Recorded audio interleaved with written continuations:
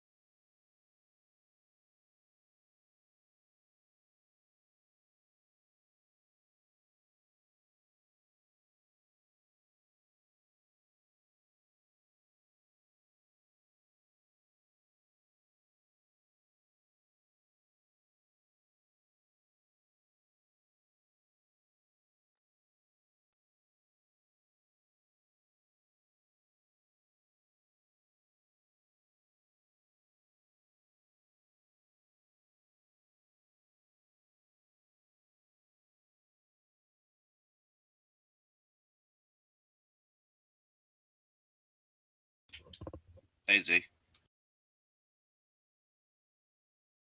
What's happening? Not much, just getting ready for work.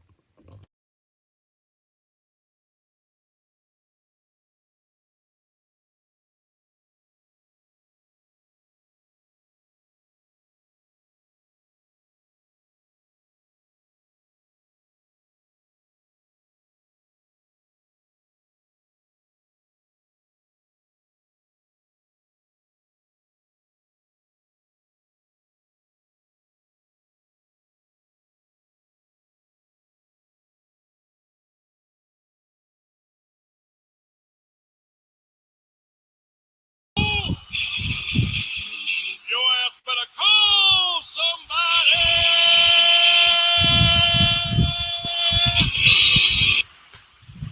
Just thought I'd add that. Thoroughly entertained. Thoroughly entertained. So what was that you posted in there? That's the link to the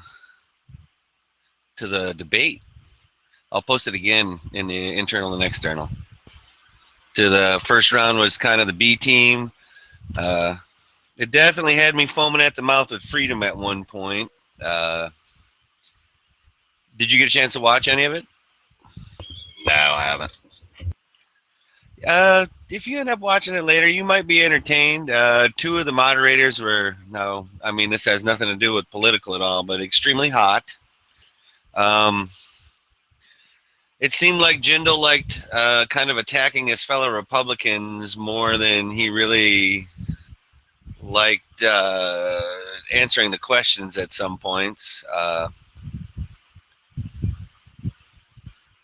And I just, so they're about to start the next one here probably shortly. Maybe like in 45 minutes, actually, it looks like.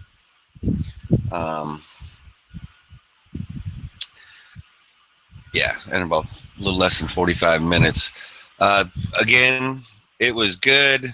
There were some valid points. You want to believe, of course, but that's, what a politician does is he uses words to get you to believe in the bullshit that they're selling, so to speak.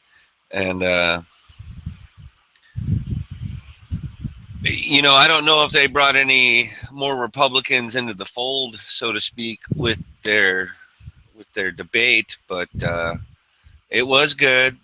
Nobody came out with total plans. They did kind of dice up the some of the tax rate plans, since it was supposed to mostly be about the economy and things like that.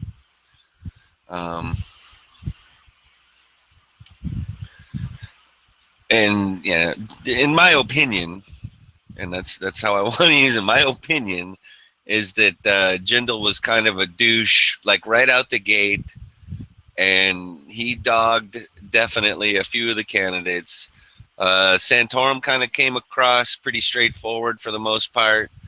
Uh, you know, I don't know that Huckabee can win.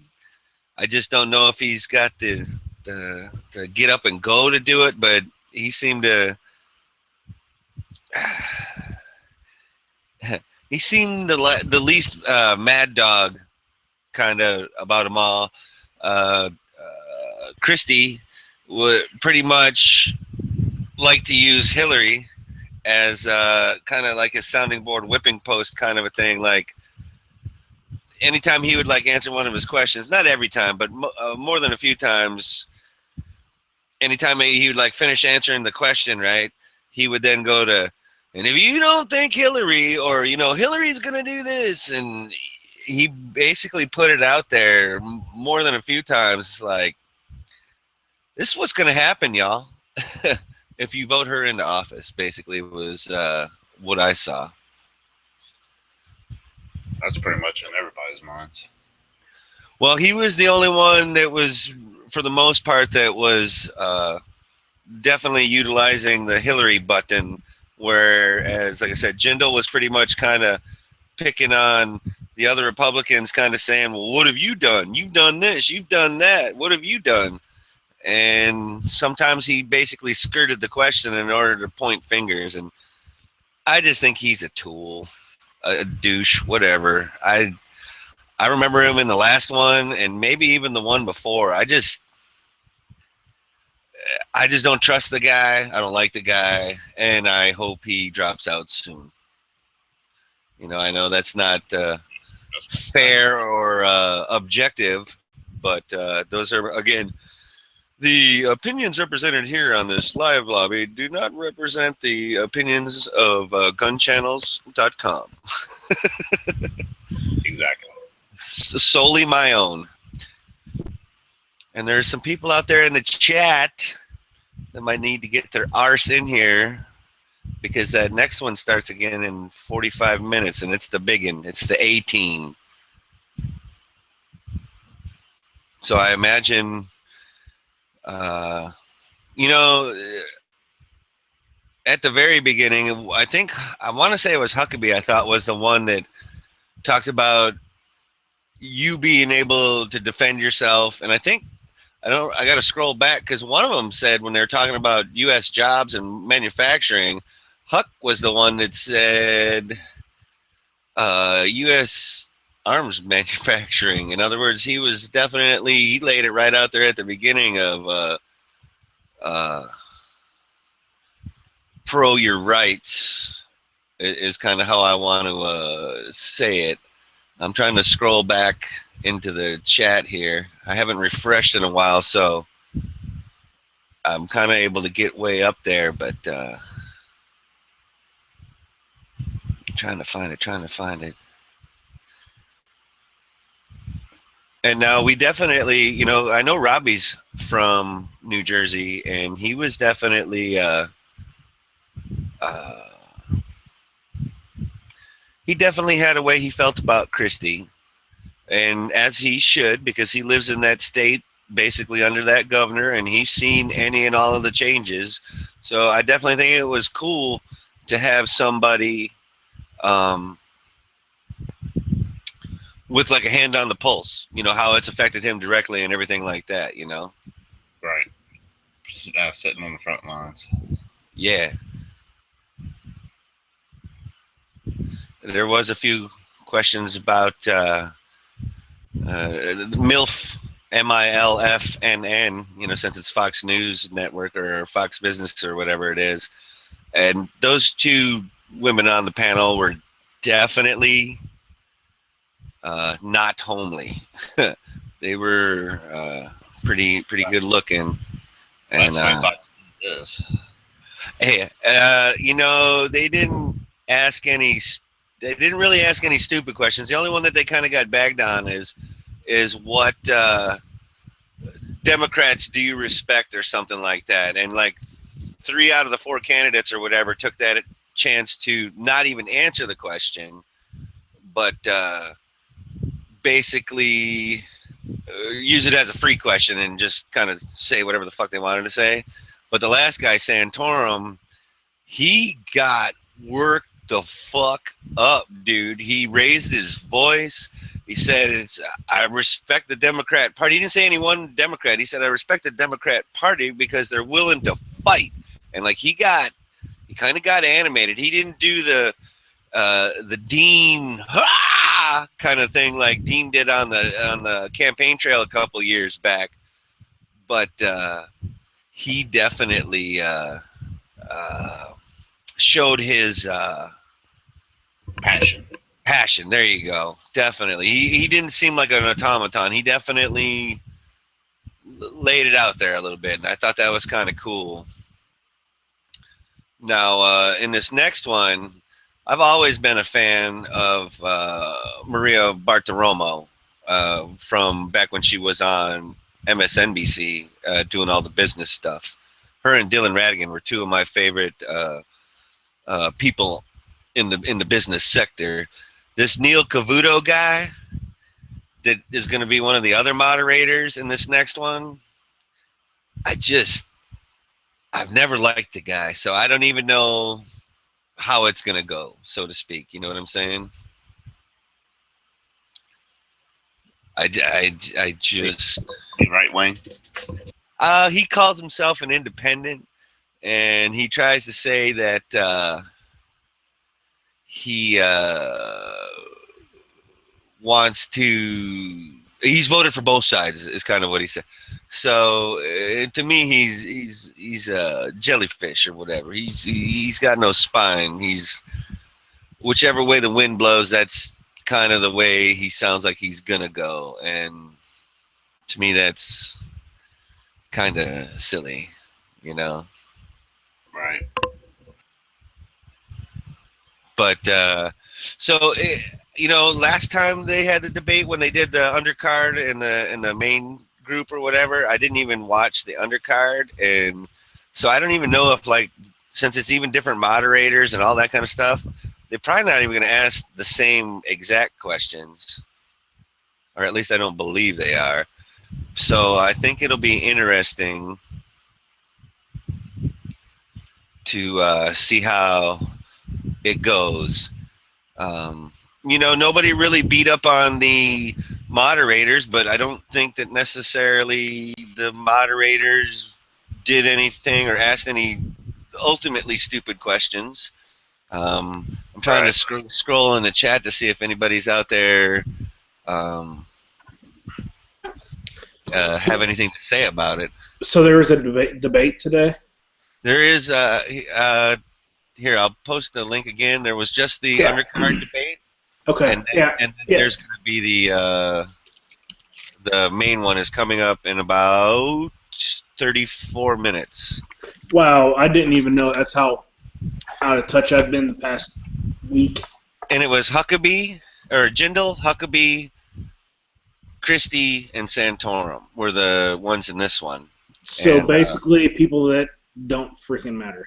Well, you say that. I think it's just because they're down in the polls or whatever. But, man, I got to admit that out of the 4, Jindal, like I was just telling Pink, that Jindal kind of pointed the finger at basically the other Republicans.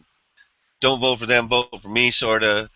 Christie kind of said, get me in there because you don't want Hillary in there, and this is why. But then between Huckabee and Santorum, they actually had points during the debate and everything like that. Take a Pink. Right, and so it was entertaining, and I'd have to say that the external chat, I linked it more than a few times in there, and so there was, I don't know, 5 or 6 of us like listening and commenting, and it was entertaining for us, I believe, because there were some good comments, and then there was also some funny comments, and then there was some blowing up the candidate comments. So I thought that was pretty cool. I really wish we could just simulcast it, like literally just turn it on and kind of talk over parts or whatever. And I do not believe that that is allowed. So I'm just going to keep. I don't think so either. Yeah, I'm just going to keep posting the link out in the chat from time to time to see, to make sure we're all kind of on the same page or whatnot, so that when it does start back up, if people want to like listen to the debate in one ear and then either comment or join the lobby. But there was a question in the chat last night, and you and Moon weren't here, and me and No tried to answer it. And the guy was asking about the CZ75 Omega, and kind of what were some of the differences between that and the standard. And No definitely gave out some good information. My simple response was the trigger was different. I don't have an Omega, but my understanding is the Omega is the trigger system. It's a simpler trigger system. More well, I don't want to say more reliable, because the 75's trigger system is perfectly fine. There are less high wear parts, to my understanding. It uses a single trigger bar instead of a hooped one like the John Browning in 1911. From my understanding, the Omega ones are harder to get that ultra light, 2-pound single action. Oh. It's hard to do that because it doesn't have the double bar. It has the single bar on the trigger bar to deal with it. So it's supposed to be more robust, less failure to breakage, but if you maintain your firearms, the original one is perfectly fine. That'll already be at a relative minimum, basically. Right. I mean, basically, you go and, for me, I'm going to swap springs out at least once a year, maybe twice a year, depending on how much live and, Do you compete with it, or that's a range gun for you? That's my competition gun. That's, this year I have 10,000, at least 10,000 down my CZ. Well, since I bought it last September. I had probably 10th or October 7th or sometime like that. I have at least 10,000 rounds down it. Wow. And dry firing, I bet you I had 100,000 trigger pulls in dry fire without. Wow. I mean, before that trigger return spring broke. Oh, so you think you got close to 100,000 before the trigger return spring broke? Yes, and that was the thing that failed. Nice, not anything else. Right. So whenever that happened, I bought all new springs for it. Now, something I did notice is, since mine's competition one, it came with a 11-pound recoiled spring. My ammo's too hot for it, and my guide rod is getting chewed up a little bit. It pushes it's pushing it too hard. It's rocking it excessively. So sorta. So what was happening is my slide was coming back so fast that it was totally compressing my spring and beating up the base of my guide rod. Okay. So I went from an 11-pound recoil spring. I had a 12-pound one here, and I fired it until I could get a 14 one, because that's what it originally comes with, is a 14. And you're going to find that that's going to work the best then, the 14? I'm going to try to run. I'm going to run the 14. Right. Because my loads are, running. Some of my hotter loads, I'm pushing 125 grain projectile at 1,100 feet per second. All right, so that's a little bit of something. Yeah, I mean it's not. I mean, that's on my high end. On my low end, it's maybe 1050. So, I mean, it's still up there. I mean, it's still above minimum power factor. So. Right on. Robbie out in the chat does mention that the Omega has a slightly harder but smoother double action pull and a lighter single action pull. I have not heard that with the Omegas. Of course, I don't have one. Right, and I'm trying to think. And that could be. Moon that has one? Yes, Moon has one of each. Okay, I thought so. And you also have to think that is probably from the factory. That may be true, but I know that the original ones are a lot easier to work on. So. Okay, well then that's something to be said for that. Mm-hmm. So. But. Yeah, I do not have an Omega. I have 3 75s, non-Omega. So. To anybody just joining the chat, in the external is a link to join us. The second link happens to be the Fox Business Network coverage of the GOP debate. We just went through the first one. Call it the B team if you want. The next one with the A team starts in about 26 minutes. The first one was, again, Jindal, Huckabee, Christie, and did I say Santorum? I think so, yeah.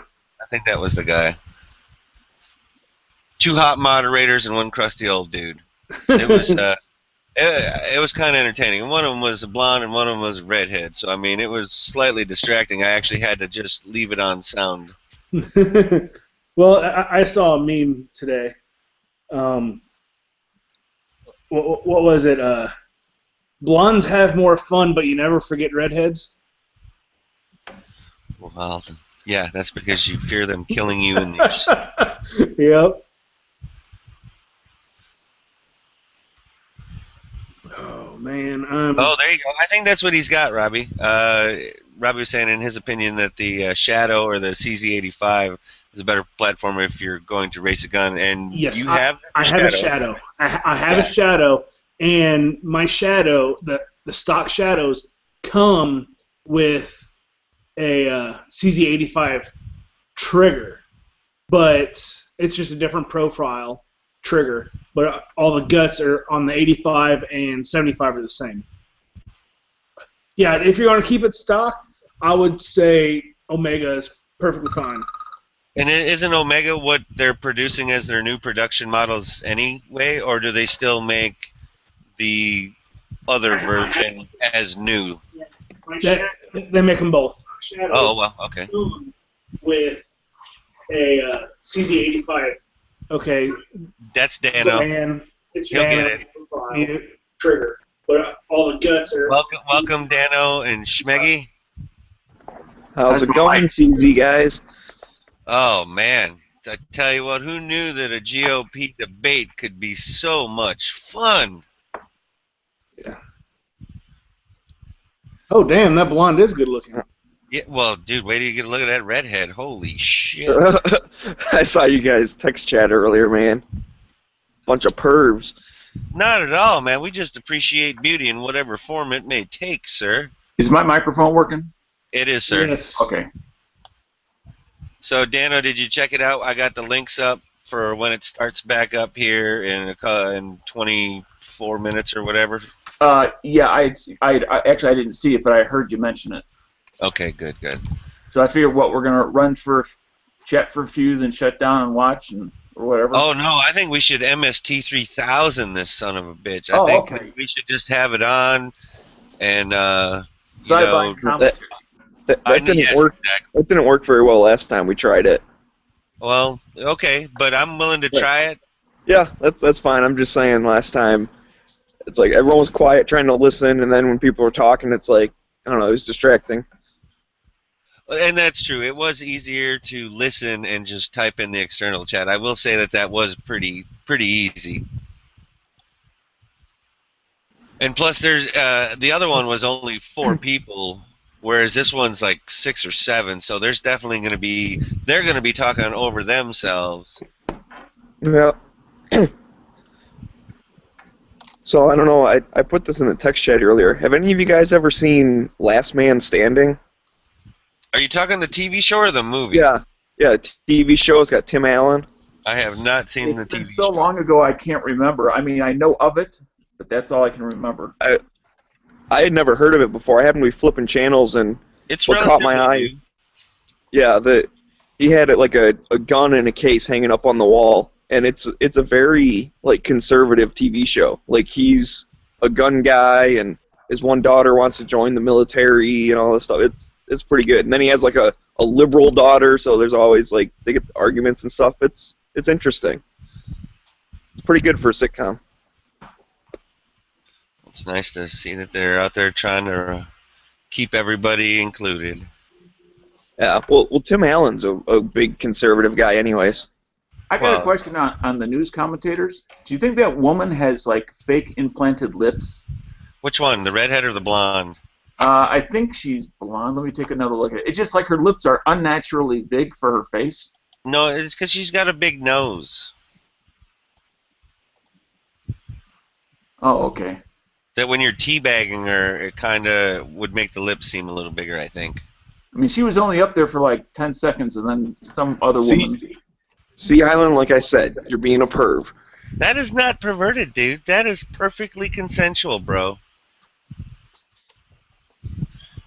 Heavily on the sensual. Maybe only in your brain. Now, wait a minute. Let's not You start don't- being. you don't- Let's not be a Bobby Jindal in here, okay, Schmegs? I don't know what that means, but you don't He was know that one- she'd consent. Well, I wouldn't do it if she didn't, bro. Oh, okay. Well, I'll respect that. I ain't that guy. Fuck. Now, the blonde with short hair is pretty hot. No, this isn't. That chick wasn't even there. That's Megyn Kelly, and yes, Yeah. she is a looker. She's the eye candy of the debate. No, she's not even at the debate. She's at Fox Business News headquarters or whatever. She wasn't even at the debate. Is that because she was banned by? No, that was the CNBC folks were the ones that NBC got fired, and that's why this shit is on Fox.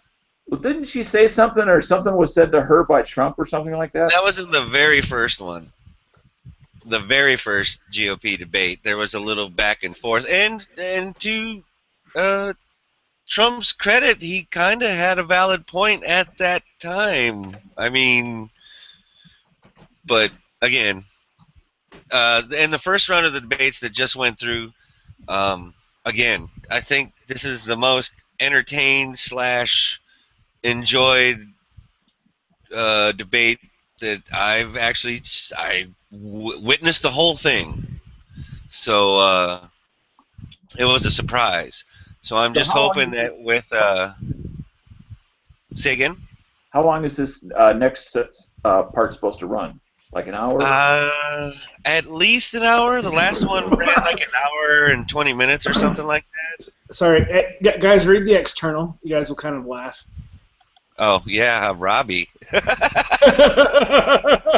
Moon, I hope you're hanging out with your chick, because that would be about the only excuse for not being in here at this time, Moon Food.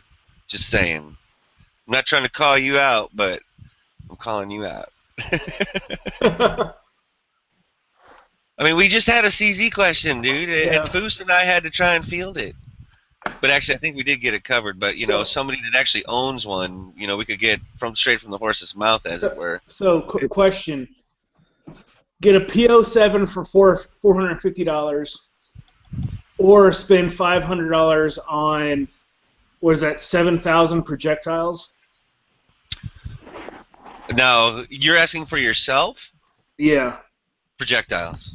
You already have, what, 3 CZs? I have 3 CZs, yeah, but I'm also wanting... They're all in good working order, yes? And what, Absolutely, one race absolutely. gun and 2 regulars? Or 2 race guns and 1 regular? One race gun, Okay. 1 intermediate, and then one that is Israeli trade-in. That's a preview model. You got the screaming deal on that, you fucker. Yeah. So would the PO7 be like a carry type of thing?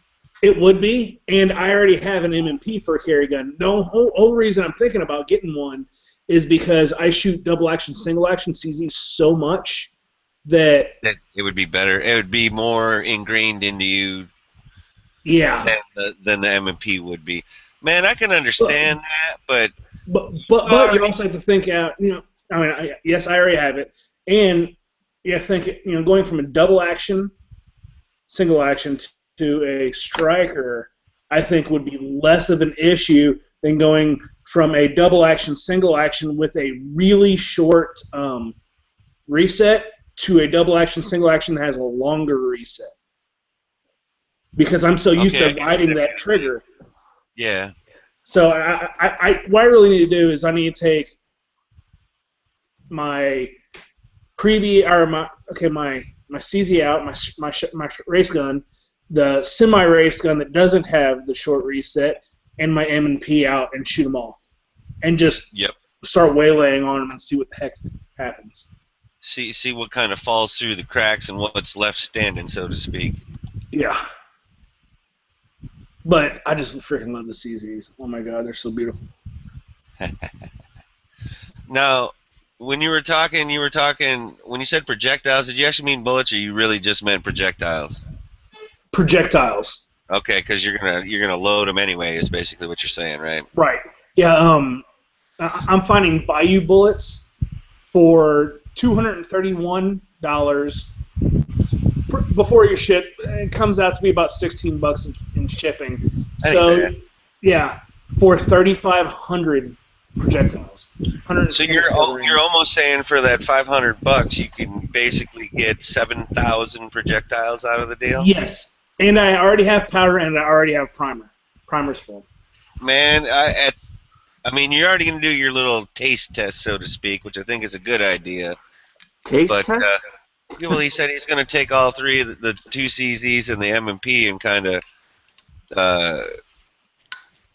feel the trigger, basically. Oh yeah. The differences. So I guess, and plus, man, you're shooting competition, so you know that you're gonna use all 7,000 projectiles. Oh, absolutely. I mean, right now I have 2,000 upstairs made.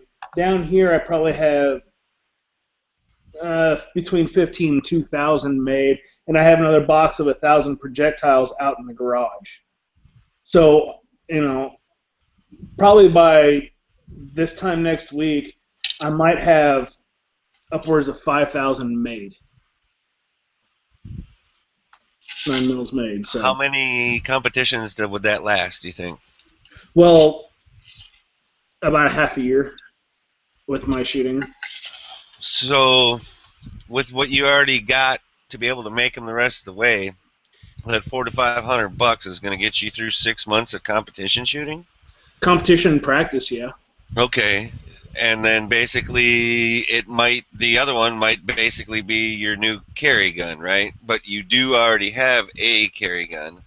Yes, I have an M&P compact, and whenever I do carry a backup gun, I have that LCR. Okay. I was just going to say, you only have one carry gun? Yeah. And then in the winter, sometimes I'll take my Crimson Trace light off my full-size M&P and carry that.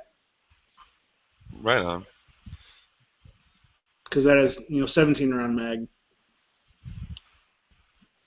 So you're never carrying the CZ now. Do you think, is that because you don't want it, if you were ever involved in any type of action, that you would have to turn it over? Yeah. Oh, wait. Okay. Yeah, it's weight. Because you have to think the CZs I have are all steel. Okay. Guns. Oh, man up. I carry my CZ. What CZ are you carrying, Schmags? The 75 SPO1. Okay. Really? Awesome. Now, isn't the SPO1, though, isn't that partial polymer, or no? No, it's full size. The only difference between his gun and my gun is his gun has a firing pin block and mine doesn't. Oh. And then, of course, internals are probably polished on mine, aren't on his, I would assume. You're comparing the Shadow to the one he's talking about, or you're talking the medium? Well, his is a Shadow as well. All the Shadow means is that it's a full dust cover. Oh, okay. The PO or SPO1 is the one without the firing pin block. I thought the SPL1 was just because it had a rail. I thought that was the difference. I might have them backwards. I can't remember. Yeah. I don't know. Mine's. But you feel confident in it, Smegs? Oh yeah, definitely. Oh, I would. Now, does your safety? Can you turn your safety on with your hammer down? I just have a decocker. I don't have a safety. Okay. Smegs, did you just say you love a decocker? Okay, now that was over the line. I will admit that was crude. Hey, is anyone saying anything bad about Cocker Spaniels in this chat? Because I'll get very... No, not at all. Cocker Spaniels are great. They're the smartest dog ever, except when they run into a screen door. The timing of you saying something and him dropping out was amazing. Well, I thought he was fucking with me is actually what I thought was going on there for a second. Hey, I got a quick question for you guys. So I'm looking here on Bud's Gun Shop. Uh-oh.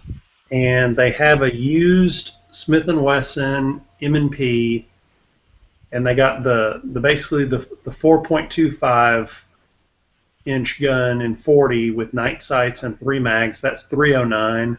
Or for $349, I can get the compact version of that. So do you figure it's just they got a lot of extra of those mid-size ones? Oh, they could have been turn-ins. They could have been. Yeah. Yeah. Because they weren't turn-ons.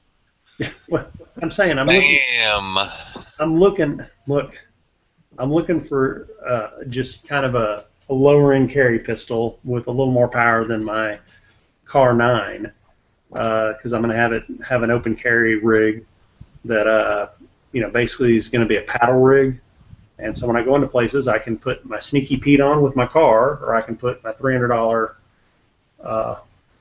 extra. I guess I just answered my own question. I might as well get the cheaper one that's bigger with more mags, because I'm going to wear it external. Who cares? Right, because then you're not attempting to conceal anything, and you're not a small person, right, Nathan? Like, that little bit of extra weight I've never been accused of being a small person in the past 20 years, so thank you for pointing that out. And well, that isn't what I... Why? Okay. Not really. Well, Nathan, I'm assuming you like your car in general, generally speaking. I like my car because it's a great ankle pistol and it fits in the Sneaky Pete holster and is easily hidden. What I don't like about it is keeping it in my car and thinking if I actually got into a real gunfight, this thing is a little on the lower end side of adequacy. Now, because of capacity or because of caliber? Possibly both. Because of size. I'm asking. I feel inadequate when I carry it, except when I'm wearing it. But in my car, it's not a good. Kind of like I have different levels of carry. There's deep concealment, which is nobody knows I'm carrying, and that's where the Car 9 comes in. When I have a day off and I can dress right, I like to put on my 3-inch Kimber. Love that. They're asking which car. Car CM9, the small 9mm. Is that like a 6+1 or a 7+1? 6+1. Okay. 9mm. And it's thin too. Yeah, like it's thin. Yeah, it's nice. No, I mean, it's highly concealed. It is a great ankle pistol to wear with just a pair of blue jeans and normal like boots. Like nobody's ever seen it. And then it fits in the Sneaky Pete holster, so I can grab it during lunch and just throw it on and walk in and eat lunch. But I want a pistol that I can open carry, but I don't want to keep a Kimber in the car with me. I understand that. I got it's not your barbecue pistol, so to speak, open carry style, right? Yeah. Right. The only reason I asked the question initially is why not upgrade to the Car 40? Because it's not a good ankle pistol. That's what I'm saying. Oh, okay.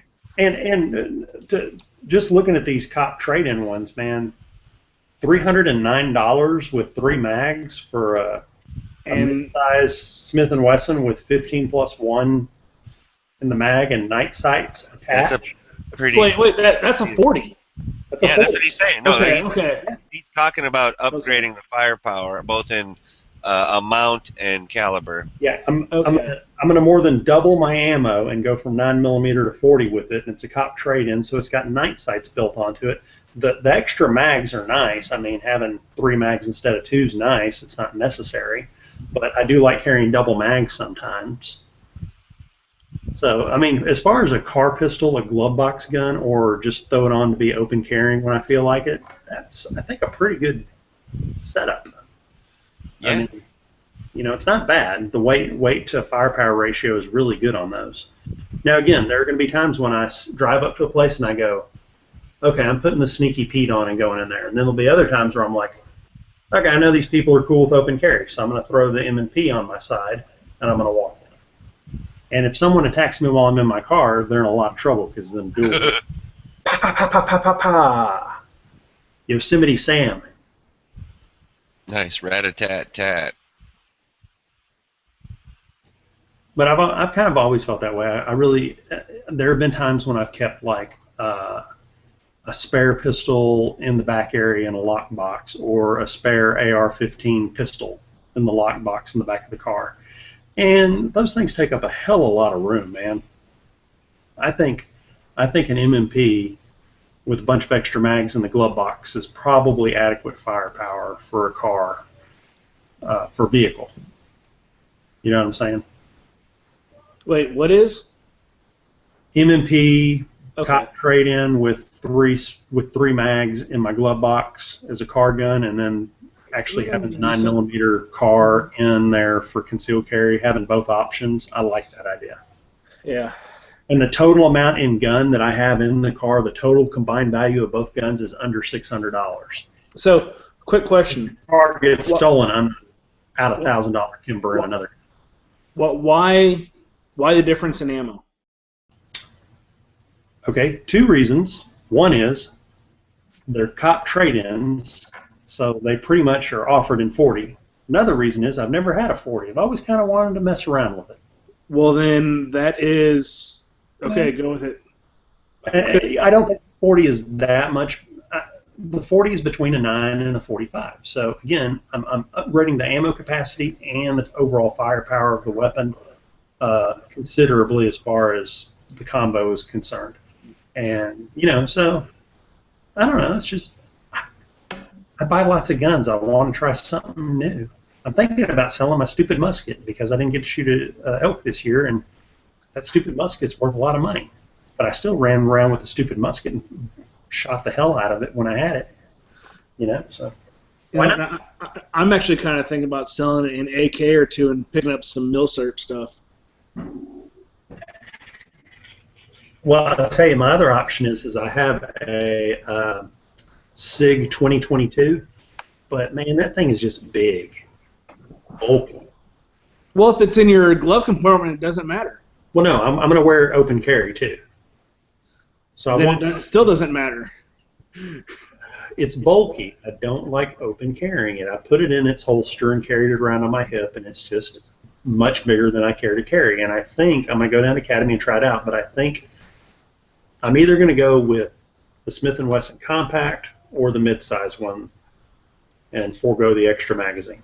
And are you going used for the price? I'm sorry? Are you going used for the price? Well, that and cops don't shoot them much, and they come with night sights. Right. Well, I mean, versus the other guns that are in the similar category, like Glock 19 or other variants. Okay, Well, no, it's because of 40. Hold on. Glock 19, I've had one before, little thick for me, but I'm not complaining about it. I like my Glock 19. I love that gun. Had a Glock 30 that I sold recently, but again, we're talking about going down, shelling out $500, spending another $100 to put the night sights on it, and now we're at a $600 gun, which again defeats the purpose of trying to save a little money and have it be a car gun. And I have this mental block that you don't leave guns over $400 in your vehicle. Okay. Well, there are police trade-ins of just about all makes and models of Glock. I know that. I'm just saying that I've had Glock 19 before, and I've had smaller Glocks before, and I've held the Smith & Wesson, and the handle is so much better for me now. Oh, Yeah. okay. Well, then you've answered the question. Yeah, just it's got slightly more thinness, and you think, maybe just a quarter of an inch, but that's a lot. But it matters. That's a lot. That matters. Yeah. Well, that's like this little Glock 42 here. Thinness matters, which is why I got it. For when I'm strapped in my car seat and I can't get to my waist.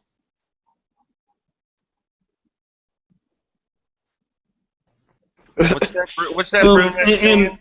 Did anyone hold just... on, Nathan, if you're thinking between a compact and a full-size 40, I carry my M&P compact. It's a 12+1. Sometimes I don't think that's enough. That's why I carry a secondary gun for a New York reload instead of swapping mags. So if you're thinking about a 40, what is that, a 10+1, 9+1, something like that? And the compact, I'd go full size. Well, no, I'm saying is the compact is a 10+1. Currently, I'm carrying a 6+1 in 9, and this would be a 10+1 in 40. And I was looking at it and looking at the deal they're trading in, where they're basically saying, okay, get the regular size one with the 4.5-inch barrel and night sights, and it comes with 3 magazines. Yeah, get the full size is what I would think. Yeah, that's what that is. And plus with 40, it's snappier, so having the full size can be better. And I held a 40. Absolutely. I held a 40 M&P at Cabela's, but they had the stupid extendo mag in it, and it felt really good. And I pulled the extendo mag out and let my pinky hang off the bottom, and I didn't like that. So Yeah, why but not go with the cheaper one that has the full size handle, because it's going to be an open carry gun anyway. But all my magazines that I carry with my M&P 9C are the one I put the extendos on it to get that pinky, because I've fired it without that and I don't like it. Now I'm just saying, get the one that has the full size handle that my pinky doesn't hang off of. Right. Why not? I mean, you're just basically adding an inch to the handle and about an inch to the overall length, and the weight isn't a huge difference. So I'm thinking, with the way the price is, the spare mags and the night sights and all that why spend $50, get one less mag, and get a smaller gun that my pinky hangs off of? You know what I mean? I fully agree. I'm in the mud pits with certain guns where I have to then, after I get them, feel that I have to upgrade them. I have to add this to the magazine. I have to add this sight to it. So what ankle holster do you use? Cop trade-in used. A used cop trade-in that just was done. It's just as is. You mentioned the ankle holster. Do you currently use one in addition to the Sneaky Pete? Yeah, I use a holster for my car 9. You have a particular preference for one? The reason I ask is because I don't have a holster for my 42 yet. Yeah, the one I'm wearing is the Galco with the kind of the orange wool on the inside, and it's just Velcro with elastic around it. I got it at Cabela's. It's got that elastic strap that goes up the side of your leg. You can add the strap that'll basically be the high sock pull-up thing, but what I do is I wear it with just a pair of padded topped hiking boots whenever I wear it, or I wear it with cowboy boots, but the padded top hiking boots are more comfortable because then it slides down and just rests on the top of the hiking boots. So Gotcha. I wear a particular outfit, blue jeans, hiking boots, Right. ankle hold. And that's every Sunday.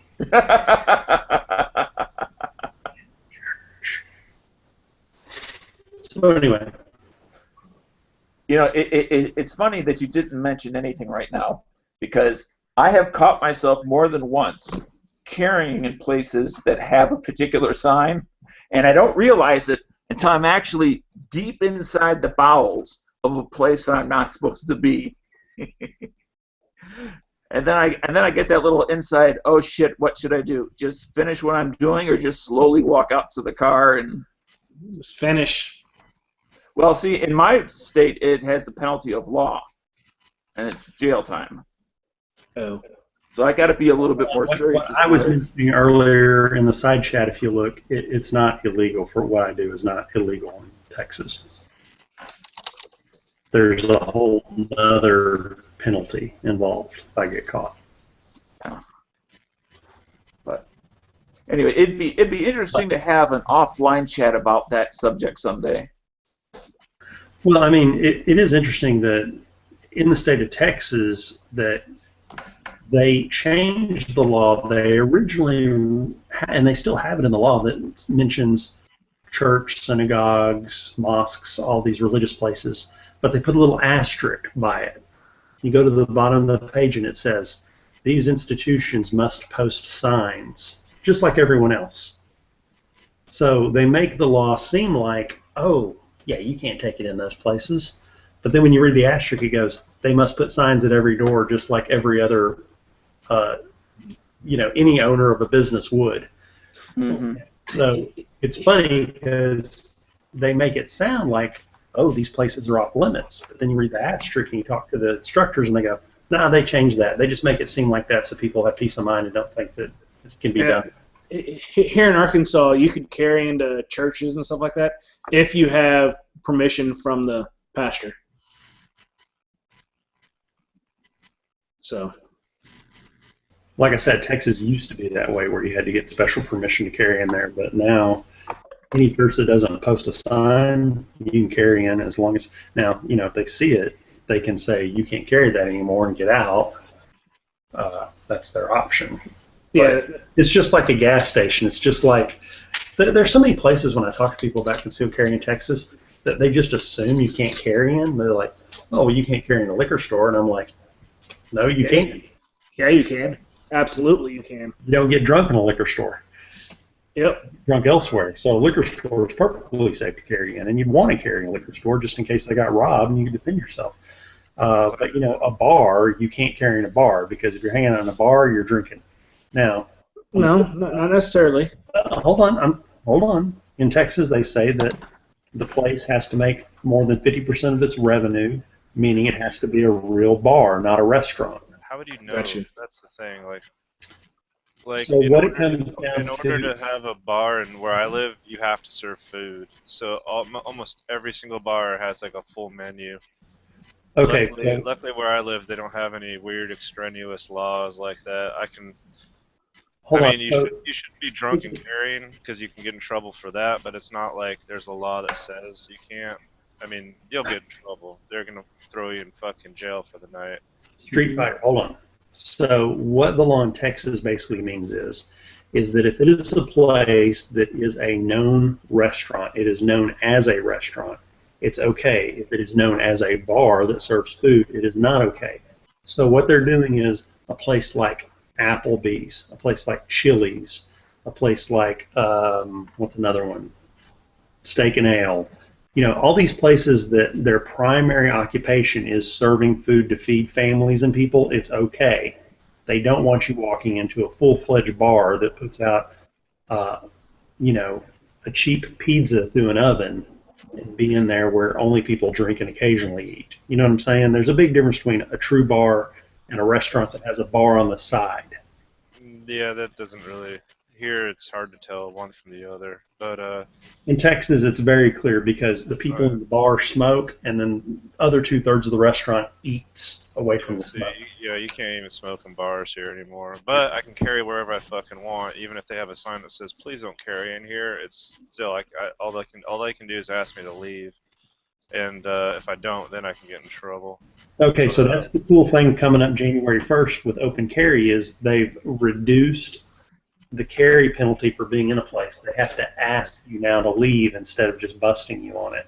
Nice. Because I honestly, I don't know how many times I've parked in a parking lot and not seen the fucking "We will tow you" sign, let alone walking through a front door of a place and they don't have anything clear. Well, how many tow truck drivers have you had to shoot over that mistake? Yeah, it's hard to tell sometimes because, not everything's always clearly marked. So it's good to hear that the law is going to be in your favor pretty soon. Yeah, they've been shifting it, especially with going from concealed carry now to open carry. And they actually have designed 2 different signs maybe it's 3, but I know there's at least one that says please don't open. It says you can't open carry in here, but that doesn't apply to conceal. And then there's one that encompasses all that says you can't conceal or open carry. So it's at least some places, if they just choose to, they're like, well, we don't have this look, but we don't want to step on your rights. They can at least halfway go. I doubt that's going to happen. I bet if they do the sign, they're going to go balls to the wall and say everyone with a gun stay out. But I would like some establishments. Like I'll give you for instance, Whataburger, right? Texas burger chain. Whataburger. They've already said that they don't want people open carrying in their restaurants. So they'll probably post those signs. And they say, we're a family restaurant. We don't want that in here.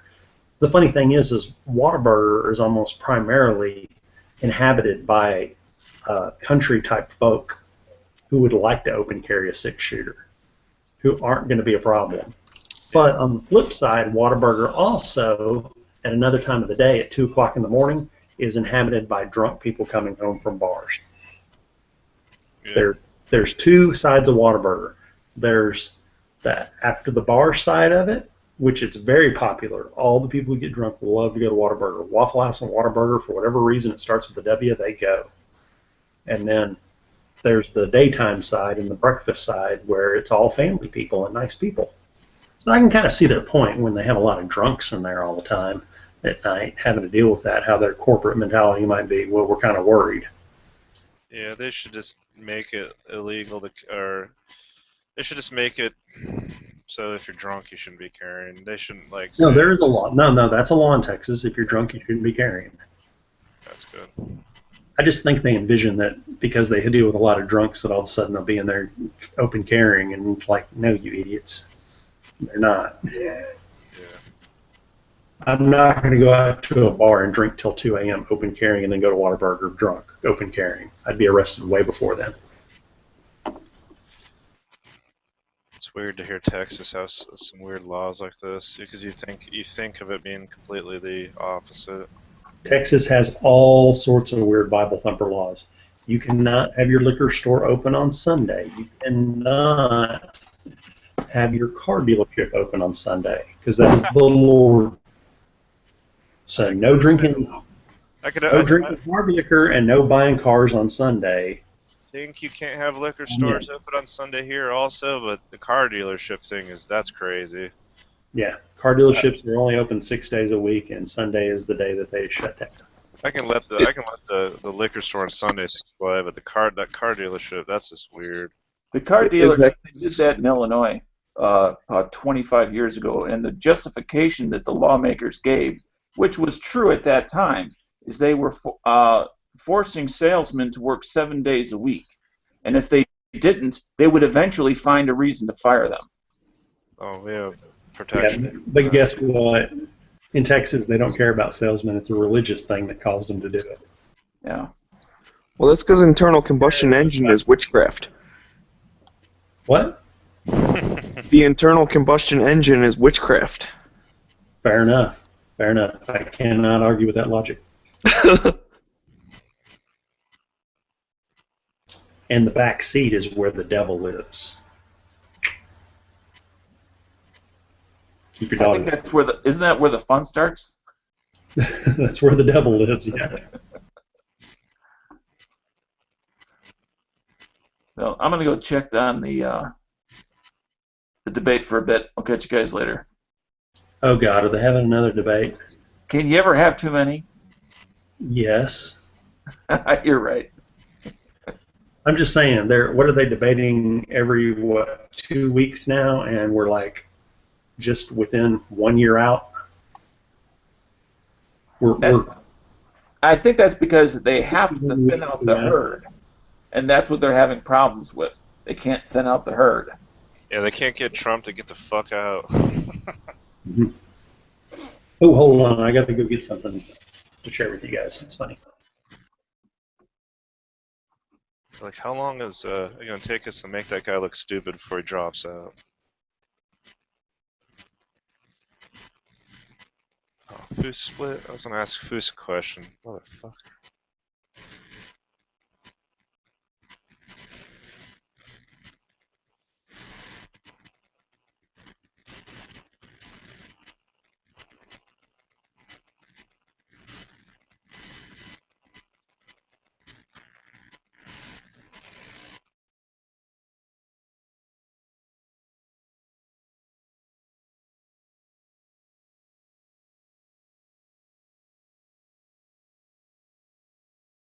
Okay, so I have a question for the panel. This question was asked of voters, and here's how it was phrased. Okay, are y'all ready? I'm ready. As ready as I'll ever be. Do you think it is more likely that you or a loved one or family member will become a victim of gun violence, or that you or a family member or friend will become a victim of a terrorist act? And American people answered 63% gun violence and 29% terrorism. And I got to thinking about that question. That is the same as if I asked you, do you think it is more likely that you will be attacked by a shark or that you will be attacked by a school of piranhas? Yeah, it's a dumb question. It's a stupid question. And Yeah. they didn't it was an either or, like, do you beat your wife with an open hand or a closed fist? Or do you not beat your wife at all? Well, no, that's not part of the question. Oh, I know. That's what makes it stupid. Yeah, it's And here's the funny part. Looking at the numbers, only 8% said no comment. Everyone else answered because they're idiots. But it blows me away that they'd ask that question. Now, would anyone like to know what people are actually afraid of? If you ask someone what scares you the most, number 10 is going to the dentist. Number 9 is dogs. Sorry about that, Dan. Number 8 is a turbulent flight or a problem flight. The next one is lightning. Following that is the dark places. How old Next are is these respondents? Are these like kindergartners? We're talking about people who have phobias and fears. You're asking people, what are you scared of? And hold on, I'm getting to the good ones. Next one is heights. Okay, after tall heights is public speaking. Next one is small confined spaces. And number 2 on the top 10 is spiders. Does anyone want to guess what number 1 is? I have no idea. Snakes? Terrorists? Snakes. Nowhere in the list of the top 10 things Americans are afraid of does it mention guns or terrorism. They're more afraid of going to the dentist. And that's what they're trying to position this thing about, is what people are scared of. Nobody's scared that they think they're going to be shot in this country because it's such a low number of people. All the voters, most voters don't know anyone who's ever been shot, to be honest with you. You know? Well, luckily, you're realistically more likely to get killed falling in the bathtub than you are getting shot. So I don't. Or drunk driving accident is highly likely to get shit. Heart attack is the number one. I've had more friends killed by I've had more friends killed by drunk drivers than I've had that were shot. Yeah, and you were in the military, so yeah. Yeah, well, in the military, more likely to get blown the fuck up than shot. At least. Yeah, okay. So let's leave the military out of it. Just people in the U.S. living in the U.S. living normal lives. They're not law enforcement. They're not cops. What's going to kill you? What's killed your family members? Cancer, heart attacks, the occasional car accident or drunk driver in a car accident hitting them. You know, and that's not what you're afraid of every day of your life. You're not afraid of that much. But that surprised me. Why isn't cancer on this list of top 10 fears? I mean, that gets more people than anything, and heart attack should be up there too. Heart attack and cancers kill the most people. Of course, cancer kills more old people than anyone else. Heart attacks kill you when you're younger. So, I don't know. Isn't heart disease the number one killer in America? Something like that. Outside of just plain guns giving you heart attacks. Yeah, I'm more scared about what's in my fucking food than I am about getting shot by some fucking ne'er-do-well. Okay, so honestly, on this panel, everyone take just a small moment to think. Is there something you're scared of? What are you scared of in your life?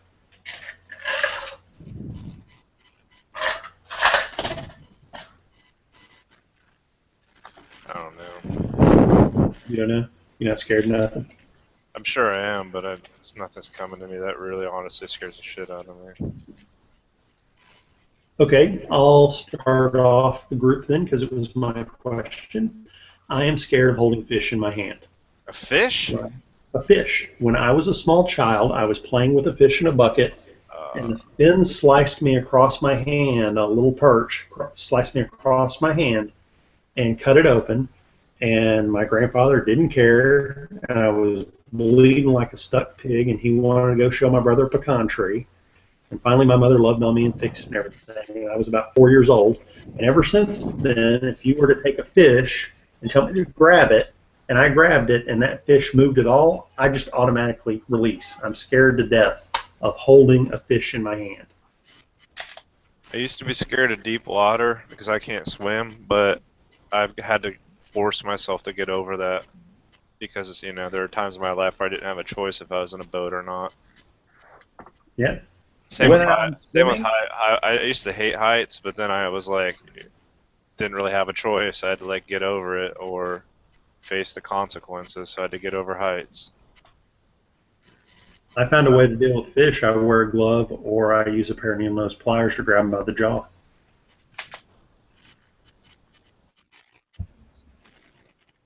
I'm scared of Dano. If I'm in a body of water, like swimming or something, if anything touches the bottom of my foot, I mean, other than the bottom of the river or whatever it is, like seaweed or something, you know, like that. Seaweed along.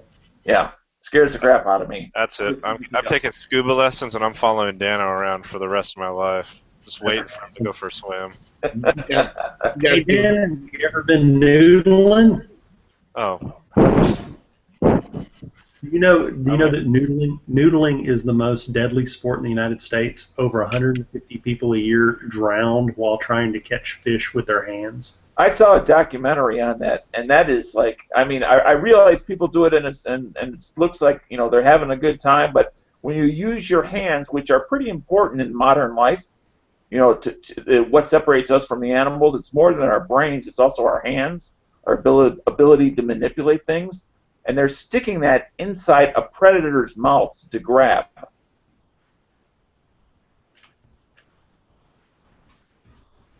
Doesn't seem. I admit I've never seen the value in trying to grab a fish versus sitting there in a boat drinking beer and casting a rod and catching fish.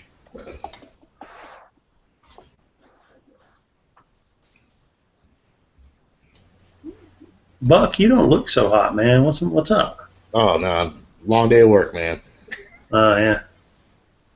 Oh, we had a lovely time at my work today. We had our yearly bank audit, which that's a puckering experience and a half. We actually passed with a 98, though. They found one thing, so and it wasn't my fault, so I'm happy. It's always good. You now have a job for another year. Well, I mean, I wouldn't have been fired either way. Luckily, I'm not the highest on the totem pole.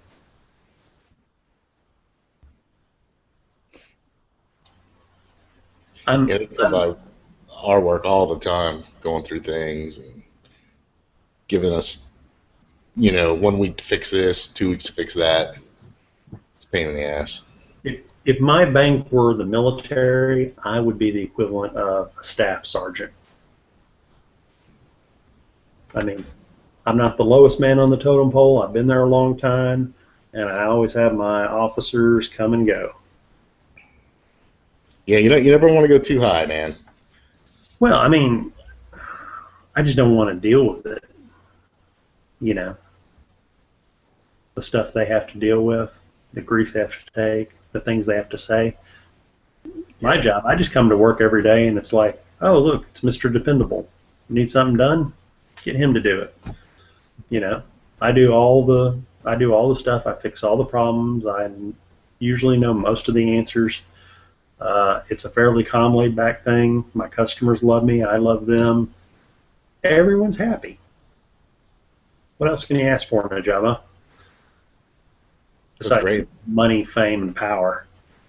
But I gave up on that a long time ago. Hold on, I got to go give my son a shot. All right. Hawkeye, what's up, man? Not a whole lot, buddy. I had a good second day at my new job, so I'm really liking it so far. You get that 6-shooter you wanted? No, I haven't had payday yet. Oh man. I gotta wait until then. I'm broke. I had to buy a whole new wardrobe for this job. All I have was cargo pants, man. I didn't have a single pair of anything. I didn't have a single shirt that did not have like a Star Trek graphic on it. Oh wow. What are you doing? I am now working at a bank. Hey, where'd Nathan go? He's working at a bank too. Yeah. Do you know what an interactive Yeah, teller machine is? No. It's basically an ATM mixed with drive-through banking. So you get a real person on the other side. You can do more than just at a regular ATM, but it's still a machine. Anyway, some people don't see a point. I don't really care if there's a point as long as I'm getting paid to do it. It's a job, man. Exactly. And a lot of customers like that feeling of having someone there, even though you're probably on the other side, they still, feel like they're dealing with a person. Yeah. And I felt like I was useful today because I reversed the monitor display, made it an inline double monitor thing for my boss because she had no idea how to do that. And she said, "This is why I hired you." Oh, there you go, man. Hey, and you said you're allowed to carry there, right?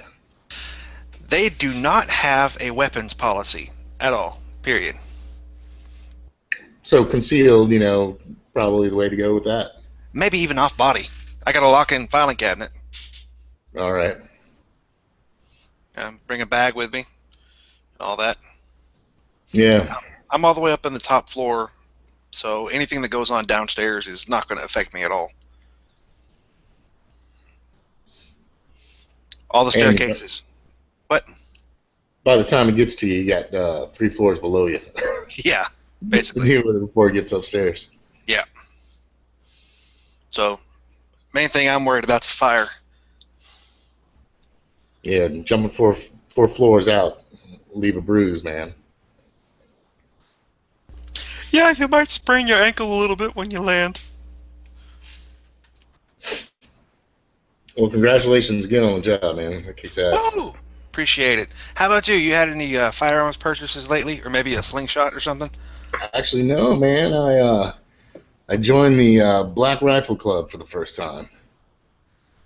I've been strictly AK-47 since I got my first one in 1998, and I had no use for an AR, and I just got picked one up last week, actually. Well, at least you didn't get one of those gay VZ-58s. Oh man, you ever shot one of those? No, I'm kidding. They look awesome. Dude, they're I like them. I like AKs better, but Yeah. Still. So yeah, I'm excited. I haven't shot the AR yet, but I plan on doing it this weekend. It'll be nice. Heck yeah, you got a nice 5.6 girl, woman's choice. woman's choice. Woman's choice. Woman's choice. Well, hey, the thing about the AR is you can get anything up to a 50 Beowulf upper for it. Yeah. Fancy. That's too fancy for me, man. Fine. Dude, I got what was it, man? It was all Palmetto State Armory. I bought like a blemish put together lower. It was $130. Their cold hammer forged. Tell me that was a lower kit, not just a lower. No, yeah, lower kit, completely put together. Okay, because if you just buy a lower from them, it's $139. No, yeah, I know. Blemished, you got screwed. Yeah, I know. The whole thing is blemished, which is just the light engraving they had on it, and I got that cold hammer forged barrel, that FN barrel upper they did, and that was like $300. So it's a new game for me, man. I'm an AK guy. I always teased all the AR guys, but I finally bit the bullet. No, what you're doing is diversity. Yeah, well, that's the reason I got it, man. I have some big fear that they'll try to ban all Russian imported ammo, and that will just, make the AK-47 a very expensive rifle to shoot. So I was like, yeah, I should, dabble in this 223, 5.56. Hey, wait. Where would you ever get such a silly notion that our government might ban imported ammunition? Oh, man. The AK-74 already got rid of that. Listening to those conspiracy theorists or maybe the people at the ATF? Oh, man. It got me scared. No, to be honest with you, it's an interesting thing for me because I'm looking at supply and demand and the way things work. Hold on 1 second. What? Do I take my treatment? Take your treatment. We'll have you have a yogurt in a minute, dude. Go ahead and take your treatment. That'll get you up, along with that and the yogurt. Sorry. I got a kid having a diabetic low and needing to take a breathing treatment because he's wheezing. Oh, man. So fun. No, this is like... Albuterol? What do you got? Yeah, he's going to take albuterol. We just had him take fast acting. Okay. Gatorade. He drank Gatorade. And so anyway, then we give him a yogurt and he's fine. Because he's got to have something besides the sugary thing. He's got to have the sugar spike his blood level up and then take something that'll kind of flow through the night. So a good yogurt, one of them squeeze yogurt things with SpongeBob on it or whatever. Gogurt. Gogurt, that's the name. So anyway, yeah, my kids recently have been a mess, just up and down on the lows. Both are having asthma treatments on a regular basis, and I don't know what's going on. It's just crazy, but whatever. I mean, it's November, and most people get sick in November, so maybe that's part of it. Yeah, that's my whole thing. Like, I never had any interest in an AR, and then I got a little fear, after they did the 7.6. Oh yeah, the mild steel core stuff. Yeah, it made me nervous that they could do it to all the Russian Wolf and all that, import. They tried banning the Russian AK-47s for a while. Well, okay, so let me tell you what they did. First thing is, they took AK-47 ammunition with mild steel core and said it was armor piercing and blocked importation and stuff. No, any mild core importation was blocked of anything from out of the country. If it had steel in the core, didn't matter. So that blocked all our span cams of that. Well, then at some point, some idiot made a pistol out of the AK that shot the AK-74. They made that into a pistol. Not just the AK-47 pistol, now you got AK-74 pistols, which opened the door for them to ban that. Yeah. So then, on top of that, what was the one that actually blocked them from blocking the importation? Was it not the importation, but the legality of it? Was it the steel core AR stuff? Yeah, the one they stopped was that the AR stuff. Penetrators. M85 or whatever. M85 green tip penetrators, the 62 grain military grade stuff that we're just buying the surplus ammo on. And the only reason that was blocked is because we caught it before they did it, and because it was not a simple signing off import. That's the thing, is there are people in the ATF that can simply take a piece of paper and say, we're not going to let this enter the country anymore. Now the problem was when they try to block the green tips, is the green tip shit is produced by Lake Cities and the other military manufacturers in the country. Guess what? They can actually call up congressmen and go, look here, Congressman Bob, we've been making this ammunition for you for quite a long time, and why are y'all going and changing the rules? And so as much as we think, well, it was our public outcry combined with the fact that all the congressmen band together, that they're able to block it. Because what can occur is if enough Congress people get together, they don't need the president, they can simply cut the ATF's funding. You know what I'm saying? Yeah. A subcommittee can block part of the ATF's funding for certain things. So I'm sure there's some high-end congressman that called up the ATF guy and goes, You want to listen to your boss, Obama? That's fine. Better fire some agents because I'm about to cut your damn funding, son. So they got caught between a rock and a hard ball, and they decided to back the fuck off, which is good because that's the way this government should be. When they start to do something to hose us and we act up, they should go, whoa, okay, they're serious about this. We're actually afraid of the people. Which, it's funny, the liberal media, if you actually say, oh, the people made the government scared or this group made the government scared, that's a good thing. Government should be afraid of the people, man. That's a good thing. That's what this country's about. Imagine if every single gun owner in the United States voted the same way. There's an estimated 80 million of us, but I know there are at least 20 million people who would hang up the phone instead of saying, hey, I own guns. Hey, okay, so I have a theory on that too. If you reviewed the unemployment stats, what our current government has done is they've changed the rules on what they consider unemployment to make their numbers look better. Okay? The underemployed. Yeah, they basically say, well, if you got a 20-hour-a-week job, but you want a 40-hour-a-week job, you're still employed, so meh. You know, so they cut all the part-timers out of being underemployed. Then all the people after 2 years who just decide, well, I'm just going to live on the welfare and I'm not going to be employed, well, now you're not in the employment sector anymore, so they cut a whole bunch of people out that couldn't find jobs.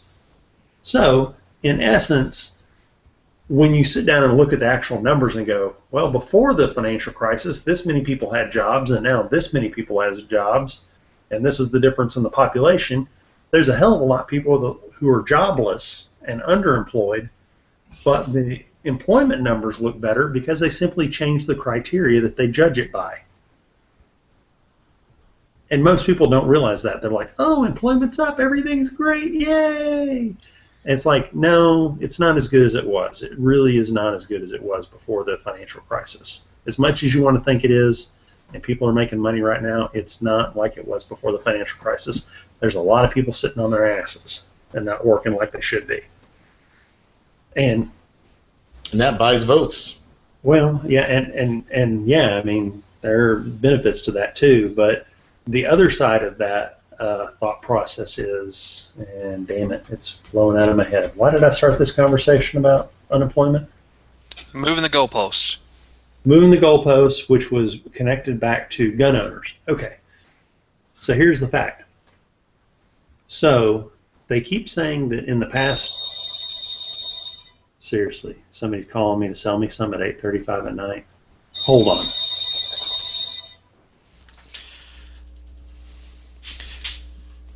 So, are you familiar with Reddit? A little bit. I was having a conversation on there, and someone who was a gun control advocate said, okay, I've been reading this discussion, and I have come to the realization that the people who know stuff about guns and the real-world effects of gun controls are the people that we're calling gun nuts and homosexuals and stuff like that. And if we want to learn this stuff, we need to talk to people like this instead of insulting them. And I said, tiny win. And you said, say that, you said what? I said, tiny win. Yeah, it's, I don't know. I work with 90% of people who think a gun is the scariest thing ever. It's rough. Well, that depends. Are we talking like the M1 Garand, where you can get Garand thumb? No, what I think he's talking about is the fact that he works with liberal people who've never seen a firearm, been around one, except for when a cop's carrying it, and they buy into this notion that guns are dangerous. That reminds me, I got to ask my liberal friends what kind of day we had today. Do we have the only cops should have guns because only cops are responsible day, or do we have the all cops are terrible day? Yeah, that's... I hate to shift gears on you real quick, but that was Tarrant County people randomly calling me to ask me about the health of my family and health habits we have, and I said, ma'am, I'm really tired. I have feline leukemia and I'm cross-eyed. Please call someone else. So I hope she got that. Yeah, I've been trying to get over feline AIDS myself. Yes, feline leukemia is a real bad one. Oof. Rare. No, actually, I just told her don't call again. Have a nice day. And then she's like, you know, like I hear in her voice, it's like, that job must suck. Just having to call random people up and ask health questions. And who would answer that except for lonely old women and men? And they give you that script. You got to stay right to the script. Yeah. Okay, so here's the thing: is I work at a bank, right? I have to sometimes call people. And when I call people, I have a script, but guess what I say because I'm not recorded? Hey, it's Nathan down at the bank. Yeah, in front of the Lowe's, Bank of America. Sorry, I said my bank, sorry. But that's how I open up. Like, because I know my customers. I'm calling them. Oh, what's going on? Oh, no, don't worry, there's no problem. Just calling you up, see how we've been treating you. We got to do this every so often, so are you happy? You know, and we don't actually sell. It's just service calls and stuff like that. But, you know, I just call them up and ask them how they're doing and what's going on and BS with them, and that satisfies the call thing. But I got this ridiculous set of rules I got to follow when I call people. But I'm not being recorded, so screw it. Yeah. And so I just talk to my customers because half the time when I call them, I know who they are. You know. Hawkeye just joined the banking world. He said. I've talked to him about that before, and I overheard that earlier. Yeah, he's working in a center where he is helping with the. Are you actually talking to customers yet? No, I am not. Our experience center doesn't go live until the first week of December. Ah, okay. Because nobody knows anything about what they're doing, and they're trying to figure it out as they go. Well, okay. So here's the thing: is they have you running ATM machines, right? Yeah. Oh, good God. So they're not even bringing in professional tellers to do this. That's a lot of fun. Okay. So as a guy who now has recently, in my banking center about 6 months ago, been given authority limits of $100,000 to walk in and go, yeah, that's okay, up to $100,000 before I have to get someone else. That is an interesting thing for me to hear because literally it's an interesting phenomenon. We're automating everything and we need more people when we automate. But on the flip side, the experienced people who like working in the banking centers don't want to go onto the teleconferencing side because it's new and different and they're so set in their ways. But you really need those super experienced people there to make judgment calls on things. You know what I'm saying? Yeah. I mean, so I feel for you, brother. I mean, that's going to be an interesting thing. They're going to give you a bunch of strict rules to follow, and you're going to piss some people off. But I'm sure it's going to work. I will have a progress report for you the first week in December. How about that? Hey, that works for me, man. Yeah. No, I mean, it's don't get me wrong. The technology is better for the customers in many of the situations. But on the flip side of that coin, in the oddball situations that are not normalized, you don't have the experienced person to go, hey, I need my assistant teller manager over here to help me make a call on this particular situation in a subtle way, to look at this physically and to pull some things up on my screen. You just don't have that capability that we do in the banking center, where you grab someone that has 10 years experience to come over and help you make a choice. To my knowledge, my boss is going to be in the same room as me, so that's something. Well, I hope your boss has actually got center experience so that they know how to make those judgment calls. Let's hope so. And hopefully they do. Hopefully they do. And I'm willing to bet if it's a smart company that they have those go-to people in that position, that they incentivize them to move to that level. Mm-hmm. But here is the device that I carried with me today. It is the travel. Hey, Girk, how you doing, buddy? Hello, motherfucker. Little travel wrench doohickey thing because it's flat. It's absolutely flat, and I didn't need a sheath for it, so I had that with me today. Okay, so wait. Okay, so you just. I like to have something. Carry? What? Deep concealed carry? I don't have a gun small enough for me to conceal carry. Like, I'm too big for my pants to have both me and a gun. Ooh, What? I'm talking about a chunk of metal, not a gun. So they probably don't allow that at work. But what Mama don't know, They don't have a weapons policy. they don't. No, not at all. I've read the entire handbook, front to back. Who do you work for? Oh, I work at a bank. And the bank. Yeah, I work Well, at a bank. You can't carry the bank anyway.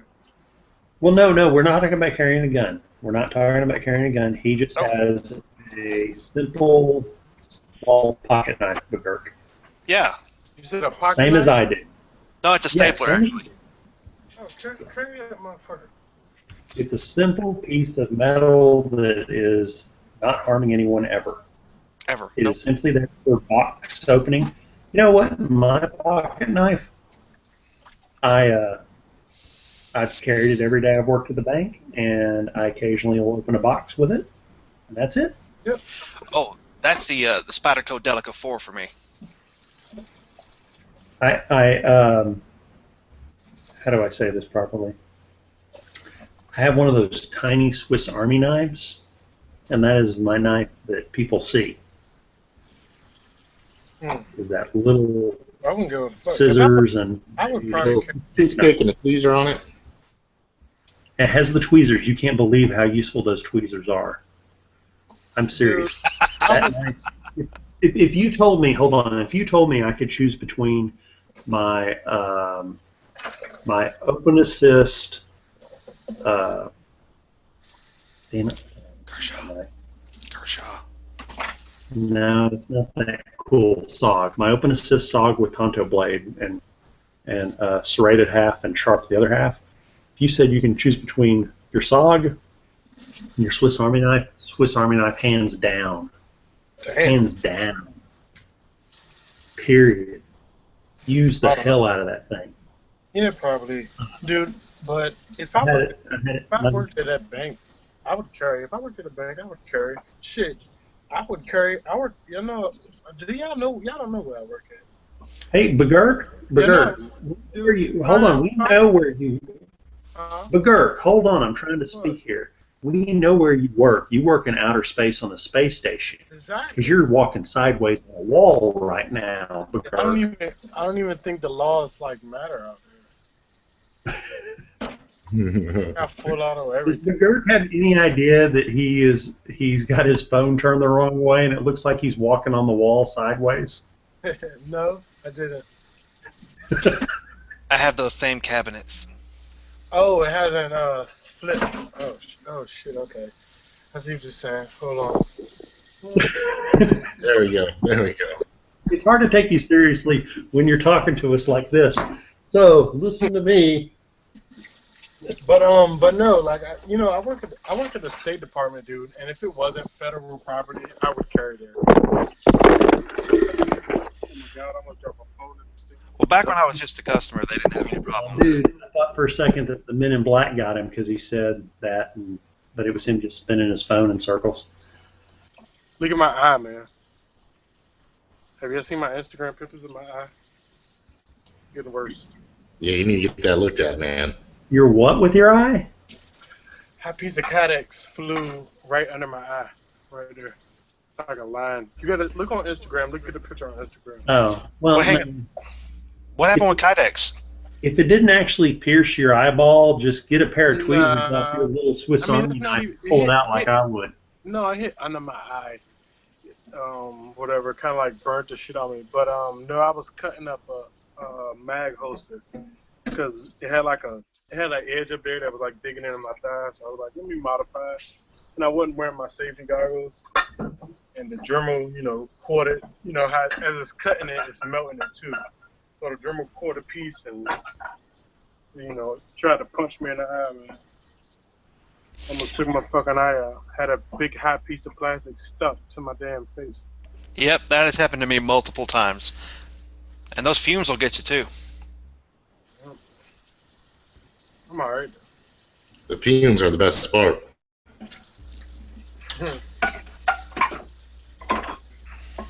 Yeah, you ever make anything out of Kydex? Have I ever made anything out of Kydex? No. Yeah, anybody. Nah. It's pretty fun.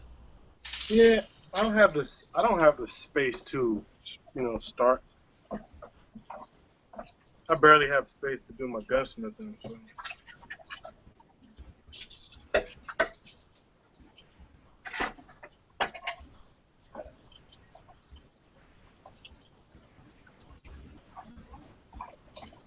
It's fun though. I used to have a small business making stuff out of kydex, but it failed. I'm gonna see. Let me ask you, girl. I just thought of something, right? I gotta install this rail on my fucking AR, and I don't have all the tools, but I have access to all the fucking tools at my unit because I'm a fucking armorer. I can just bring my fucking upper, because that's not a firearm technically, right? Or you Yeah, think it's just a metal tube with some grooves cut in it. right? Well, you think that's a smart idea though? That I mean, depends. we're not on base. We're not on the base either. So, I mean, we're still military property, but we're not actually on the base. How's your CO? He's cool as fuck, but he wouldn't even know. It's up to my squad leader, which he's gullible as fuck. He wouldn't care, but he might say something about it because he's a little pussy. Like, man, I don't know, you know.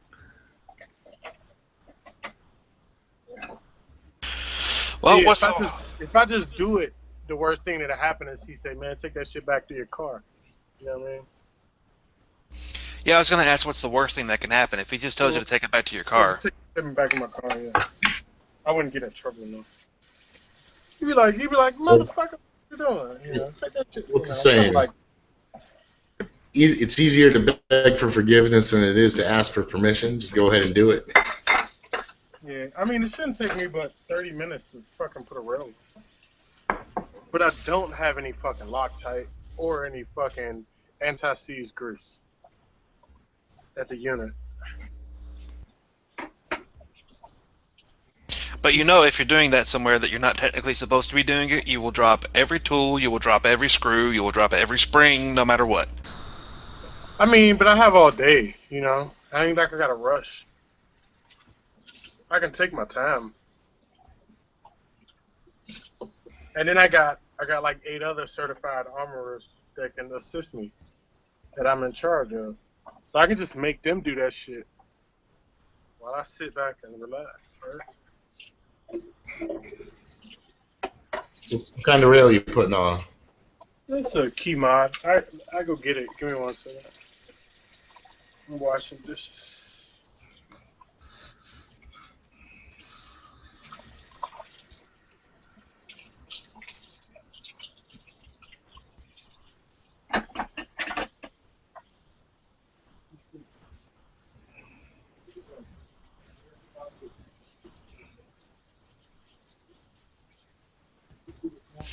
So, B, on the gun channel side, G-Webs wants to know what platoon number.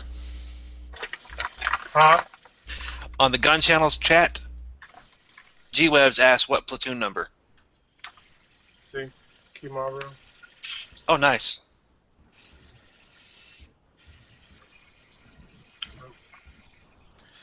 I like how there was a time that there were no rails on a forearm, and then there was a time where there were rails on every inch of a forearm going out past the barrel.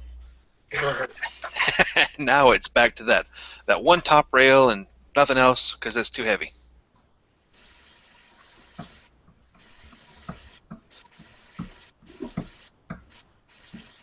Well, I guess we figured out, you know, if we're not using all the fucking rail space, why do we need them up there, you know? So he said, hey, if you want it, you can add it, you know? That would be correct. All right, so, I mean, I don't know. I mean, I think honestly, I mean, this shit's functional, but it's, you know, I like the looks of the keymod. But M-Lock, that company that Tim from Military Arms Channel, he reviewed them with like the fucking M-Lock piece that just snaps in. It's like, what? I mean, that's gonna, if that gets out, like I know companies, if they let companies copy that design or they able to like mass produce those parts, it'll throw key mod, it'll blow them out the water, man. Because you have a lot of problems with key mod, like your items catching on hard surfaces, and it's actually ripping out the little key mod section. You know what I mean? And then just destroying that part of your rail, whatever. Because it's pretty thin. Because behind in the inside of the rail on the key mod part, there's like a groove cut into it. So it's a lot thinner than what it looks from the outside. I got one of my rails that I couldn't get. That's how it like slides, once you put it on. What are you talking about when you put it on? You're adding a rail to an AR? Is it gas? No, I'm talking about key mod versus like the M-Lock, because Tim did a video showing the new little M-Lock thing. You know what I'm talking about? No, no idea Yes. what you're talking about. Yes, that was like. Yeah, it just clicks in and shit. I know the company name starts with D. Hang on. Yeah, I don't know. Whatever their name is, it's not important. But the little piece is, it just clicks in. It just pops right in, and then you hit the button and pull it right out. From the M-Lock, like super quick. There's no screwing anything in, nothing. That's gonna completely blow key mod out the water. If that thing's catches traction and gets mass produced, whatever. Kinetic Development Group. Yeah. Those high speed name having motherfuckers.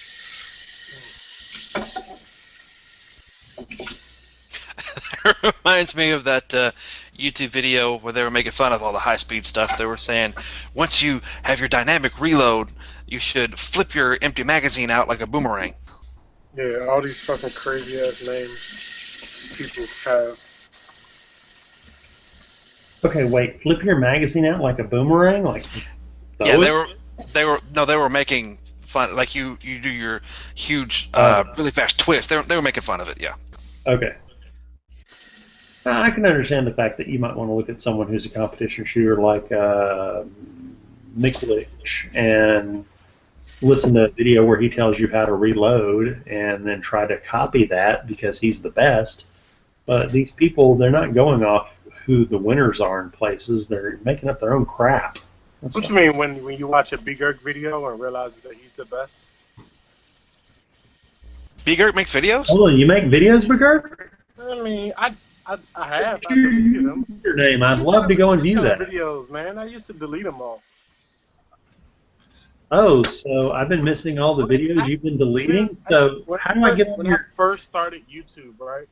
Hold on, Begurt, I don't want to miss these videos before you delete them. How do I get on your Twitter list? My Twitter list? Man, I don't know. Set up a fucking notification. Okay. But when I first started YouTube, my name was Loaded 40 Cal. I had just bought a Glock 23, and I was like, you know what? I'm gonna make fucking gun videos now. I had like reviews and shit. It was like, you know how everyone starts off just with the camera in their hand, pointing at the gun in your other hand. I still do that. I started off just like that. I used to watch this guy named Gunnut.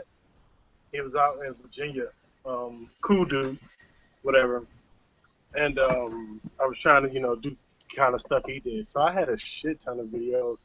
It was like, because I was like buying all the little upgrades for my Glock, laser, Pierce extensions, the little grip plugs, you know what I mean? All that shit, buying different ammo, Hey, I used to. My first YouTube channel was called Loaded 40 also, and I just drank oldie 40s and was drunk. You said what? That's the best channel ever, man. But yeah, that's how I started, and then I changed my name to my YouTube name is actually not Big Earth. It's actually an old email address I had that's Luck, aka Pyro. I don't even remember where I got this shit from, but that was my old email address, so that was my YouTube name. But with the Loaded 40 Cal email address, I have another, like, my YouTube email is like, I have two. or yeah, two. This one and the other one are linked together, but this one is like my email is like Iraq Al Qaeda, right? It used to be like my gamer tag on fucking Xbox. If you ever look at it, it's spelled like IRAKALKYDA.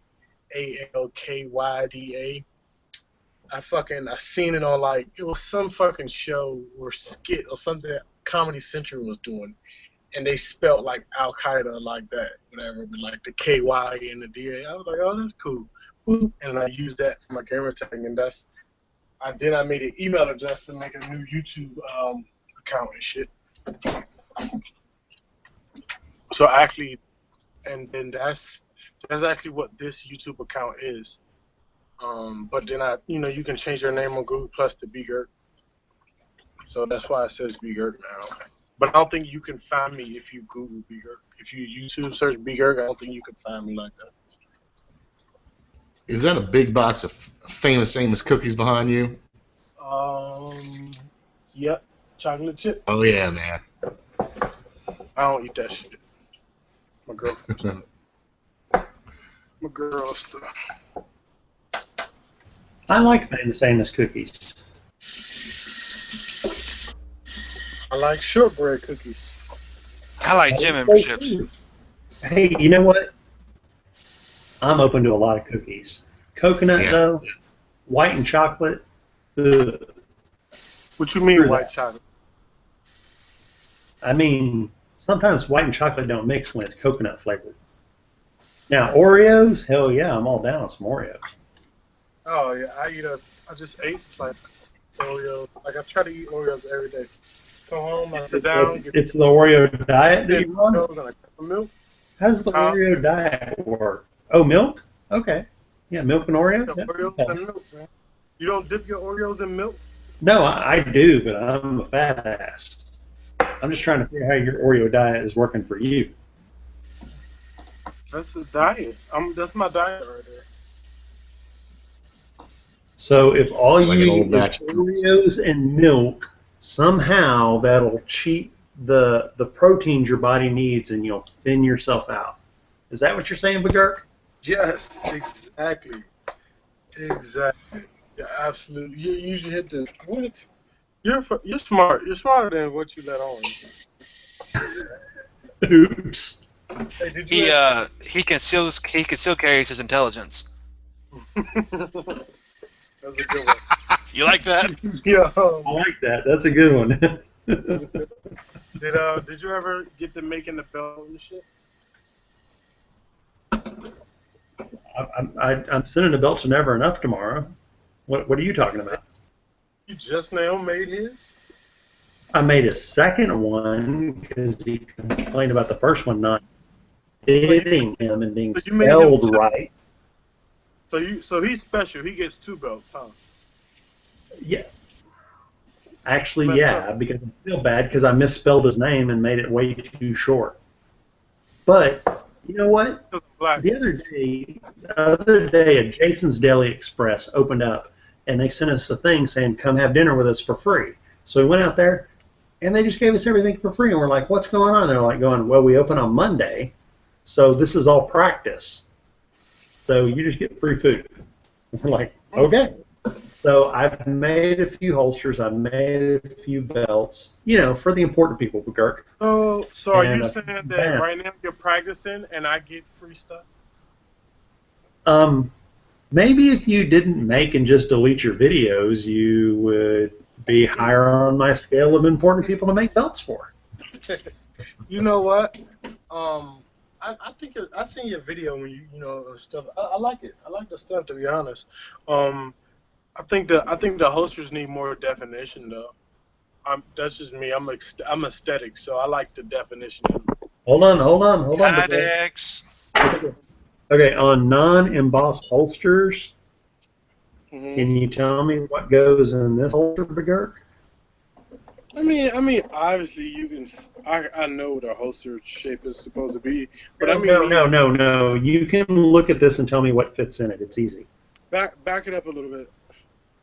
That looks like a 1911 or something. With a rail. Yeah, rail. Yeah. 1911 with a rail, right there. And if I don't stamp the outside, then I make it completely like a glove to the gun. I feel you, but I mean, I've seen some leather holsters where I mean the definition is like Kydex, like it's ridiculous. Okay, so hold on. So those leather holsters were actually taken with an aluminum dummy gun, and they were put inside a press and crunched down to about 2,000 foot-pounds of pressure. Oh, okay. And that's why they're so good. Oh, I thought the process was called boning. Okay, so there's different methods. What I used here on this is I put the 45 in it. Here, I'll demonstrate. Mm-hmm. So I take the holster after it's completely wet. I stick 45, this technically airsoft gun, into it. Okay, and imagine this holster is completely damp from being soaked in the sink. And then I simply take this little wooden tool, or it doesn't matter, this little wooden knife. I take this and use sit the there, backside, right? Yeah. and I use the rounded end of the handle to bone it out and to make the marks I know in the it. process. Yeah. Yeah. Oh, okay. So I work it by by hand. They use the so yeah, that would be. I But see what that. you're talking about is those holsters where they're crunched holsters, is what I call them. Okay. And that's how you make Kydex. Yeah, I like those. Those are really cool. And that's how you make Kydex holsters. It's not bad at all. I mean, Stress involved. it's not bad at all. Look at this badass man. These shorts aren't fucking what's the guy that makes those holsters that everyone loves from Instagram that are ugly as fuck? Oh, now, okay, so some people get into what they call exotics. No, that's not what I'm talking about. Is not exotic. People, you can call it whatever the fuck. Savoy? Are you talking about the Savoy patriotic and weird holster? Those are. I mean, the They look thing like he does to them is nice and stuff, but the shape and profile of the holster is very unattractive. It's horrible looking. Okay, so let me throw this out. Savoy holsters make these super high-end holsters that are all airbrush painted. Yeah, that I say they look good, but the shape and the profile of the holster is horrible. You don't like the curves? Fuck no, the holster looks like shit. It looks like shit. It looks like your gun just fucking falls in it, and if you lean back or lean forward, it's just gonna fucking fall out. It looks horrible. The designs and stuff are cool.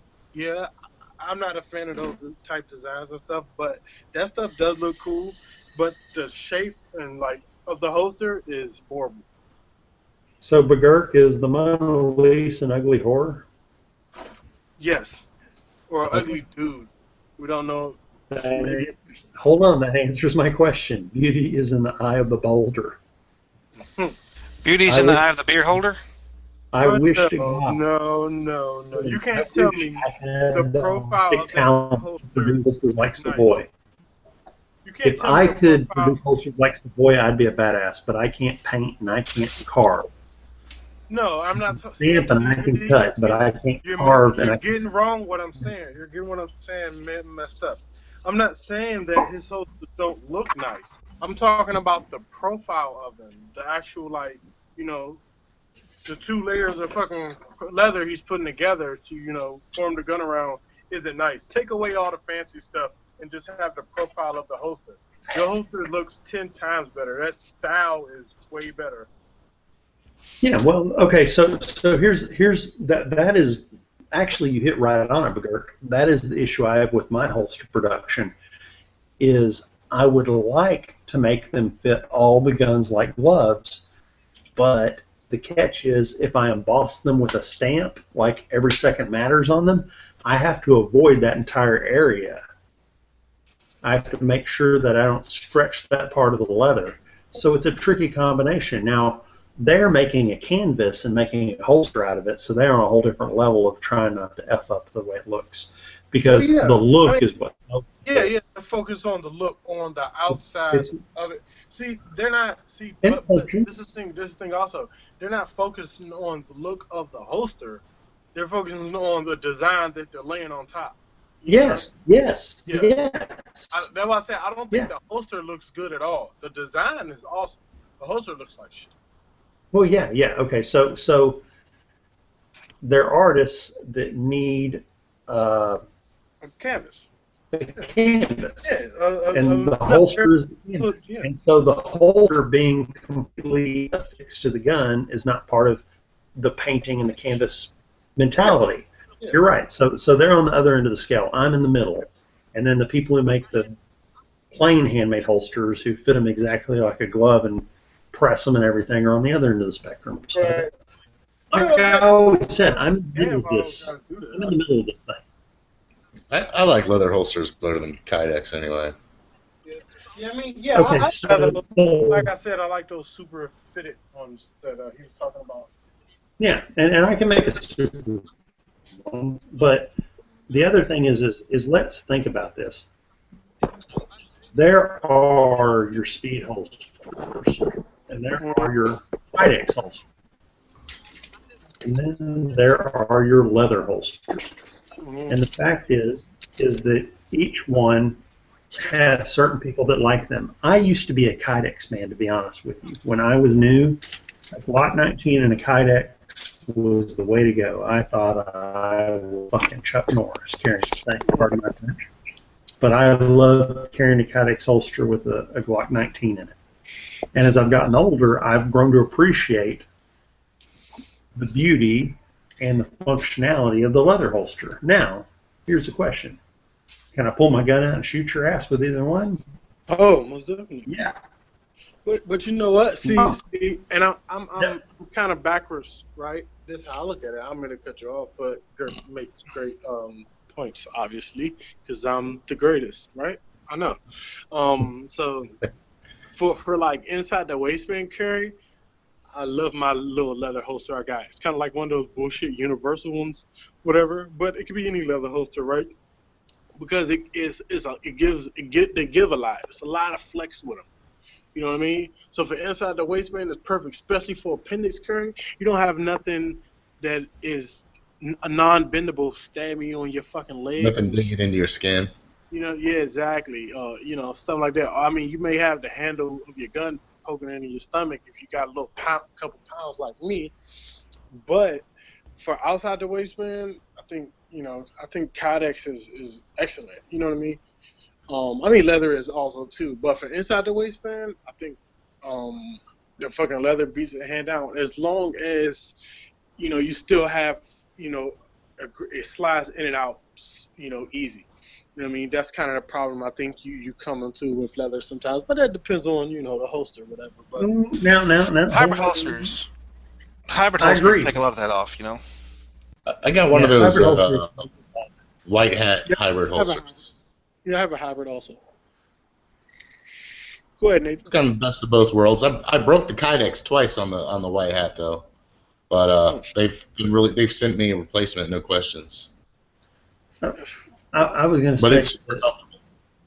I was going to say that I haven't really experienced building inside the waistband holsters that much, but the idea of mixing the Kydex with the leather is a good idea as far as the rigidity needed for being under a belt and pants with people walking around. You need more rigidity than an outside leather holster typically would carry. So I can definitely see that. Same as my paddle holster has a hella thick leather backing on the paddle holster, almost like a piece of Kydex. And so I'll experiment with designs over time and develop other things that people. Okay. Do you know? I think it's All the 1911 or All the 45, something like that. You know that channel? No. Whatever. This guy. I love his channel because he's always fucking either buying guns or some type of accessory for his guns. So it's always like a new product, right? That's why I love his channel. But he gets like these leather holsters that has like the double thickness leather like at the top, so like it doesn't crush on you. When you take your gun out and shit. And there's some of that. They're like the super pressed fitted ones. They're like that, but they have like that thick layer on the top where they don't crunch in. that'd be, I like that. I think those holsters look really cool because it kind of stays open. When you take the gun out, it doesn't crush. Because that's the thing about your leather holsters inside the waistband. The tops crush in on you once you pull your gun out. Yeah, I'm trying to figure out what you're talking about because, like my holsters, I've seen the ones where they have the what they call the thickener piece across the top. That's part of the design. But I've never once run into one of the outside the waistband holsters that actually needed that. I think again, I'll show you. I get it up on YouTube. I know what you're talking about. Oh, okay. So what I'm saying is it might be possible that the way I design my holsters and the quality of leather I use doesn't require a backup piece to that. Well, this is for inside the waistband. Inside the waistband's a different animal. Don't know much about it, but talking about this thing. Yeah, inside the waistband sucks. Yeah, exactly. That thing. Hold on, look at Yep, exactly. Hold on, Buck, hold that back up. He's talking about the extra additional piece of leather out there that's called the stiffener. Hey, that's what I call my girlfriend. That's a good thing. Like, yeah, it goes exactly right up behind the clip, and it goes right around the opening. Mm-hmm. Right? Is that an appendix carry holster? Yeah. It's not. It's what is it? So what you're talking about there is an inside the waistband holster that has a stiffener added to it, so that it will be rigid enough that your big fat gut can't just shove it in, so you can't stick the pistol in it, which is necessary. Outside the waistband holsters don't require that. Yeah. As long as you're using shoulder leather off a good cow. If you're using cheaper in leather, you need a stiffener. If you're doing it under a belt where it pressurizes it, you need a stiffener. Yeah. Now I want to ask you about like you making your belts, right? Are your leather belts are they like thick enough where you can't like crush them, kind of like the double web belts, the Cobra Broker belts and shit? They are extremely thick, the belts that I produce. If you're curious, I can probably find one and tell you how thick they are. That'd be one word. That'd be cool. I can get a uniform to work. You mean thick or do you mean stiff? Well, stiff, but to be stiff, it has to have some type of thickness to it. Okay, so what he's talking about is the fact that this is just a random chunk of leather I have. This is a piece of shoulder leather you make holster out of. So what I do when I make my belts is I take two pieces of shoulder leather and I connect them. So here, hold on. Actually, I have two belt straps over here. And I think what helps the stiffness is to also like stitching in it too, like more stitching. Okay. Kind of keeps it crush proof. So here's what I make a belt out of. Right. There's two pieces of leather there. There are two pieces of shoulder leather, like you get popped with. I take those two pieces of leather, and then I sew them down the center. Right. So they're sewn together. It's a double thick belt, basically. Now take that belt and squeeze it.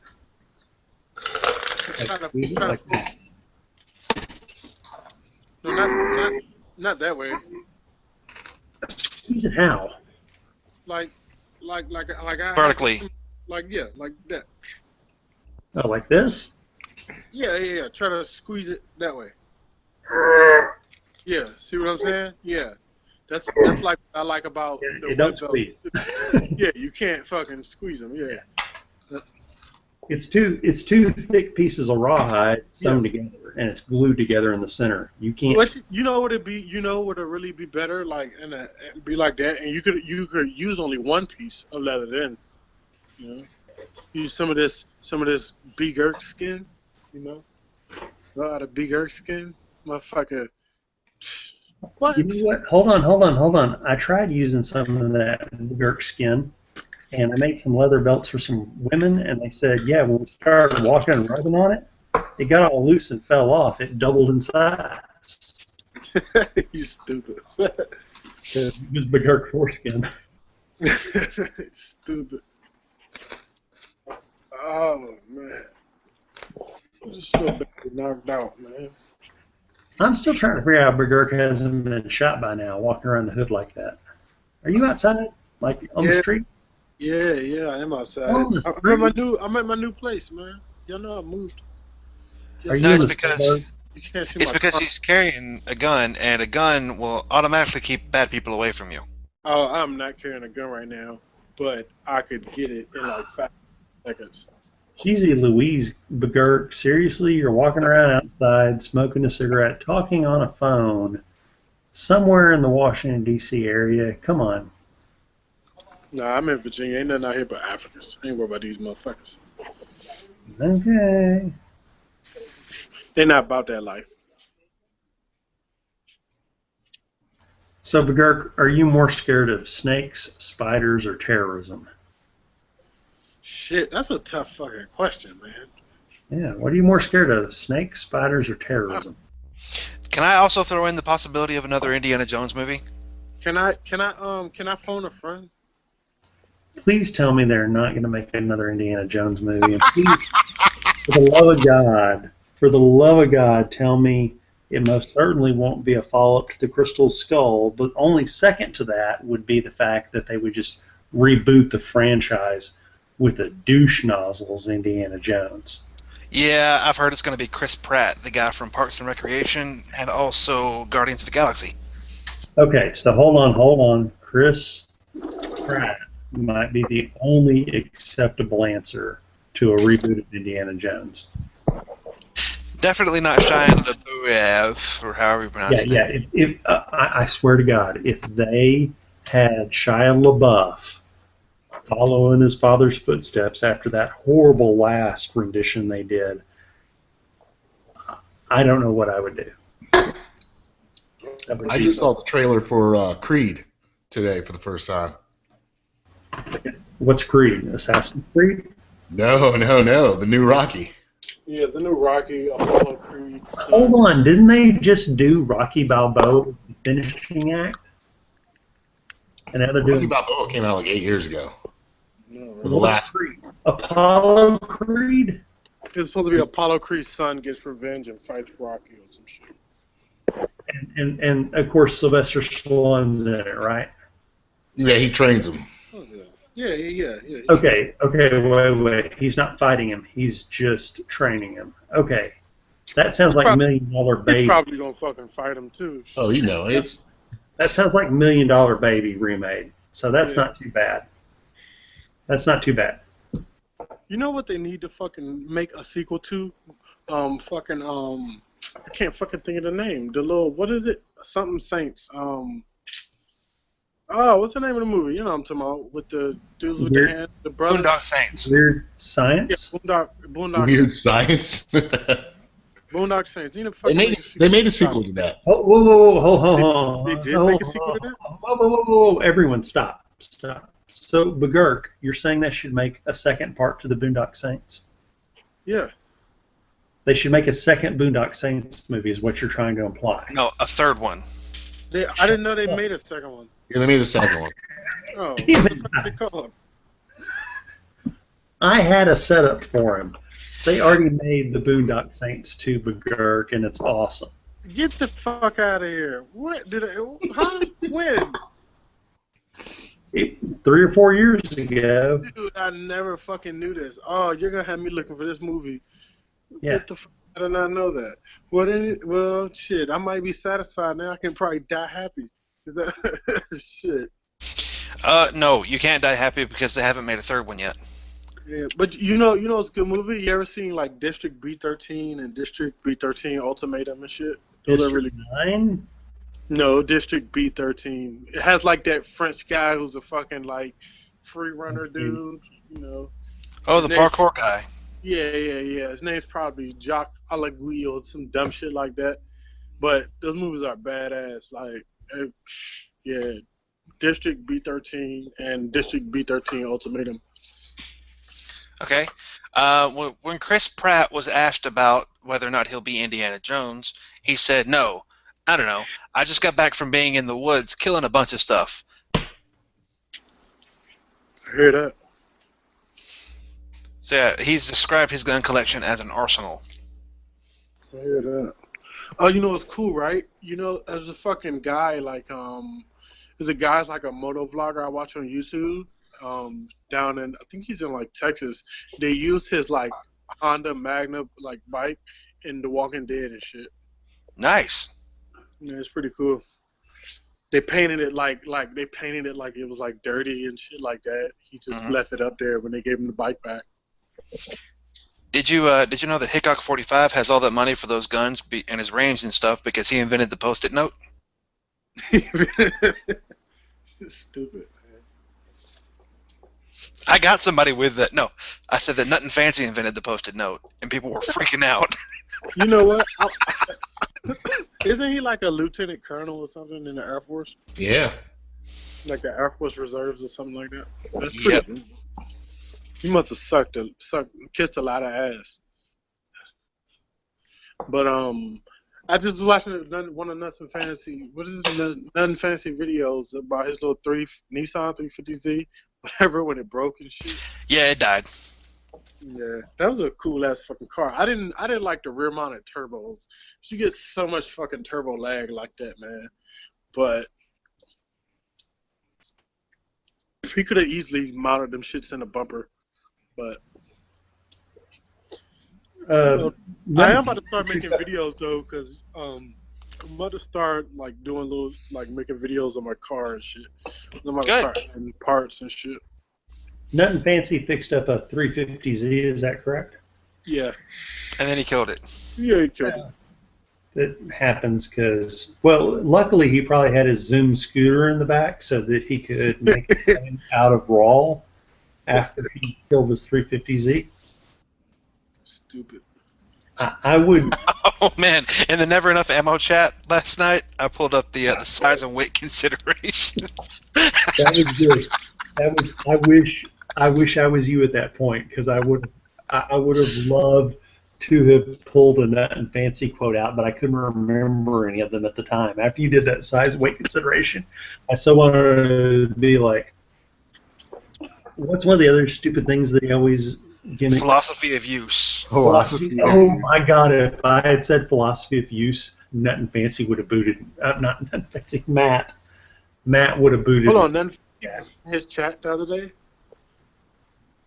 Yeah, we were in his chat last night talking about The Walking Dead, but he pulled out size weight consideration, and if I had double smacked him after he complained about it, went.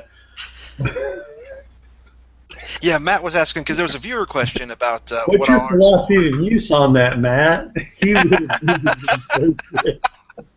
And that would have been so great.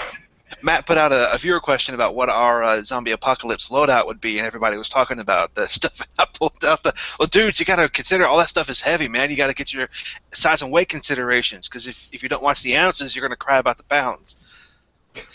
You can just hear a collective, oh. No, I loved it. I swear to God. Back in the day, I watched hundreds of hours of Nothing Fancy. Just because my dad is an aerospace engineer, so listening to Nothing Fancy is like listening to my damn dad, to be honest with you. To me, it doesn't bother me a bit. And on and on. My dad was a guy who could talk about anything forever, no matter how blank your stare got or you drooled on yourself, would not faze him. He would just go on and on. That's fucked up. Yeah. I still like it, man.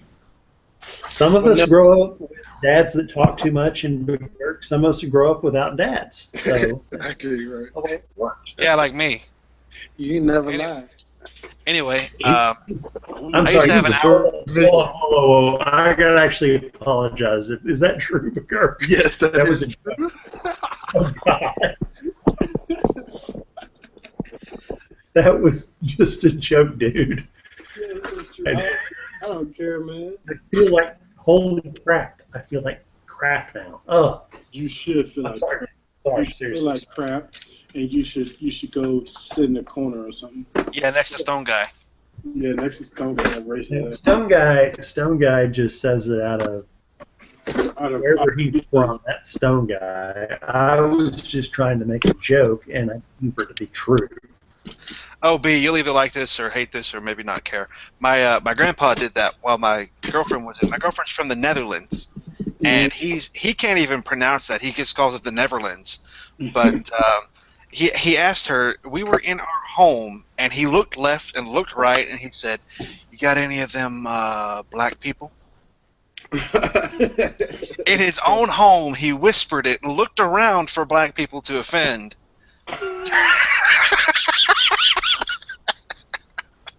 And asked that question. We still laugh about it. Hold on. I once had a customer come in. She was opening an account and brought her passport in. Had a couple of little kids there. She's from Sweden. And for whatever reason, as I'm opening the account, I'm not thinking. I went, "So do y'all actually have Swedish fish in Sweden?" And she looks at me for a second. She goes, "Yeah, we do. We pretty much like them."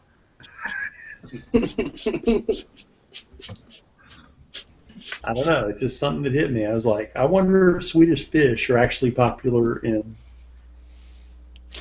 Well, I had to introduce my girlfriend to the Dutch oven. She was not familiar with that concept. She learned the hard way, huh? Woman to learn. So it was not a native. Her nativity did not add to it. Where she's like, "Wow, this is great."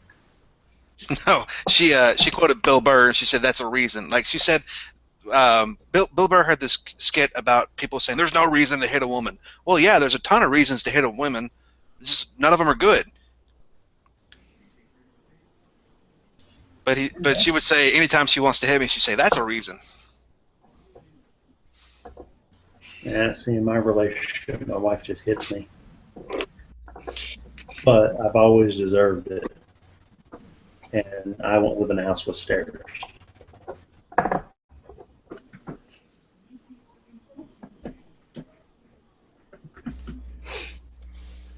Well, I think I am going to go hop in the shower and call it a night.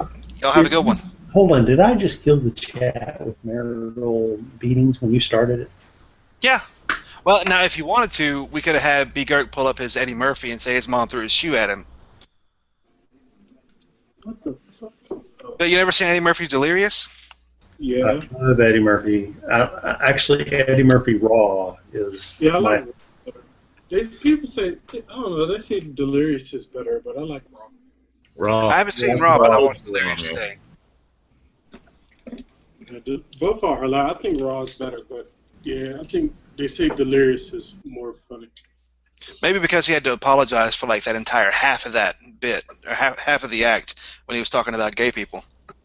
He had to issue public apologies about that. Well, no, I mean, but even in Raw, not Delirious, but in Raw, he had to like apologize to Mr. T and Michael Jackson for his previous one. So the Bill Cosby one, where he was making fun of Bill Cosby? What did he say about Bill Cosby? They're talking to Bill Cosby called him up one day and told him he needed to stop cursing. And he was just going on and on about Bill Cosby. Although he stuck up for him recently, man. He was talking about how he made fun of Michael Jackson. He was at a party and someone was like, "Michael Jackson's looking for it." And he's like, "So?" You know, and then he's like, "What if Michael Jackson turned out to be a badass?" And he's like, "Whoa, whip your ass, Eddie Murphy." Y'all see my new patches? Oh, very lovely. All right, they're the pig gloves, man. Yeah, man, I'll wear those to church. That's cool as hell. Right? The MSKD pig gloves? Yeah, hell yeah. Yeah, I'm gonna put one on the back of my fucking car. I'm gonna put the gray one on the back of my car because it already comes with like the female side for the Velcro. So I'm gonna find a way to stick it up there without fucking up the paint.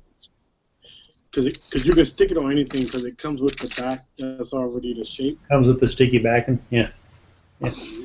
So hold on. So I love my mechanics gloves, the classic mechanic gloves that are in desert color, coyote brown. Hmm. So did they make other gloves like the mechanic gloves that are in coyote brown? What do you mean, like the patch? No. What are the model of gloves those patches are designed after? Oh, these, the SKD pigs. Now, is that the new generation? What you mean the new generation? They came out. They came out with a new generation recently, Are those like hold on? or version 2 or something No, like that. well, they have two versions. They have the normals and they have the regular ones, and they have the alphas. The alphas have the things in the fingers where you can touch your smartphone. These are just the regular ones. What is the backing made out of? Is it made out of suede or a cloth? This is like a suede material. It's just synthetic leather, nylon, foam, rubber. It's like a suede type material. It isn't a cloth. Okay. And what is the brand name of it again so I can write it down? These are the SKD pig gloves. Go to SKD Tactical. They sell them. They're called the pig gloves. You'll see them. They're going to be on It's the first. a good company, man. They ship Yeah. super fast. These are like the new hot shit. They've been out for a couple years, but these are the hot shit. Hey, guess what? I just figured out about those gloves. What? You know that backing? Mm-hmm. It's made out of pig, like this right here. Shut the hell up. That's fucking suede. It's pig suede. Oh, yeah? Yeah, looks just like this. That's what I use for the lining of my holsters. Oh, It's really nice, though. Don't get me wrong. I mean, this is who am I to judge? I cut pretty things. good quality. The only thing is that I fucked up the well, I didn't fuck it up, but I kind of on my, you can't see it, but on the trigger finger I kind of expanded the hole a little bit. It's my long ass fucking fingernail. See, the trick to having a glove that has suede or leather on it is to have a breathing front face. So a glove has to be the proper balance of comfort, tightness, and breathability, and it's very hard to do those combinations unless you combine all three of those materials. They're just red off. If you can't combine stretchy with cloth, with pig or cow, your glove ain't gonna be nice. Uh-oh. Hey, I got my new driver's license. Hello.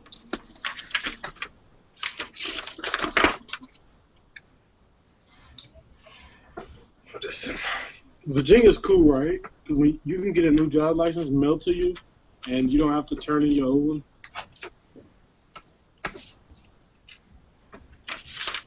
So to me now, I can go to a different state and get a different driver's license and still have my Virginia one, right? And turn in one of your Virginia ones.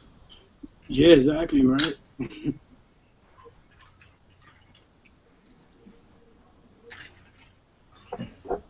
Hey, do you want to hear how messed up my day is tomorrow?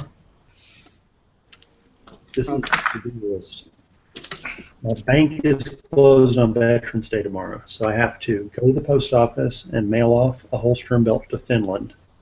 Got to send one to South Texas. Then I have to go buy new toilet seats because the toilet seats in my house are totally like getting gunked up and stuff. You don't want to know. New toilet seats. And then I forgot I got to renew my concealed carry permit, which came out in August, and it's up in January. So I got to get that done. And then that's pretty much it. I got a few other little things I got to get done. Oh, that's right. I got to go and talk to him about the. Hey, somebody send me the link in the side chat, in the chat, so I can get on from my computer.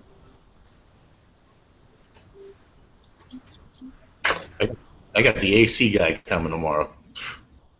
Oh, that sucks balls.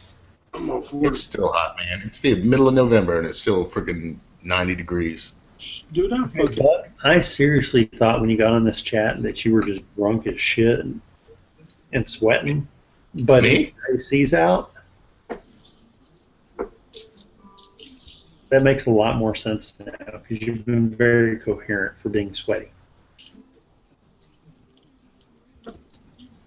Now look at me, McGurk. We got the dead drunk eyes.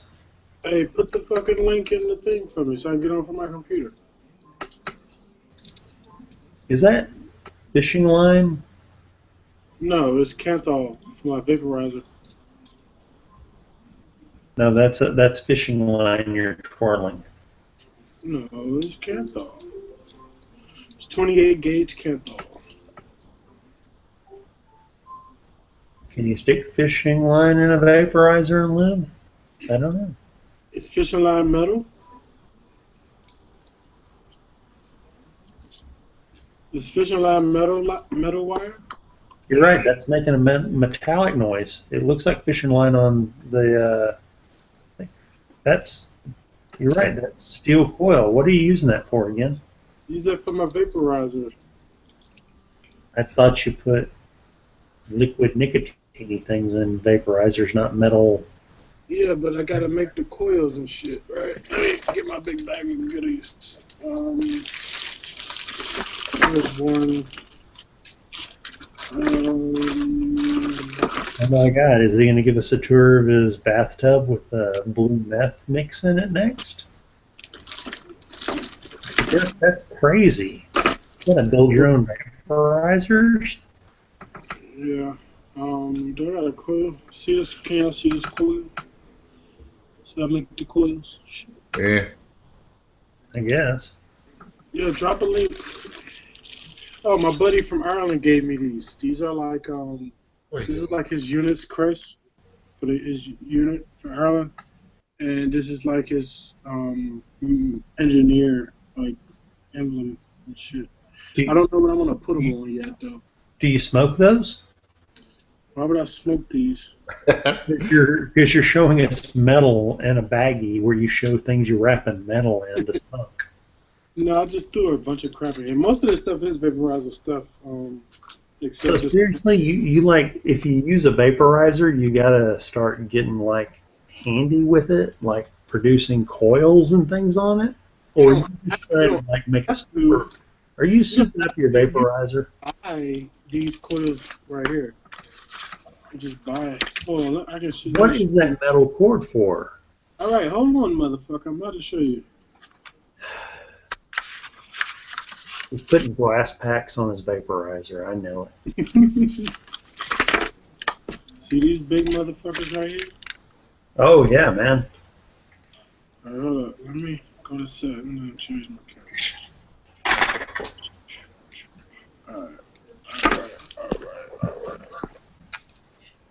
All right.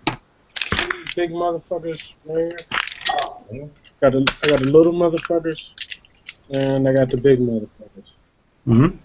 These are the pre-made coils. Yeah.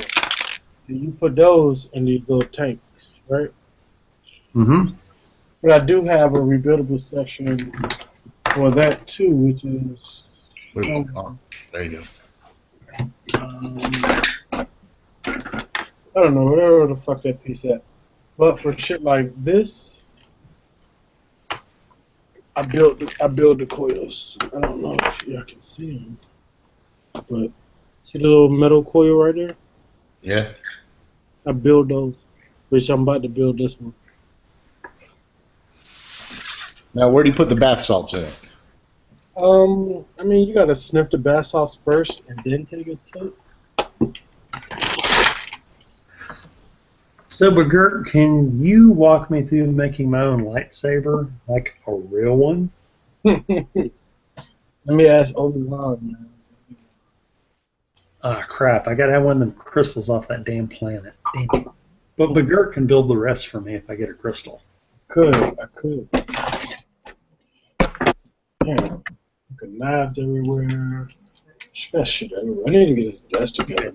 So I'm being all funny and judgmental, but I'm the guy who actually has an entire... Whatever Begurt's doing is nothing compared to what I got going on behind me. What, your wood shop? I mean, your leather shop? My leather shop behind me. And you know what? If you want to go hands down and compare your vaporizer shop, I'll throw my wood shop in tomorrow, and I'll drag in my reloading shop on top of it. Oh, yeah. Well, You got me. Let's see what's My on this reload table right here. is almost as bad as the leather shop. You got me beat. That's why this is nowhere near a competition. It's so sweet. You won. You I won, got my bro. daughter's toys strewn all over the place. Oh yeah, dude.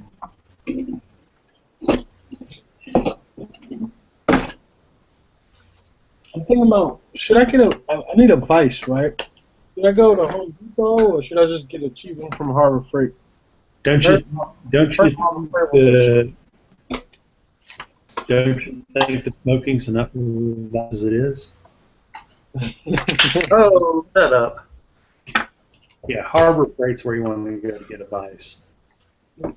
Because I was watching a video and they was like, they fucking cranked down on something that was in the vice and the motherfucking vice just crumbled. I was like, what? No, I've had Harbor Freight vice for years. It's just a chunk of cast iron that you vice things down with. Okay. Okie doke.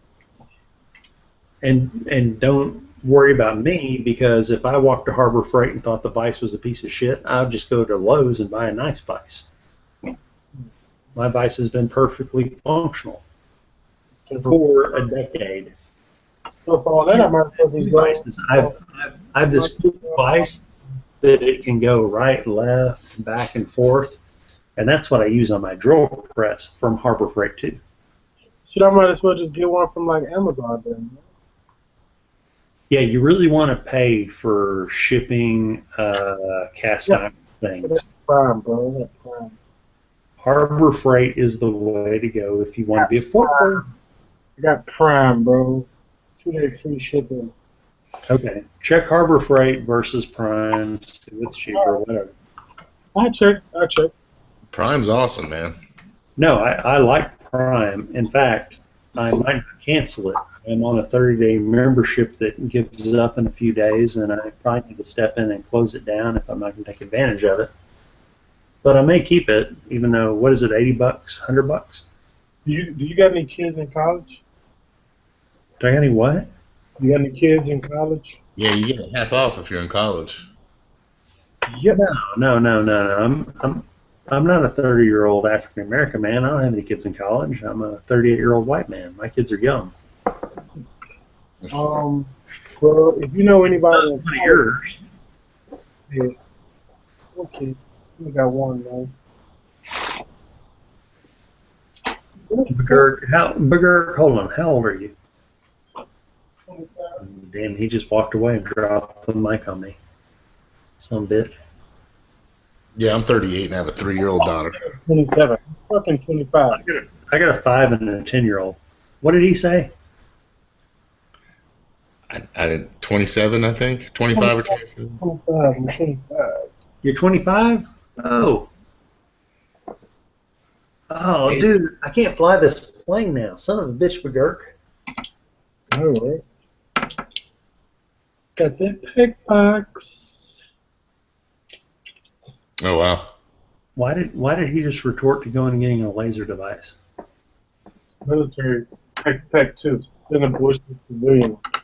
Military pack. I never understood the shape of those devices to go on a rail side. It's a Well, you stupid, can see the old ones that are like this fucking long. but that's a stupid ass design. But I mean, it's a bunch of shit in it. Is it infrared or? But they have smaller ones. The D-ball ones are small. The PEC 15 alphas are like a quarter is off. It's like 3/8 the size. It's really nice. There are a lot better lasers out now, but at the time that was a stabilized laser that could be put on the side of a rail so that you could laze a target or laze into an area. Yeah, this is That's a high-power, decent laser. They probably need that size just for the battery packs. battery packs. No, this takes one CR123. Well, fuck that thing. That thing is gigantic. I got a 123 battery in my pecker that shoots a laser out further than that, and it doesn't take up half the room. But no, this has a visible laser, IR, and an IR illuminator, all in one. It's all that fancy Star Wars shit. Yep. Now all I need is some knives. Begert, hold on. Begert, it has an IR illuminator built in. Yes. That's why it's twice as big, because one's the flashlight and one's the laser. Yeah. Okay, I never understood that about those things. I thought it was just a battery pack on the bottom side. No. One side is the illuminator, and the battery goes behind the illuminator. The other side is the two lasers, and then the rest, the right corner, is all the buttons and switches.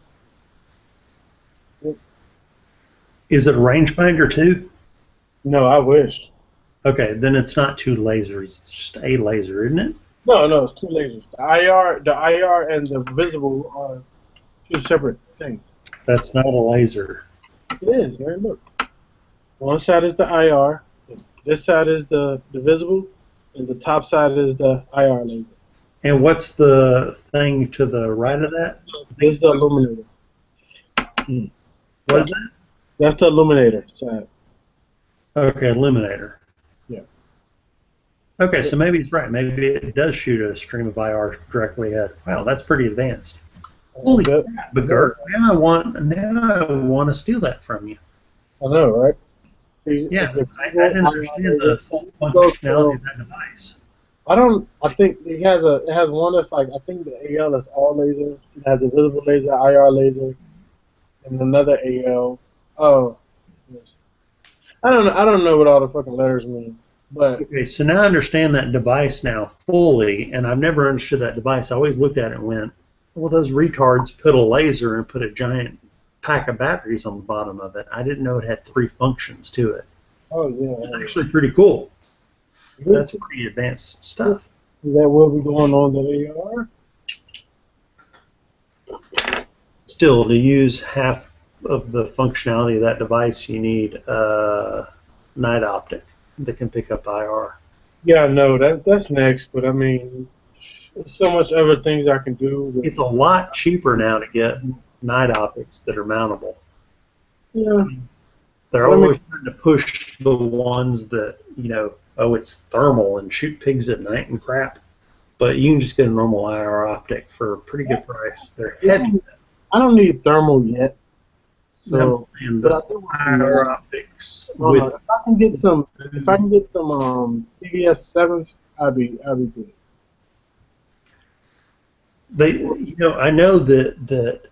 I know for a fact that the night vision and infrared optics are keeping the prices high on purpose. The prices on that technology have been high forever, and they've kept it that high and have more advancements. And now, if you want the state of the art, you got to pay $5,000 for it. So actually, what they're doing is the technology isn't that hard. Mm-hmm.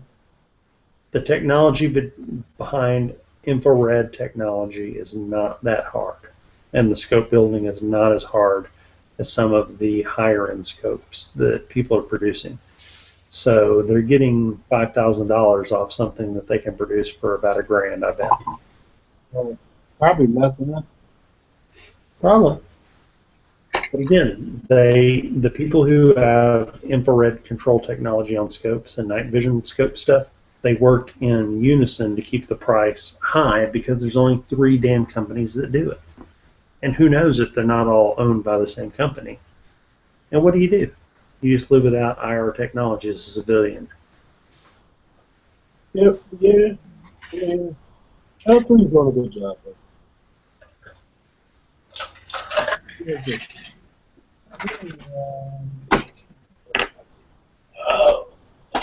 So I'll share this. From a hunting standpoint, I bought an infrared scope. Mm-hmm. At 40 yards, when a pig came in the dark, I could not see it. I hit the infrared illuminator, still could not see it at 40 yards. Damn. It was under trees. There was no ambient light that much. It was under the trees because it's in the shade. But it was a night where there was almost a full moon. So there were points where the pig would walk into a position where I could see it 40 yards under the trees in the shade. And I could see parts of it, like the head or the tail or the foot. And it finally moved into a position where I could see the top of its back and its front leg, which gave me an aim point. And that is the 289-pound sow that I punched a 308 through. Good job. Never been hunting. I'll tell you this, I shot that sow, left it there, came back 3 days later to deer hunt, and found a shoulder blade and a jawbone. Damn, why didn't you take the pig out of there? What am I going to do with a 300 or 289 pound, a 300, let's just call it, just flat out, 300-pound pig? Eat it. No, Why not? it's gross. Why? It tastes fucking delicious. No, not that size does. Really? The 100-pound and less ones that taste delicious. Okay. The ones that get that big are gamey and nasty funked. Trust me, they're funkified. They get the size that you can't pick them up. You can't pick it up, don't eat it. That's the rule in Texas. You can't pick that pig up, it ain't eaten. Pretty good rule. We're in Texas, are you, man? I'm in Dallas, Fort Worth, but I go out west of here to hunt. In Brownsville. Down there crossing the border every day. I'm sorry, Buck, where are you at? Oh, Florida. Okay. But Girk, where are you at? I'm in Virginia. Okay, I thought so. Who said Brownsville? I did. I said you're in Brownsville crossing the border every day. No, that's Matt. Oh, yeah, he is down there. Yeah, I know he's down there. Matt lives very close to Brownsville, actually. Yeah, I know he's really, really south. He's really close to the border. Mm-hmm.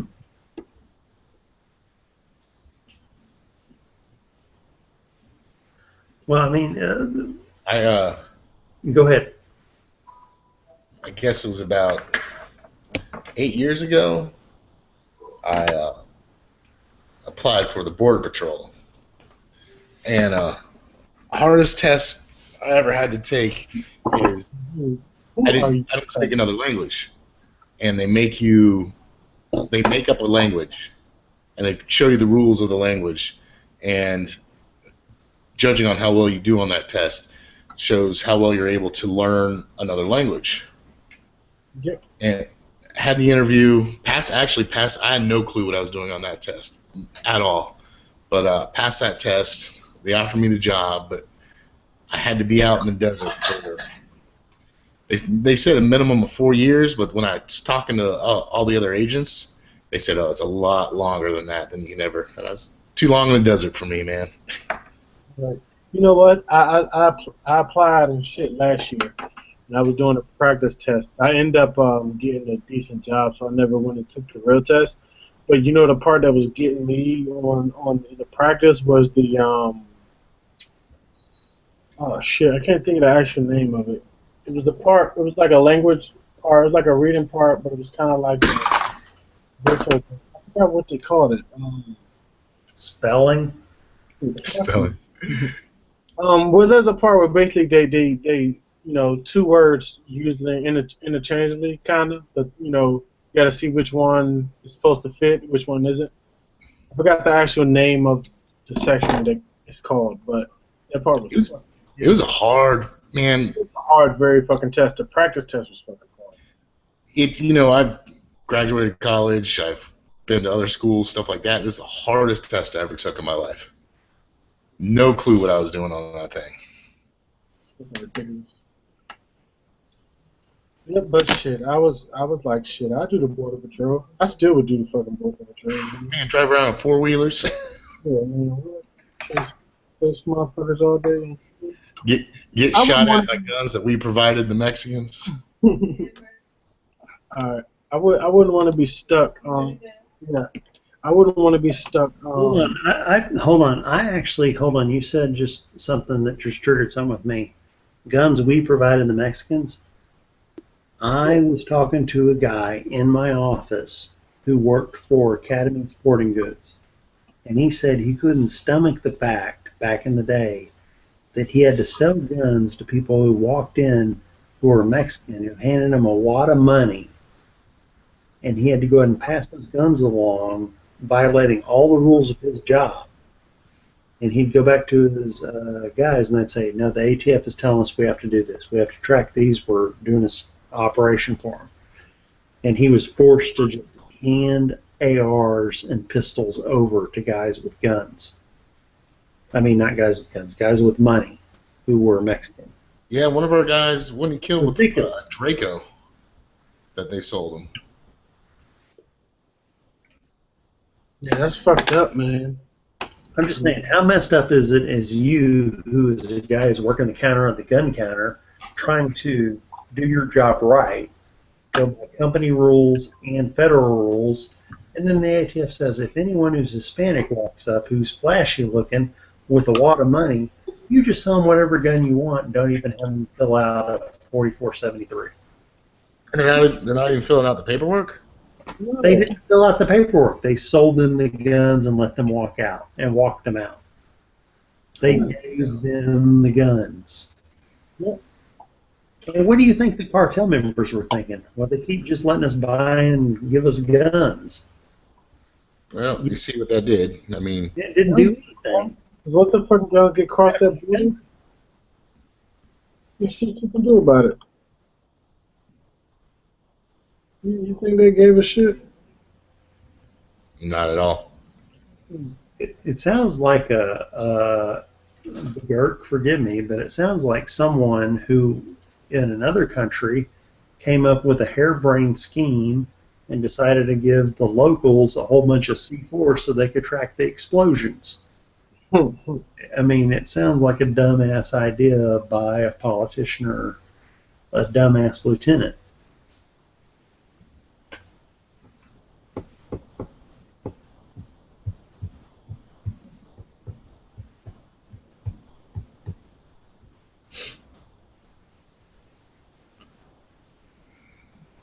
They just made a new one? I'm sorry I killed the chat. Do you have a new topic, Bogart? Yeah.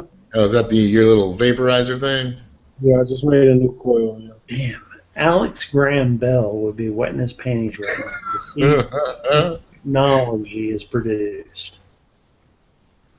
Bogart has made his own light bulb to smoke the shit out of shit with.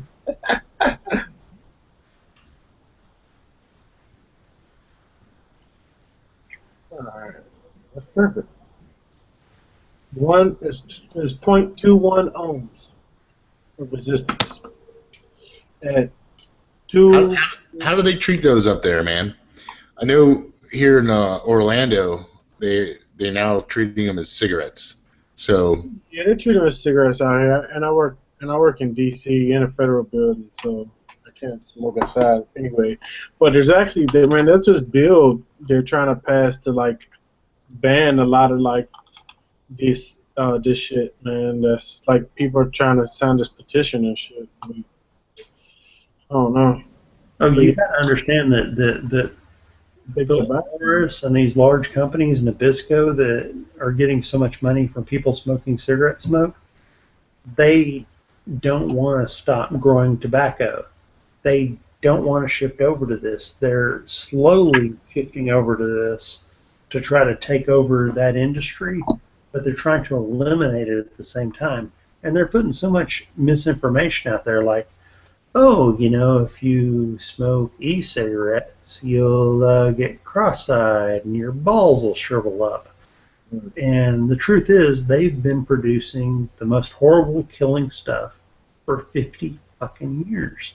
And they don't like that there is a halfway good alternative out there, but they're slowly jumping on the bandwagon because they see the money that they can make if they control it. Oh yeah, they make a shit ton of money now. Yeah, I mean, everything you see that they say is wrong about e-cigarettes is from big tobacco companies, pretty much, indirectly. because the e-cigarette companies aren't going to put out bad information about it anyway. But I mean, the thing about it is that the research isn't. It's some research there, but it hasn't been out long enough to see long-lasting effects. Stuff Yeah, like. it's only okay. Sorry, Buck. Go ahead. No, go ahead. No, Buck. Oh, Go ahead. I didn't have anything to say. You look like you had something to say a minute ago. I forgot. well, maybe he changed. So here's the fact. They have 40 years to prove that big tobacco, when you smoke tobacco, kills you. That's a miserable fucking death too, man. Yeah, that's miserable. But again, at least maybe if you inhale some sheetrock in the 60s, you get, what's it called? Mesothelioma to take you out. So anyway, it sucks balls when you die from it. Now, on the flip side, they keep trying to keep this industry alive. Everybody can just say, you know what? Screw it. We're not going to do tobacco anymore. Let's just stop producing it. Blah, blah, blah. They're not going to give it up. And then now they have the alternative where they have you can smoke the stuff that's in stage smoke and have nicotine go into it, and you feel almost as good as the shit that has other bad plant matter and crap we mixed into it genetically. Hey, it's just like pot, man. The pharmaceutical companies are trying to keep pot from being illegal, even though 100 times better for you than half the narcotics they're prescribing. Yeah. Oh, check this out. Hold on. Let's. I'm sorry, Begert. Sorry. Go ahead. Okay, speaking on pot real quick though, right?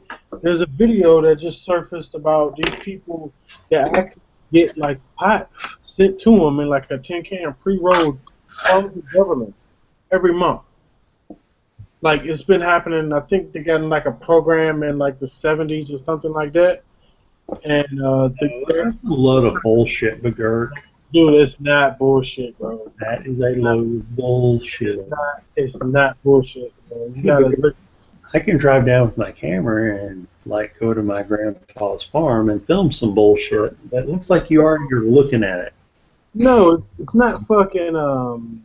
Look, bro, it's real, man. They had the fucking. Okay, it's real. The government's sending them. Pot. It was like a little program.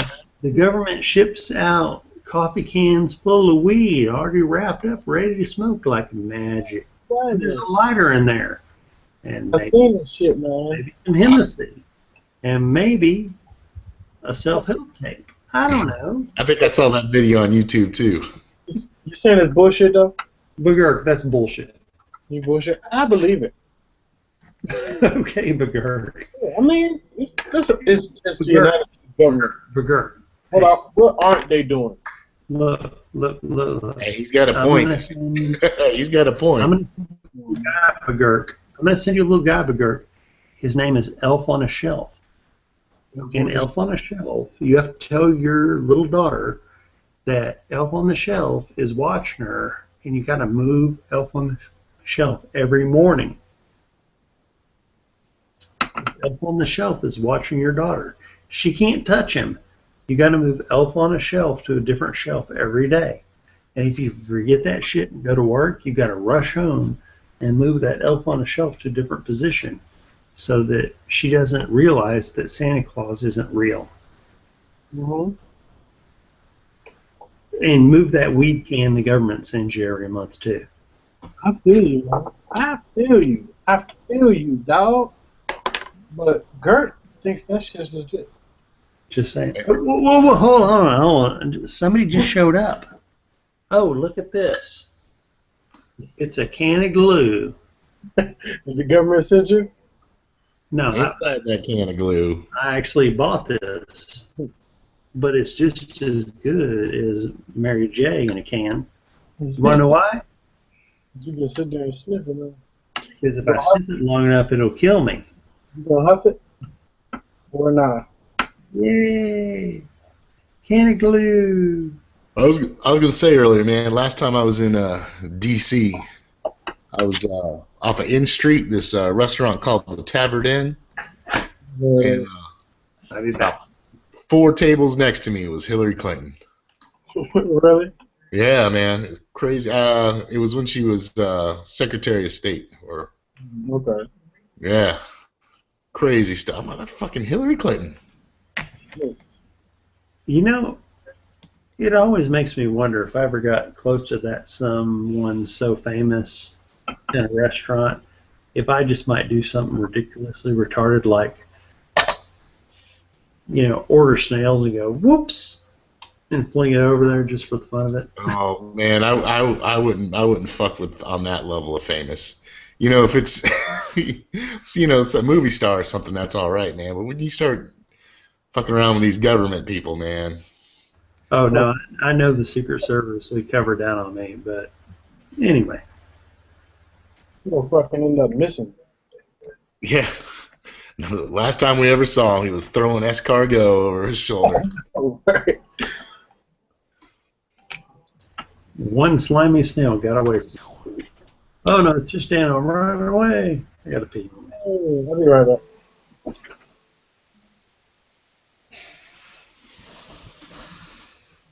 So what about your glue? Better than Mary J?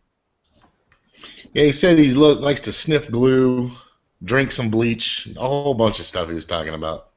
Yeah, that's really good for making sure whatever brain cells you got never really function again.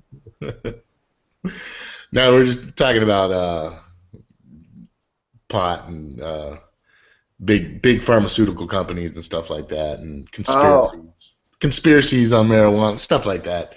Gotcha. And he's like, I don't need that shit, and he just pulled out his big old tub of glue. Yeah.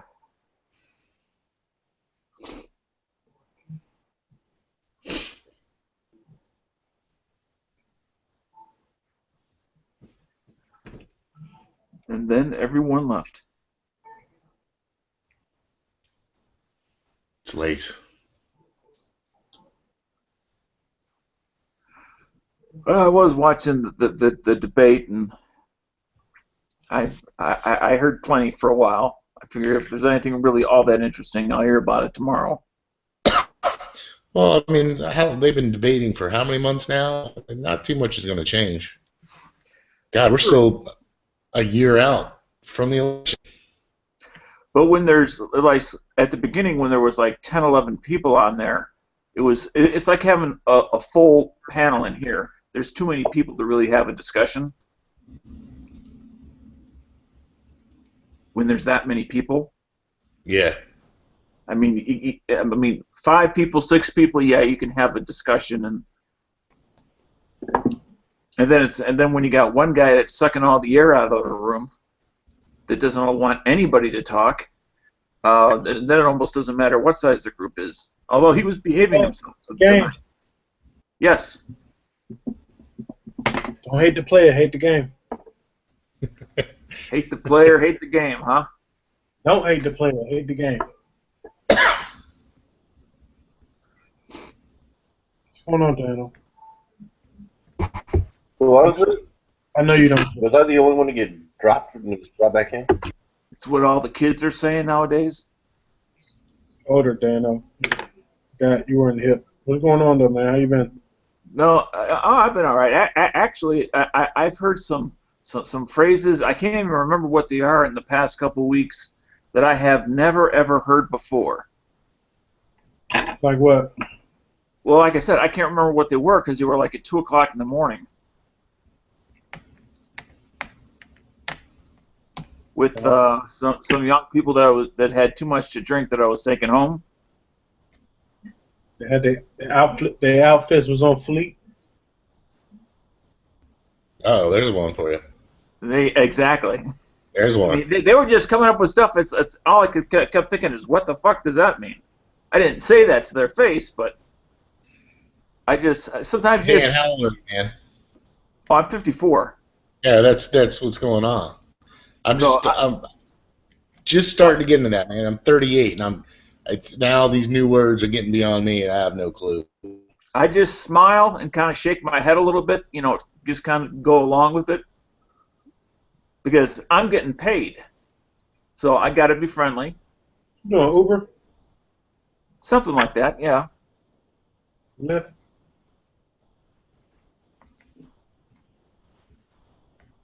Dude, I got the craziest taxi cab story, man. Dan, what area of the country you at? Illinois. Oh, All right, I Hold had on, a buddy who lived in Atlanta, or still lives in Atlanta, and he's really quirky about. He refuses to sit in the back seat of a taxi cab, so he'll have to go through 4 or 5 taxis before he finds a cabbie that'll let him sit up front with him, since he's the only passenger. Yeah, I was going to say most taxi drivers would freak out at that. Yeah. So he has to, go through 4 or 5 taxi cab drivers every time before he finds some guy to let him sit up front, because he's weird about sitting in the back. I mean, I always tell my riders, I said, you can sit wherever you want. You want us to ride in the trunk? Go right ahead. Well, he was in Midtown, going home, been drinking, probably 2:30 in the morning, and he's talking to the cabbie, and they pull up to a stop sign. He goes, all he remembers was a noise, and he's like, time, stop, and he looked over, and the cabbie just slumped forward on the thing. What happened was a guy ran up to the driver's side window, shot the cab driver in the back of the head. Damn. And if it wasn't for the fact that my friend was sitting in the front seat, he was able to stick his leg over and hit the gas pedal and drive off. Oh, my God. Yeah, he would have been stuck in the back seat, man.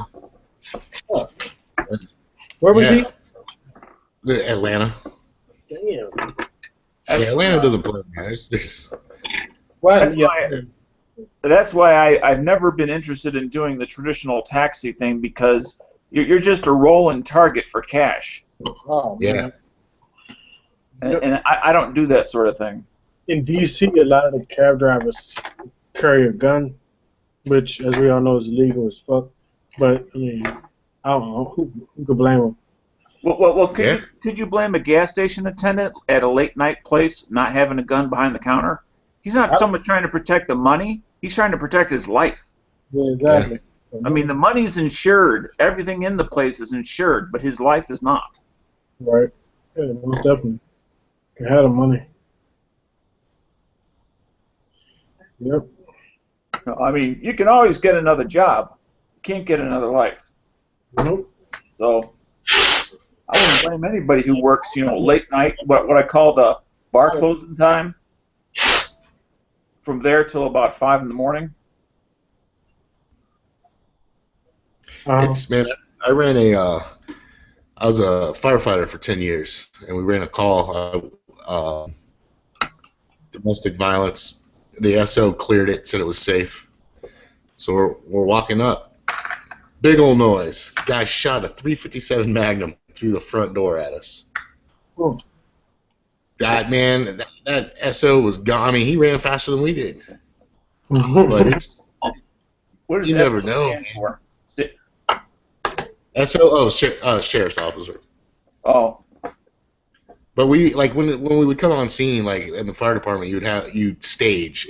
If there's anything dangerous or scary involving violence, we would stage until they cleared it, said it was safe for us to come in. Isn't the sheriff supposed to make contact with the people, physical contact, like see them, talk to them? Yes, he went in there, cleared it, came back out, and then to greet us. And when we came in, the guy, I guess, ran into his room, got a gun, and shot it through the door.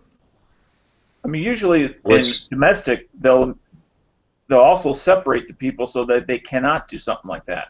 Like the wife might stay inside, but the husband stays out at the curb, or something like that. Man, it was a huge ordeal, man. So somebody dropped the ball. One of the cops. We just ran a batter, like someone was beaten. We went there, and the sheriff's department cleared it, said, hey, it's okay, it's safe for you guys to come in. And while we were walking up the stairs, the guy shot a .357 Magnum through the front door at us. Had everyone running around. It's crazy. But yeah, he should, the cops made contact with him and everything like that, and they should have. That should never happen. Restrain him and taking away his weapon, or not not taken away his weapon, but restrained him. Yeah. Well, he wasn't arrested at the time. Oh, yeah, he went to jail. Yeah. I'm just saying, if a person's that crazy, you take them under your control. You don't let the firefighters run in. Why were y'all running anyway? Somebody injured? We run any medical calls. The fire department, we usually show up first. It was you're responding to an injury call. The police were already there and left the premises to your pool and to go in and treat them. We stage outside until they clear it and say it's safe to come in. And they cleared it, said it was safe. And we were coming in, and the guy shot through the front door. Well, obviously, they didn't have the foresight to just leave an officer there to monitor the situation until you got in, which is stupid. Only time I've ever been shot at, and the scariest moment of my life, man.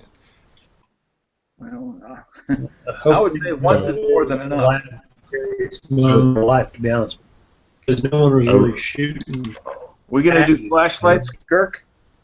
Yeah, just got this flashlight. Huh? Want to do flashlights? There you go. I just got this flashlight. I got the Through Night, the 2016 model TN12. This is an Olight. Olight. How many lumens is that? Up to 500. Mine's 1,000. You think that's for personal defense with regard, but it's just to remind them of the club.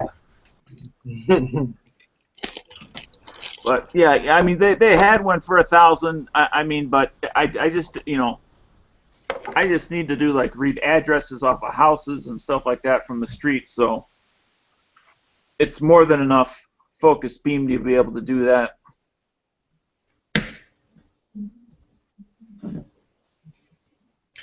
I got my Streamlight ProTac. Oh, is that a pen light, like? Yeah. Or is that a bigger one? Oh, it's a bigger one. It's like a weapons light. Is that a weapons light? I mean, yeah, you can. It's just the ProTac from a Streamlight, like 600 lumen. It looks similar to this one here. Yeah. This is just a different brand. I've had 2.5 years, man. I love it. Dropped it a million times. Never had any problems with it. Now, does that take the 18650 battery or whatever it is? No, just the 123s. Oh, okay. Mine takes two 123s or 18650, which is good because I have a shit ton of 18650 because that's what all my vaporizer shit uses. I took out of my old laptop, I was able to get, I think, 9 18650 batteries out of it that were still good. Yeah, I've seen that video you did. And my original 2 flashlights happened to take 18650s, so I had a couple from there. And that's why when I bought a couple other flashlights, I just kind of stuck to the 18650. Not because it's the be-all and end-all of batteries, it's what I got a lot of. Right. Oh, let me get this. How many of them batteries for the vape things have flashlights on the other end? Vape lights. No, the vape cigarette things. Yeah, vape lights. Light on the other end. Oh, I see what you're saying. Gert, you ever seen that? Like a flashlight at one end and a vape on the other. Yeah, and you only have to carry around one thing. Exactly. That would make sense.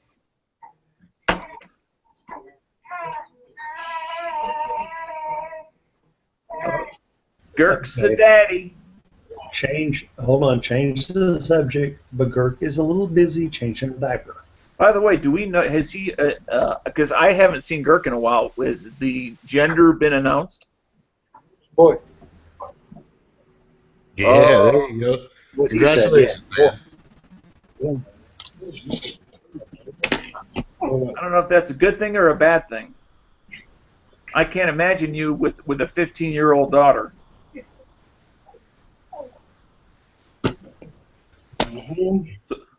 What's his name, Gert? Dynamic. He's going to adjust either way. Or does he have a street name yet?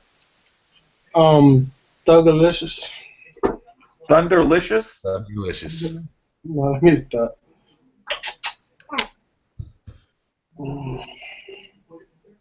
Well, congratulations, Girk. So what is he like, about a month or two?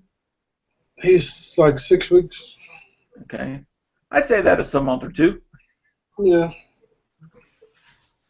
You know, they like to count the damn weeks and the months. So he's like 7. Like, yeah, it's like 86 months. Like, So how do you guys work the night shift? Hold on. As long as at 86 months he's not still breastfeeding off you for Girk. that's hilarious. What you say, Dana? What was your question? So how do you guys work the night shifts? I mean, we're both home at night. She's still on maternity leave, so. Oh, she is, okay. But I'll have him at night when she starts working, because she works nights and I work days. So. Did I just walk into congratulations, Gert? I don't know. I won the lotto. Right on, man. Good job, bro. Buying all kinds of guns now. What my wife and I did when we first had our first child is one of us would take like the first 3.5 hours of the night, if he woke up or fussed or whatever, then the other one would take the other 3.5 hours of the night. So at least we knew we had 3.5 hours of solid sleep. Right. I mean, we sleep okay. Okay. I mean, because we were both working. Right. So we both had to get up in the morning and go to work. Well, I don't know. If you were to be a in-house nanny, you're more than welcome. You won't get paid, but. I mean, there's nothing that says tired than a new parent. I know. Girk's looking for interns. The only thing that came close to it is how tired I was in basic training. I wasn't even just tired in basic training.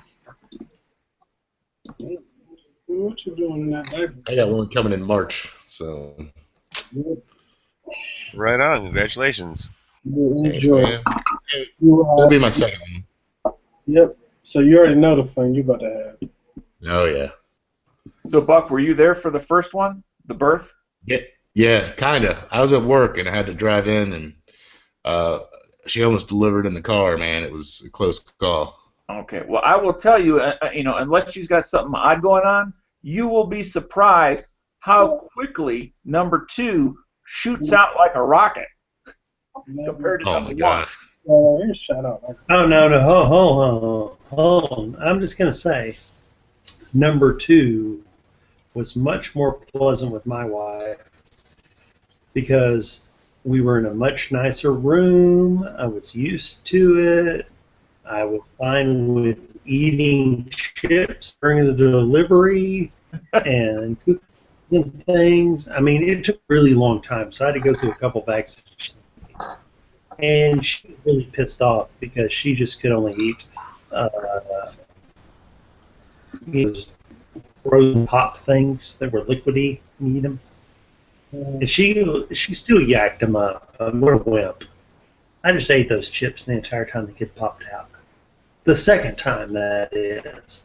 The first time was very intense. You don't even want to hear about that shit. Yeah. Dude, the thing that blows my mind with childbirth, 9 times out of 10, the woman shits herself with like 18 people staring. Oh, yeah. No shame in the Blows game, my mind. brother. No shame in the game. Well, I don't know about 9 out of 10, but it's not that common. 10 is a little high. It happens a lot, man. I see it at work. But I mean, urination, defecation, sure, but I don't know about 90% of the time. Yet when we do it, everybody looks down on us. Yeah. Okay, hold on. I want to share a story about giving birth and pooping. I have an actual story. So my mother-in-law was talking about having her 3rd child to us, and she's a nurse, right? So she comes into the delivery room, and she's like, I'm a nurse. I'm about to give birth to this child. And they go, we have to give you an enema. And she goes, no, you don't have to do that. I'm about to give birth. You don't have time to do the enema thing. I know it's coming. This is my 3rd time. You don't have to give me an enema. And they go, no, we got to give you an enema. It's policy. So they give her an enema, and oh crap, the baby's coming. So the baby's delivered, And here's the fun part. After the baby's delivered, the doctor has to sew up. Yeah, the episiotomy is what it's called. Episiotomy. And so she's under no medication. She's full of an enema. The baby's gone. He's giving her episiotomy, wearing a face mask. And every time he pokes her, she just... Nice. Reap what you sow, man. Yep. Right in the face. And that's what he deserves for filling her up with all that liquid. Yep. Wait a minute. Was it the doctor saying it or the admitting nurses were the ones saying you had to have the enema? Honestly, it was the admitting nurses that... Yeah. So. Yeah, but it's on Dr. Through it. He makes enough money. It's okay. Nathan, I did like how when you started your story, you did look over your shoulder. I thought that was very cool. And then there's this other little BS thing that I forget what they call birthing doctors like to do. Is sometimes they'll say, "I put an extra stitch in there for you," and they look at the husband. Oh, the daddy stitch. Obstetrician. Daddy stitch. You know, and it's like, oh, come on. It's not like she's just, going to be all open to the breeze and everything. Depends on the situation. This is the first I've ever heard of this, and I'm trying to concentrate on what the hell that would mean. What, episiotomy? No, putting an extra stitch in it. The daddy stitch. Well, I never heard of the name. He just said to me, he says, "I'm putting an extra stitch in," and then he looked at me and he said, "For you." Yeah, daddy stitch, man. And I didn't know what he meant. I just kind of said, I didn't say anything because I figured, well, he's doing medical stuff. He was implying you had a small penis, Dano. He was implying. I didn't say he knew or anything. Well, after it had been stretched out to that point, there's no way I could fill up that space. That's the whole joke to it is. Right. I'm doing this for you so you can bang a balloon. Hey man, I can fill up that space.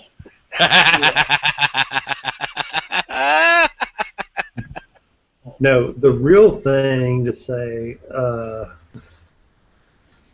McGurk, is I can bust that stitch in some.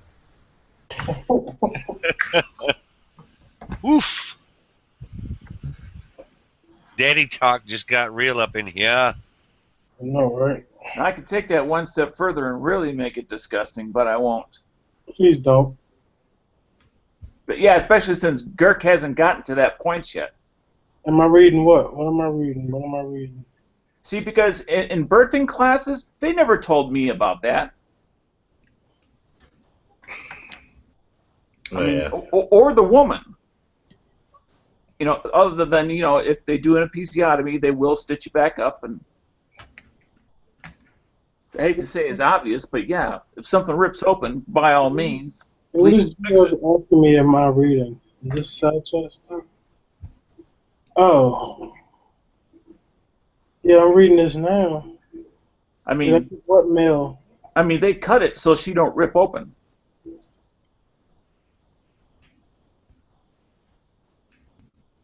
Come on. You didn't get anything in the mail from me? No. Oh, dude, I got a new address. Shit. Do you get the shit from that old address? It should forward over here. All right. Keep your eye out. All right. Cool. You send me the AK I wanted? Thank you. Just in parts. So. Hey, Hey, speaking of that. Hey, dude, no, hold on, real quick. G-Webs, I found a guy on Instagram, right? He's a Marine who lost his arm in combat, whatever, and he wears like this cool like bionic arm looking thing, but he wears like a shit ton of patches on him, and I think we should definitely send him some patches and shit. I send you to his page later on. I tag you so you can see him if you want to get in touch with him, so we can send him some patches and shit. Okay. Yeah, I think there's stuff on the gram later on. Right on.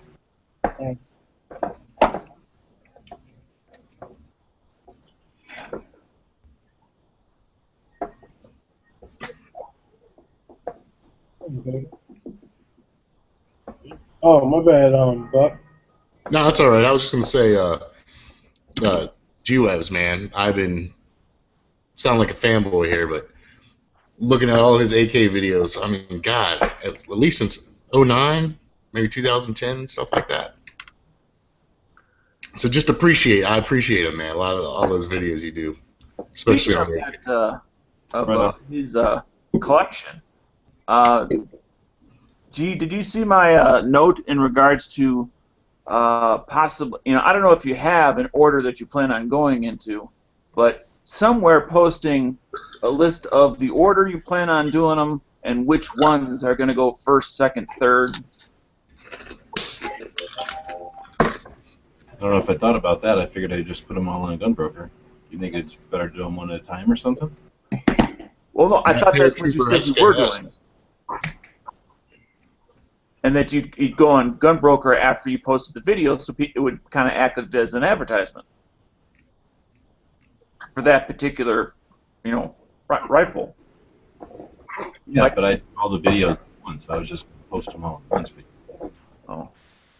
Dan was looking for some insider trading action, I think, is what's going on. No, as an example, let's say somebody's interested in one of your rifles, but they end up not having the money at the time that you happen to offer it for sale. Well, if they know which ones you're selling and when they're going to go for sale, they can then plan for that said bid. But poor people don't bid on G-Web's rifles. Oh. That's a fact. What? Are we going to acknowledge the lowest denominator?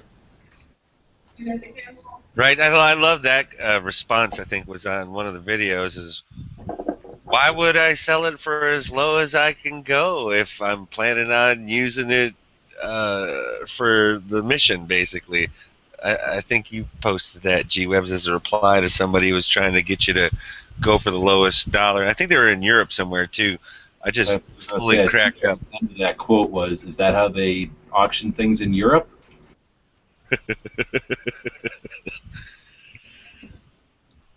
That's how communism works. You have an item, and then you put it up for sale, and then the person who wants it least gives you the least amount of money for it. So they're all up there on Gunbroker right now. Is that what you're saying? Oh hell no, no, I'm not that. Okay, so you are going to put them up there one at a time? They'll be individual, but I figured I'd put them all up there at the same time. I don't know, is there an advantage to doing them in order or something, or a few at a time or something? I never really thought about it. Well, let's say that somebody's interested. About 2 weeks. What happened? It's kind of like going to any old-fashioned auction. If you see what's coming up for at the auction, you can kind of decide in your mind which one you really want to go for and how much money you got in your pocket. So you don't blow it on something that you really didn't want, and then when something comes up that you really do want, you don't even got the money. Like that AR-180? What? That's just an example. What I did is I don't want to throw them away, so I'll probably research them and see what they're going for, and then put them up at a starting price. I guess what you're saying is I could put up a list of the starting prices and what they're going to be. Oh no, not the prices. Just makes and models, and what you're going to do first, second, third, fourth. I mean, the Dan was dollar. just looking to be in a position to act upon it at the time it does Yeah. go up for auction. I think that's all he's trying to get at. Yeah. Oh, I just spent $600 on something else. Now I can't participate. Oh, well, they're going to be up there sooner than later, I suppose. So probably. So get ready. Well, you see this, don't you? Pictures of them now. My picture, my thumbnail. Yeah. I just spent 400 on one plus ammo. Is that a 9 or a 380? I use It's a 380.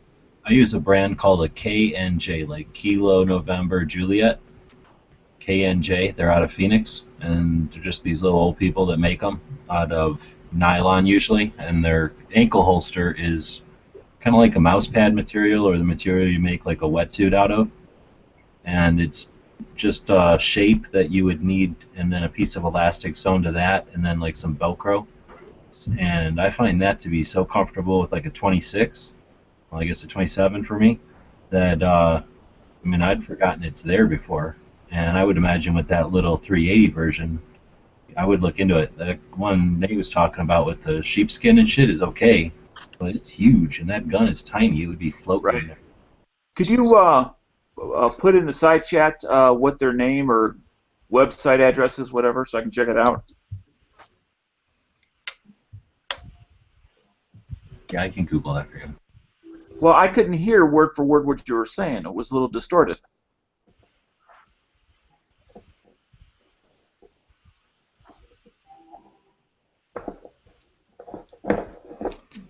Thank you. I realize that took years of your time, but it's greatly appreciated nonetheless. I have to full disclosure, G-Webs, I did go right to Gunbroker after watching that video, and I did try and price check what the AR-180s are going for. What did you find? Oh, man, it's ridiculous. Anywhere from starting bids of like 7-something, but I also saw 13, 15, and 19. Wow. Yeah, and the kit that I go in and I look at used or completed auctions and what they actually sold for. I suppose that probably would have been more accurate, but none of the ones I saw really had the whole kit that you are selling. You know. And then the which company it came from would make a huge difference. Most of them up there were the Sterlings. One of them was the. It's not Vortec or something like that, but it's like something that's even been made since they came out with the B, and it wasn't made by Sterling. So to me, it definitely wasn't the same. You know what I'm saying? Whereas you got one from is that from like the 80s, basically? Mine was made between 75 and 83. Okay. Yeah, that's what I thought.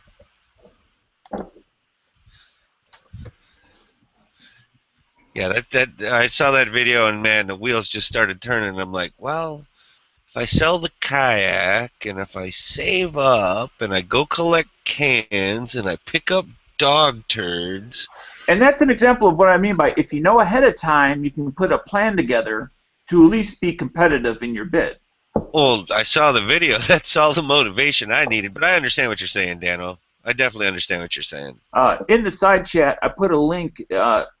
G-Webs, if you could take 30 seconds, and that's asking a lot, and actually take a look at that link. I just want to verify that's the one you're referring to.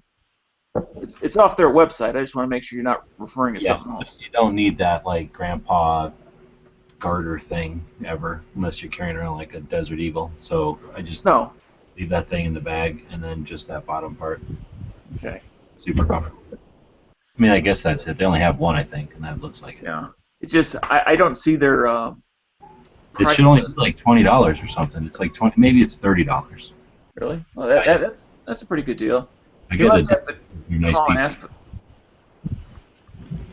Yeah, tell them you're a big internet celebrity. See if they give you a couple of bucks off. They're pretty nice people.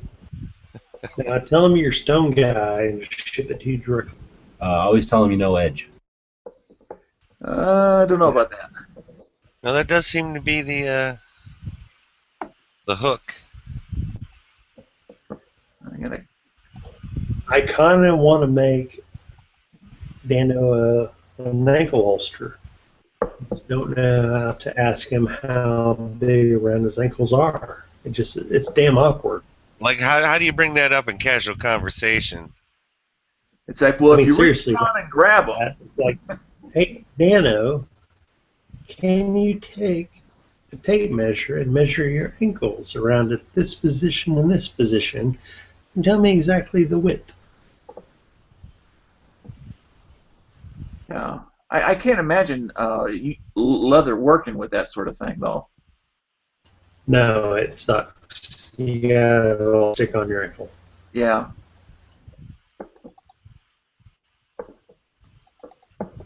Leather works around shoulder holsters and belt holsters, and that's about it. You can have some leather bracelets to keep yourself from drawing and catching things, but that's very cowboyish. Doesn't help a whole lot. We get a lot of fast draw crap situations usually.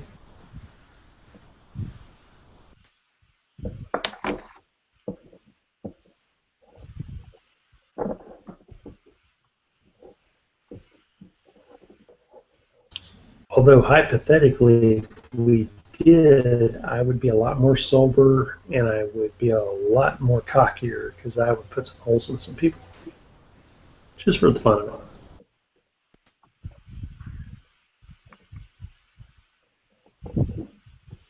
Well, then there you have it. Pew pew pew! Pew pew pew!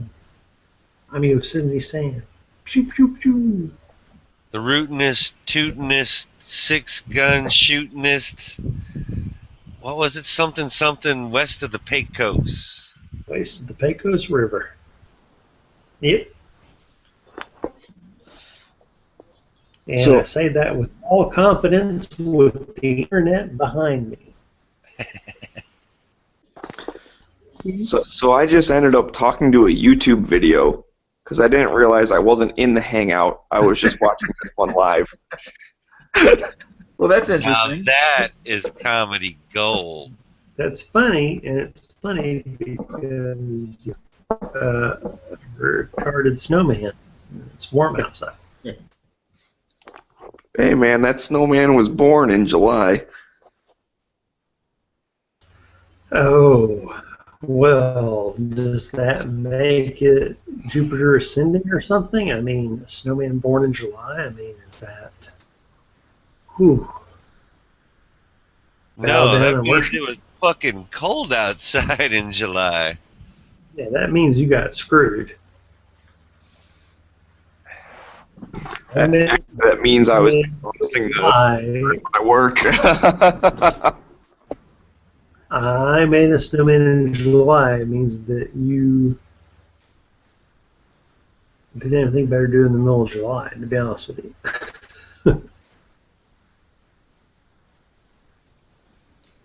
So Nate, when you cut your leather, do you put a glove on so you don't slice a finger off? No, I risked my fingers. And I've cut myself. Because the leather knives I've seen are sharp enough literally to take a finger or two right off. Nah, they're like X-Acto knives. That's a leather knife right there. Nathan's saying you'd have to put a little effort into it, I guess. Right, but in order to go through the very thick leather, they have to be sharp and strong enough that it would be nothing to go through a finger. They actually have to be made with enough flex to cut around edges on leather. Oh, okay. Sharpen them to the point that they are just as sharp as X-Acto knives, but they have to have flex in the blade to curve around things. Now, granted, when you run across a finger, it hurts like hell and cuts right through it. But that's the trick. Don't do that.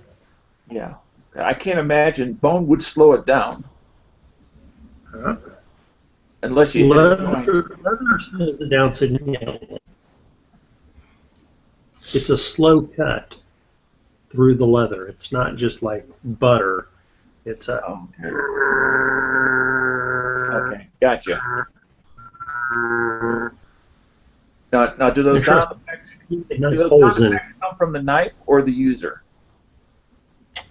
No, it's the knife sharpness. Trust me.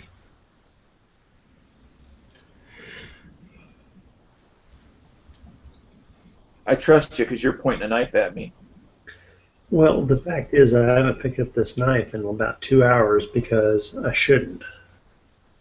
But this is for demonstration purposes. Anyway, I got a nice big hole in the top of my arm for the one time it slipped while I was pulling it towards me, and it went boop, and it exited the leather and just went right in the top of my arm. It only went about a half-inch deep into my muscle.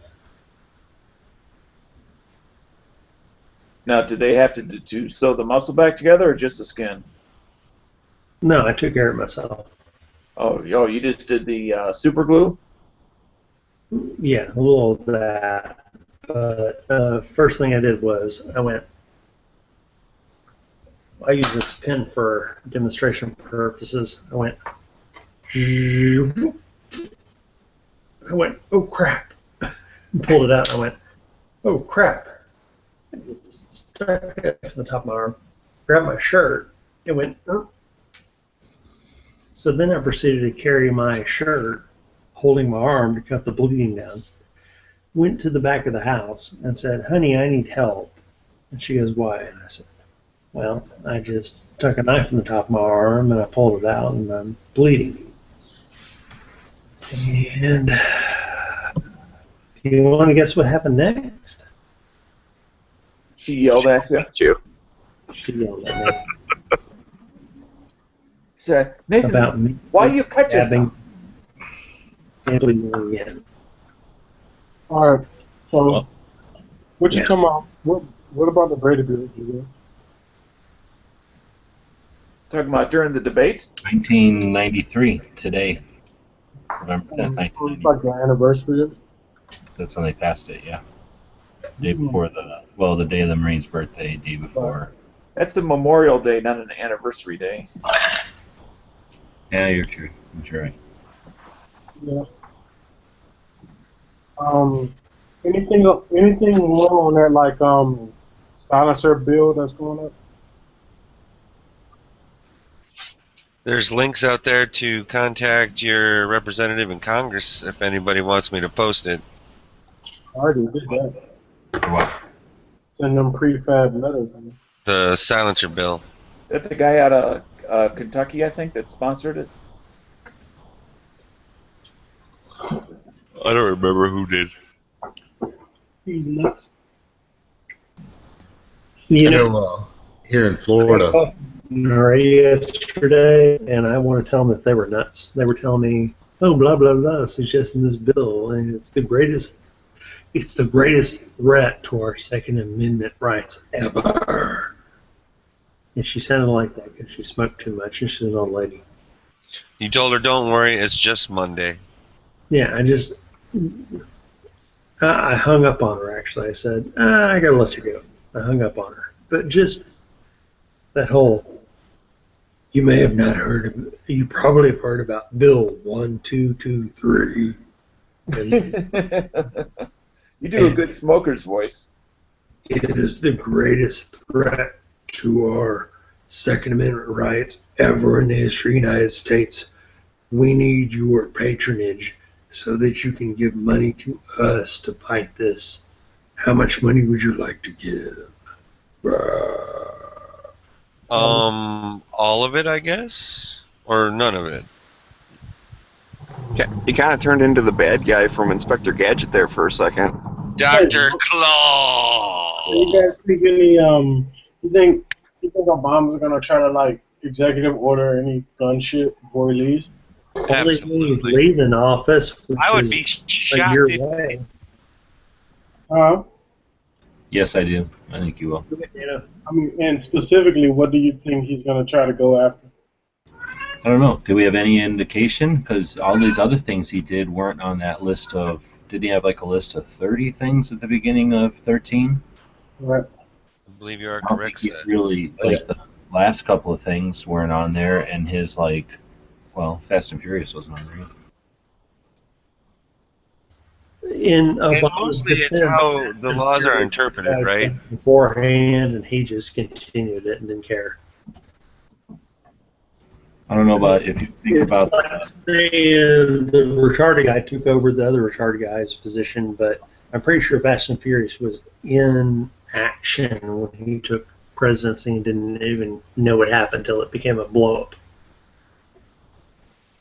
I don't know that is correct. Fast and the Furious is his. So. Did he create it? Started with what, Operation Choke Point, or Choke Point was after? That was his attorney general, wasn't it? Wide receiver was Mike Daddy, and that was okay. Bush, and then Fast and Furious was this guy. Mr. Obama. Okay, yeah, I thought it was something like that. Because Well, didn't you have a chat with very the dumb, Mike guy? The very dumb Korean order.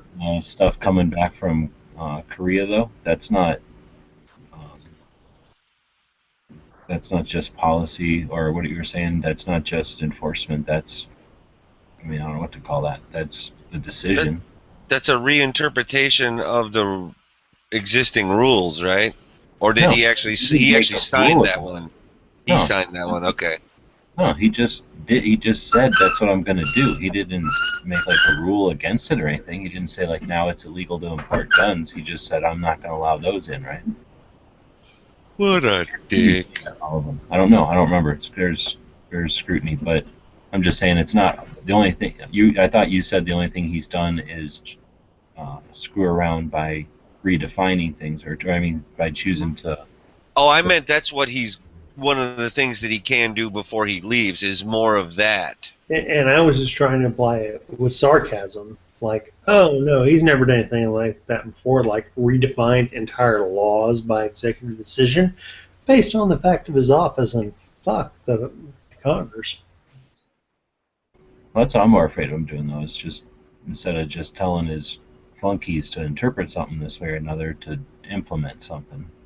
Yeah. To be reversed, because then it's less than just saying, or it would take more than just saying, quit doing whatever he said to do or start doing what he said not to do.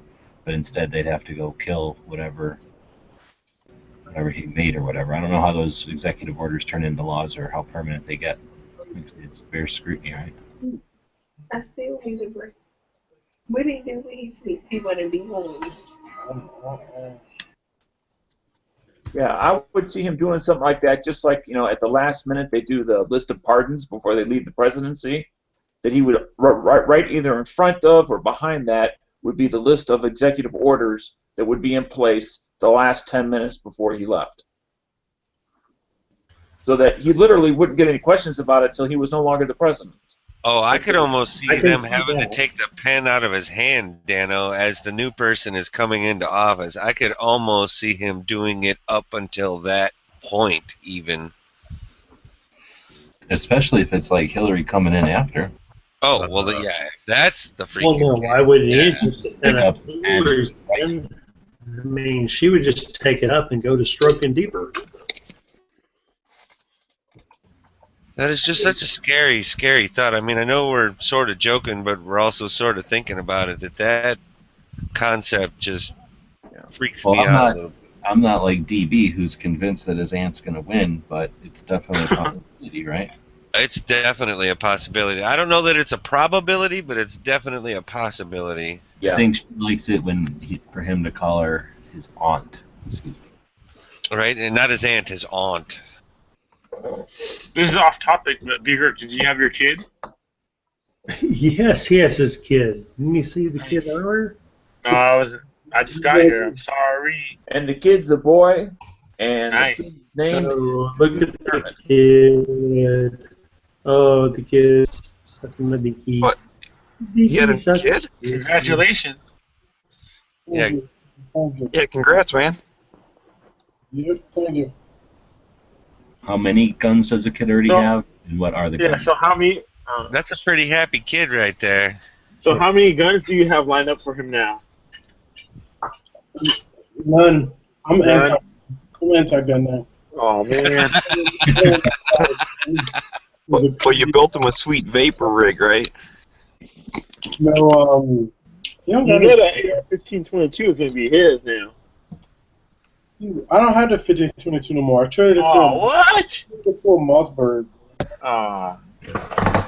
Hey, at least Keystone, Uncle Keystone has one. So But, I'll come by and shoot up it.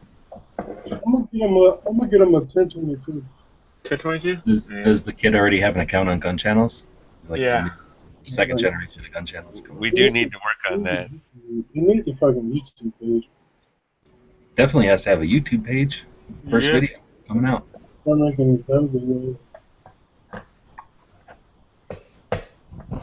So is the deal now that we have to ask the Like a grown person running the chat who's going to stop box? Otherwise, we get no toolbox. What'd you say, Dan? Is that how that works? That the host of the chat has to add the toolbox for everybody. Otherwise, we don't get it. No, that's just sometimes Google doesn't give you the toolbox because it's not a on-off switch from the host. It's just that I've noticed that too. Sometimes I'll log on and it won't be there. Yeah. Because like I didn't have it, and then I logged back in, and all of a sudden it was there. Yeah. Sometimes you refresh and it comes back. Alright. Yep. Nah, he has some guns and shit. I don't know, maybe if I can get Jaeger to donate some. Hey, G-Webs, when you do get time, you do want to watch that B-team debate, dude, for sure. I probably will. Who else was on besides Huckabee? I'm trying to remember who else was. Santorum. Who's that? Rick Santorum. Rick Santorum. Oh, is he Wisconsin? No. That would have been Walker, but And then the governor of Ohio. Ohio. I thought he was on G-Webs, just Google Santorum and see what comes up. No, don't fall for it, G. Do not do that. Do not do that. Why? You're not gonna like the pictures that come up for Santorum. He got busted, kind of being unscrupulous with some of his dicks. Back when he was a congressman a decade ago, he complained so much about homosexuals that a guy who was a homosexual activist said, everyone make it a Google search that Rick Santorum will show up as whatever comes out that is frothy and white from homosexual sex. No, again, yuck. But to answer your question, G-Webs, it was Santorum, Christie, Huck, and Jindal. And Jindal was a fucking douchebag the whole fucking time. So now we have a new word called being a Jindal. Oh, excuse me, I gotta go take a Jindal. Exactly. Yeah, it was terrible because nobody else attacked the other candidates, but he and that was his go-to. How do you not spell? answer the actual question? It was defer to these guys and da da da. He was just terrible. Huck did good. Christie I didn't believe, but he did good, and Santorum did pretty good. But Huck, one of his things was he talked about abolishing the IRS was one of the things that he was talking about. And he was the first one to talk about bringing jobs back to America and manufacturing jobs and arms manufacturing. I think he even slipped in there with his Pro 2A approach. I wish he was more popular, Mr. Huckabee. I'm not saying he's not cuckoo for Cocoa Puffs, but he's less crazy than some of those fools I've seen today. You guys have any Black Friday deals or items you're looking for? One of G-Web's decades. Yeah, if anything, that's one of the things I want to try and save up for, I think. Black Friday, when is that? That's this month, right? Yeah. Yeah.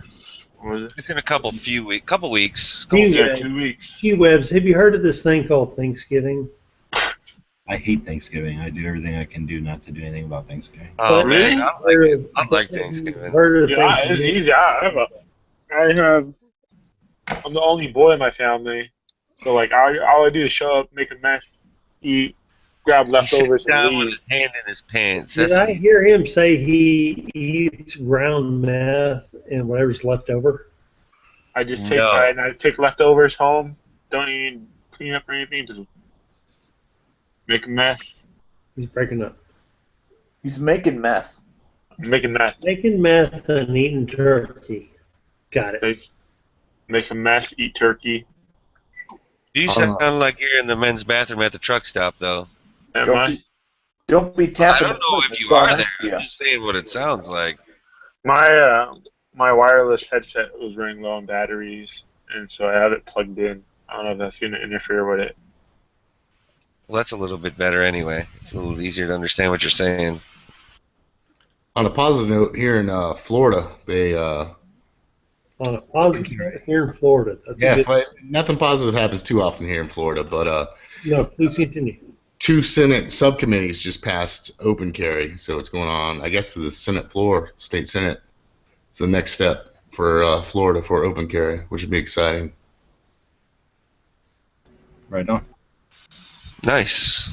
Way to go.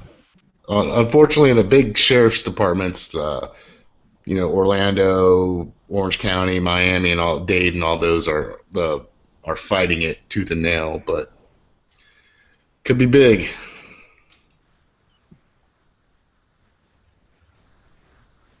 Why they don't want people open carrying? They are completely against it. They keep talking about motorcycle gangs and all sorts of stuff they're just throwing out. Because they prefer to live in ignorance.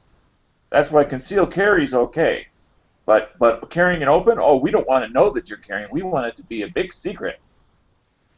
Texas goes into effect January 1st, and Florida was the very first state to do concealed carry, which passed on to Texas 20 years ago.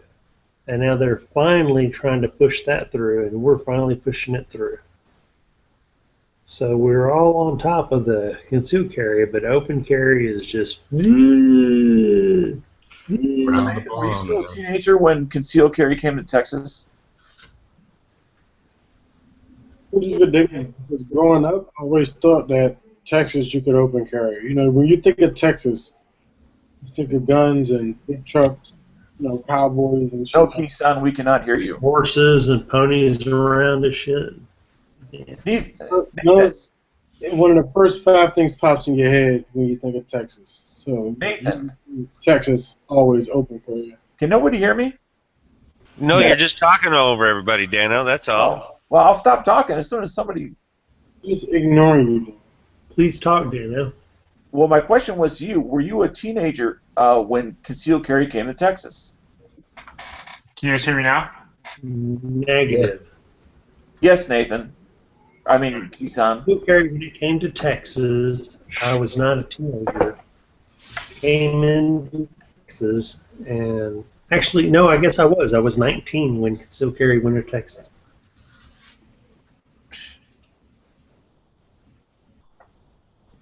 I was 19 years old. The correct term is being back to Texas. It was taken away from us. We're just now getting it back again.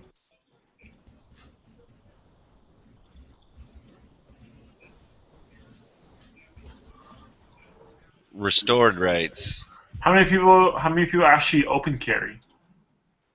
Hell, I want to be January 1st. I occasionally do. I'd love the option to. Shit, I'd love either option. Are you kidding? Yeah, I suppose for Z, it's really got to hurt. I open carry the first month of my 21st birthday until I got my permit, and then concealed carry. Hey, do they give out non-resident permits in Arizona? Yes. Yeah. Do they do like a background check and all that shit? Yes. Oh, okay, but not for resident permits. If you go get a resident permit, they're still going to do a background check, yes. The permit is all. There's constitutional. Yeah, I'm saying, you don't have to have one. If you want one, they still do a check. Right. That's why it works as the 4473, and it has reciprocity because it's... Okay, I got you. But Girth, he can put forth a special rule there in Arizona to have a Igor-type assistant who's armed, just like you. You just got to put in the proper paperwork. I'm trying to get one of y'all to sign up for this assistant position, man. This assistant? Personal assistant? Who wants to be the gun Igor? G-Web seen my... G-Web's, man. You like these? G-Web's would be a good candidate because G-Web's is like 7 feet tall. G-Webs don't fall for it. He's playing with sex toy gloves. The cool patches, though. They're full of Santorum.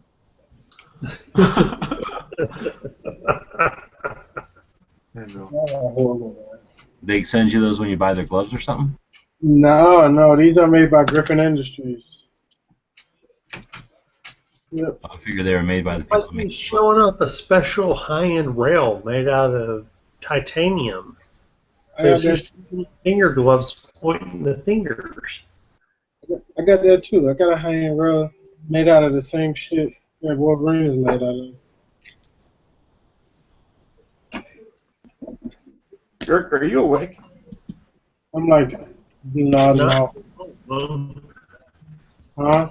I'd say he's probably borderline exhausted, if I had to guess. I ain't part exhausted.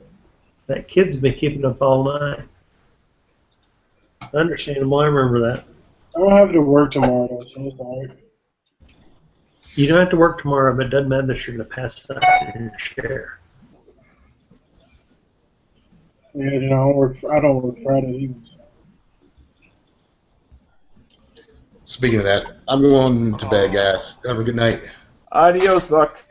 Take care, bro. Yeah, take off before we get on your case for about when you got to work. Always good to get more people from Florida. Do we have anybody else except for Sean in Florida?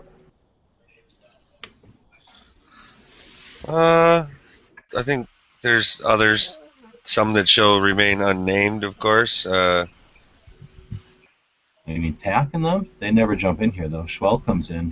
Is he in Florida, though? I think so. Yeah, he's right down the road from Big Three or whatever. Yeah. I probably get. There's definitely some others from Florida. I can't remember who right now though. Daniel's from Florida. You get Tag Daddy punk ass. Daniel ain't from Florida. What was the name of the He lives in Washington, but he's originally from Florida. Nobody cares where we're from. We're talking about where we're where we're logging in from. Oh yeah. Tag Daddy don't roll into these discussions unless we have promise of some type of merchandise or promotion. It has been a while, hasn't it? What? Tag. Oh, having Daniel? Me and Daniel hung out last weekend. 2 weekends ago. Daniel was in a chat 2 weeks ago? No, well, we hung out in person, in real life. Real world. Real world. What's that? We did that 19-mile hike. The whole time. He hasn't he moved from the outskirts of Seattle into the downtown Seattle, so he hasn't been able to get set up and start up his reloading or anything like that lately. And his gun range was in the other city that he was in, so now it's a little bit further away. But he started a new job and everything. Beginning of summer. Dude, I wish I had somebody on gun channels around my age that lived in my area. Yeah. Oh. Fuck yeah. Is Marco not your age, or he doesn't live down the road from you? He lives technically in a different state. Well, Marco's 30 minutes away. We're close. But honestly, we're both super busy all the time. He's way more busy than me. Right. He always wants to do shit last minute. He'll hit me the day before, yo, I'm going to the range tomorrow. What you doing? Dude, it's a fucking Tuesday. I gotta work. Yeah. Going up on a Tuesday. Clocking in. He's lunching. And then he goes I don't know, this is weird, super fucking early or something like that. I get off work till 5. Well, and now as a father, you have a lot less time for yourself too. Oh, yeah. Well, now that, yeah. But he has a job now, so he's always fucking tied up. Daniel's the same way. He'll ask me to do something, and it'll be the day of or the day before. Last time I seen Marco, it was when Hasnasi came down and we went out to go see him. Oh, nice. That's cool.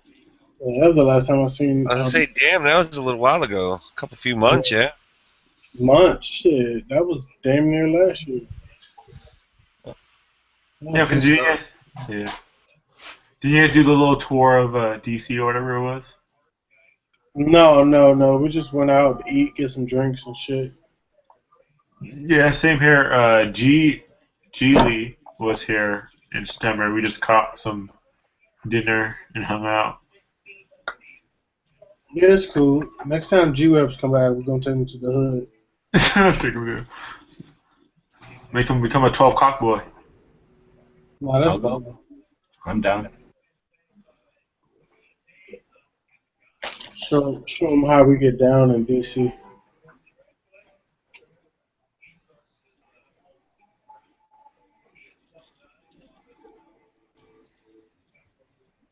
You know, DC's constitutional carry too. I think tomorrow I'm gonna go elk hunting. Try. Try to go elk hunting? Yeah. Isn't that something you gotta like set up your spot like way in advance? You just don't just go out there and wing it. Where they're running around like freaking deer. Or Yeah. cattle. We have a lot over here, so but they're just elusive too, so you just gotta be at the right place at the right time. It's all about luck.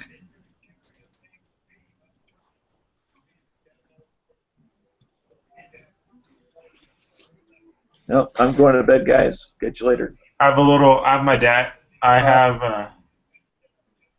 a boy's rifle right now. I have a 20-inch 308 Remington 788.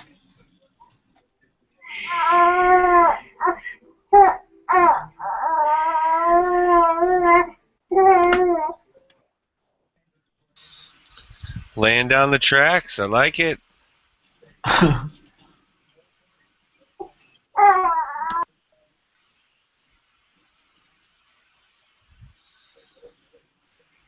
That's a good daddy right there.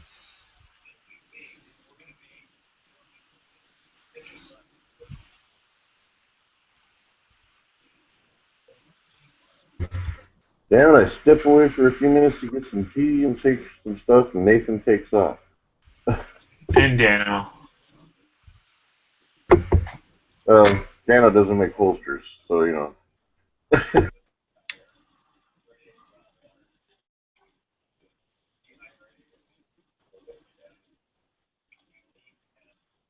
Like, talking about holsters, I'm still set with my cheap plastic 511 holster. Inside the waistband. That's kind of like why I was wanting to talk to Nathan. I just ordered the stuff on his website.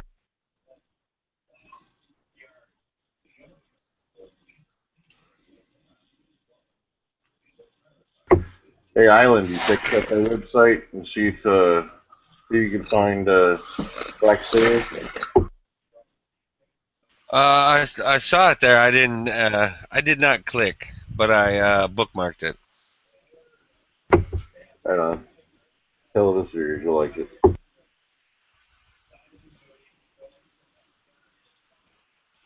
I'm always afraid when I see stuff like that. I'm like, okay, here's your next test, Symantec, McAfee. I don't. It's good, dude. You don't have to worry about it. Yeah. I never had any issues, so. I'm just saying, I'm just mindful. Didn't mean to imply that there was anything wrong with it. Oh no, I'm just saying. No, you're being smart, dude. I mean, with the way shit is out there nowadays, you can end up frying your computer by opening something. G-Webs, where was those crabs at? Those blue crabs.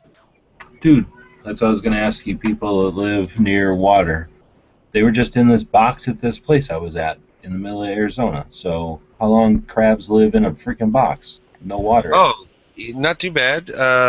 Couple of few days, especially if they are airshipped. And I would guess that they were from Maryland. Maryland I'm saying maybe it's Maryland or maybe crabs? Be like Texas. Blue crab. Really? Blue crab is famous in Maryland. It was at like I don't know. But don't they have blue crab? Anyway, I didn't expect them to be alive. I just saw a blue crab, so I threw my knife in there. And then I went to grab your blue spider crab. Bitches, give me my knife back. Yeah, a lot of we have Dungeness crabs, and they kind of like if you were to crab them, they pretty much die by the time you get home. They're like really lethargic and everything.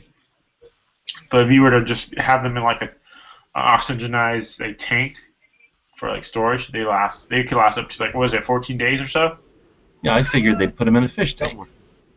Like like those big old like commercial fishing boats, like crabbing I've fishing seen boats. Deadliest Catch, dude. Come on, man. They're on their boat for like 14 days or so, 14 to like 21 days.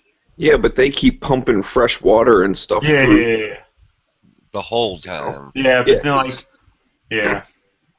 I'm just I saying. remember like their pump broke one day, and they're like, "Oh shit, we're losing all our crab." They had to like run back. Yeah, but even in the like confined spaces, they can only last like 2 to 3 weeks, or else they'll start dying.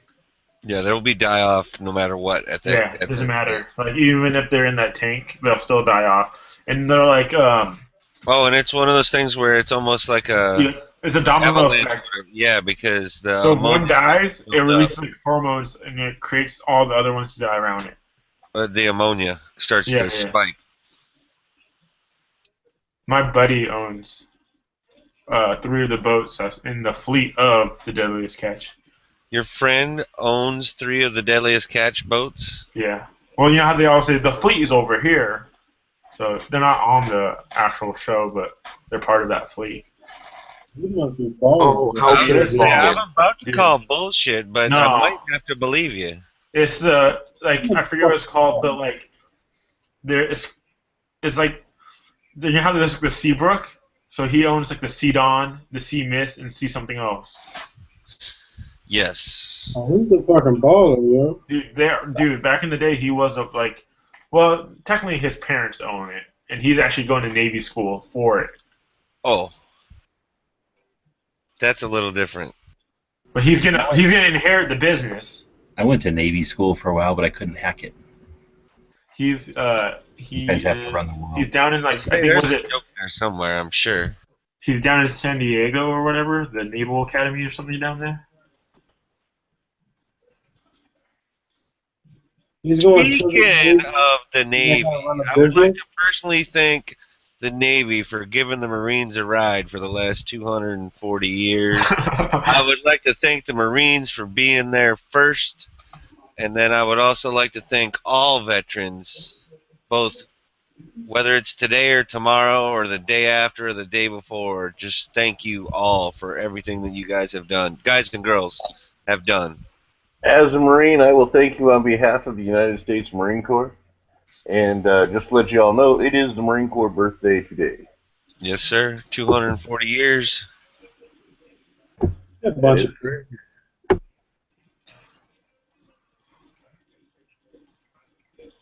Should have joined already. Oh.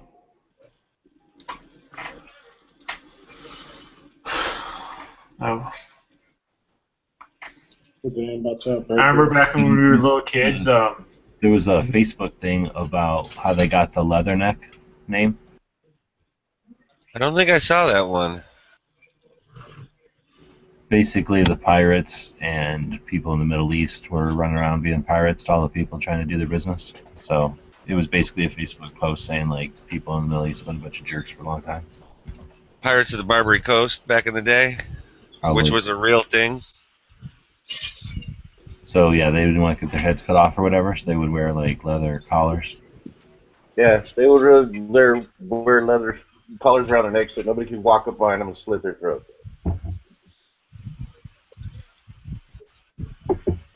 Well, F that. We also got the nickname Crazy Yellow Legs from the Chinese when they tried to, well, they were going to invade Okinawa and try and take it. Was it Okinawa or Taiwan? It was Taiwan. The Chinese were going down to Taiwan to try and take it over, and they saw the Marines there. And at the time, we had gone to wearing our yellow leggings again, and they said, "Oh shit, it's the Crazy Yellow Legs," and they turned around and went home. Probably the right call.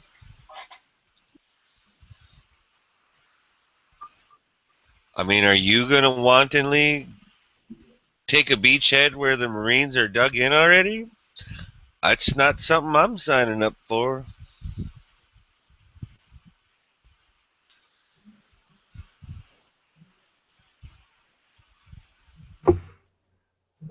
Well, Yeah, you know.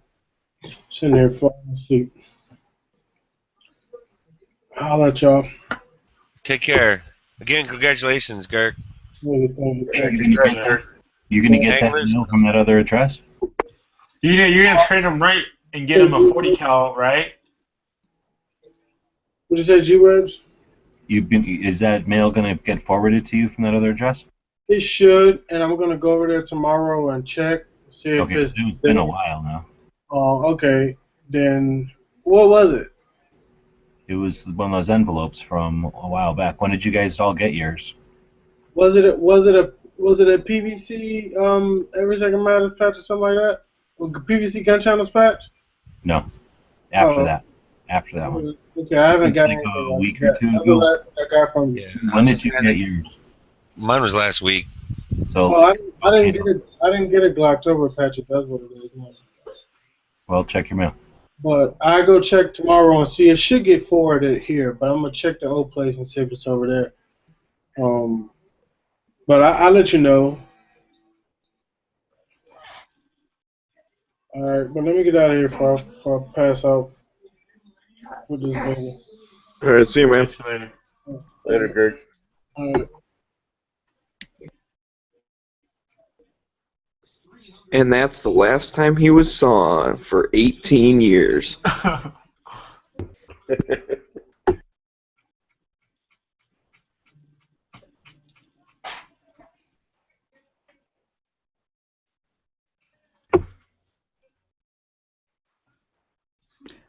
I'm excited to fly home on Friday so I get to check my mail.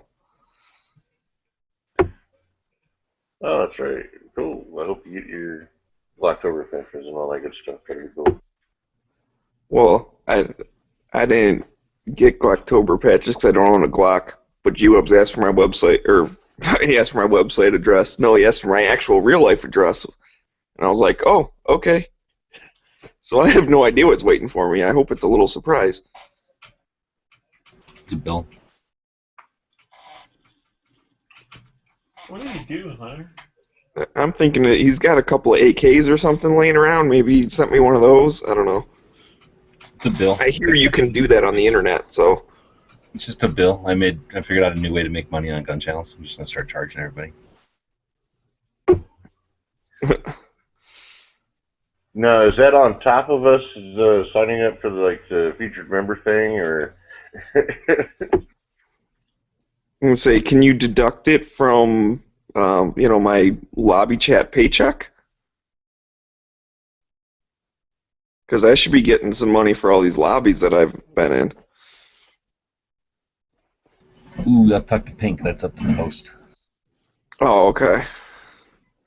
So you charge me, Pink's supposed to reimburse me. All right, I got it.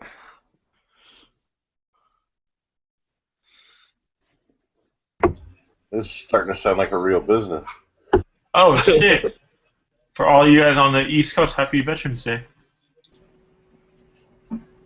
Wait a minute. Are we allowed to say Happy Veterans Day? Yeah, it's Memorial Day.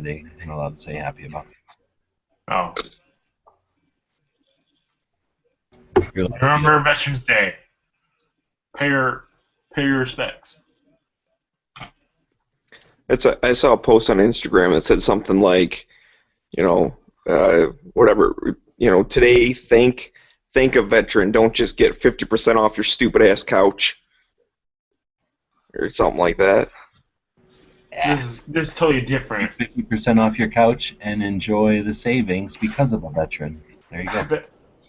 Yeah. This is kind of the same subject, but totally way off. One girl was going crazy on Facebook saying that you guys shouldn't be taking this day lightly or whatever. So and so. Think about all the veterans or whatever. Like when you have your day off, and the lady was like, "This is Labor Day. We're meant to have this day off." But she was like ranting and raving, and she got People that. trying to give people a guilt trip like on the other holidays for veterans. You mean? Yeah. have the 4th of July if it wasn't for veterans. But no, she was saying, but she totally got Veterans Day and Labor Day mixed up. Well, if you really want to get technical, we wouldn't have any of our holidays if it wasn't for veterans. Yeah, well, she was saying that it shouldn't be like just for a day off from your work or something like that, and that's like the whole point of Labor Day. I'm offended by Labor Day because I try not to do any work when I go to work. Yeah, exactly. I just get paid extra. Smeggy's got a sign above his desk says, "Working hard and hardly worth it." No, it's work smart, not hard. Well, I guess I got to start working hard. Because you ain't smart. Sorry.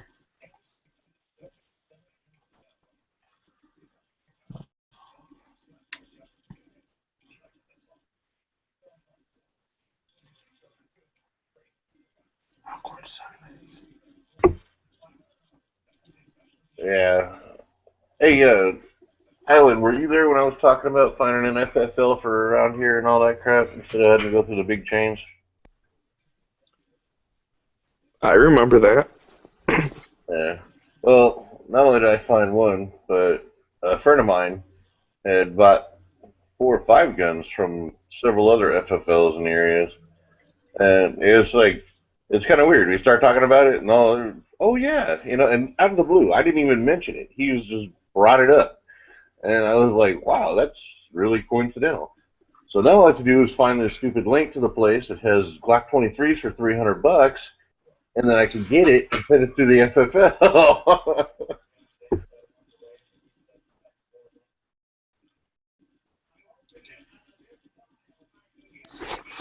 Yeah, my buddy was looking into, getting his FFL and just like running it out of his house doing transfer kind of stuff. But he ended up not really going through it because he just wasn't too keen on like all of the restrictions and how they can come by and inspect you whenever they want. Oh, the audits. You get Yeah, and audits. if you're running it in your house, they can just like search your whole house or whatever because that's considered like the whole thing. And he realized for what it'd be worth, because he wasn't really going to make a business out of it. He just wanted, like, to do it for friends or, make a little bit of side money. He decided the hassle wasn't worth it. I think there's one guy that does it over here, and he makes, I forget how he did it, but he zoned out his garage, so it'd be like apartment A and apartment B. Technically it's still his house, but it's like a detached garage. So that's the only way, the only thing they can search is that garage. Yeah, I don't know how that would work with being attached. I mean, I could see if it was like a separate building. Yeah, it was That would detached. be totally fine, but It was a detached. oh, then yeah, that makes a little more sense. But and again, it's not like it's a huge deal. I mean, I'm sure they don't really bother those guys that much, but it's not worth really, like I said, the hassle and the risk. Because if they get a hair up their ass, they want to mess with you. They could make your life hell, They can do that anyway. I mean, look at. Well, yeah, but it makes it easier for them to do it. They have more They have more of a probable cause, I guess.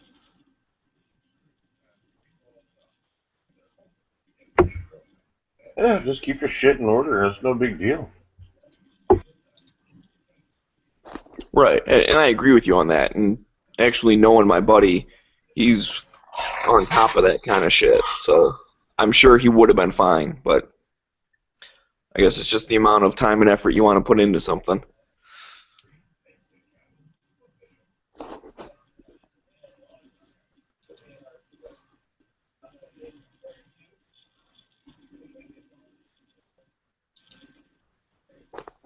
So I was bummed out because I was like, oh, sweet. I'll just get all my shit sent to him. Probably won't even charge me. Because he goes up north hunting with me every year. So I'll be like, hey, payback for letting you use my land. You gotta transfer all my guns. Oh yeah, I don't see them charging you anything unless you freaking have to pay fees for something, you know?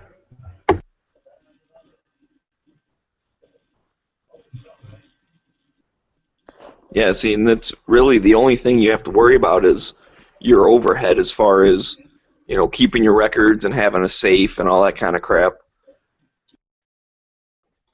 So it doesn't really cost them anything like per transfer. It's just they always charge to make up for the overhead and whatnot. And I think, don't you have to renew the license all the time and stuff? So Yeah, I was actually told I was gonna. It'd be kind of cool. I can't get an FFL because I don't have a house. I rent an apartment. If I had a place of business, that would be different.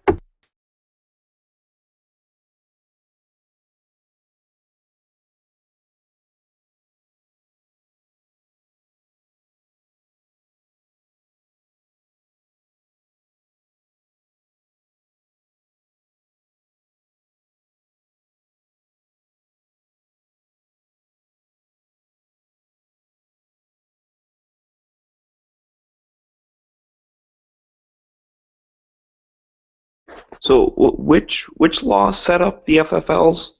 Was that the 1960? No, it's like 38 or something. 39. I'm almost in this clip.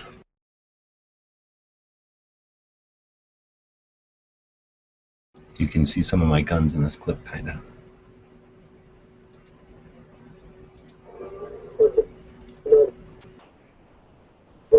Clip of what? What are you talking about? Nah, you can't really. You can see a stand that they're sitting on, but not the guns themselves.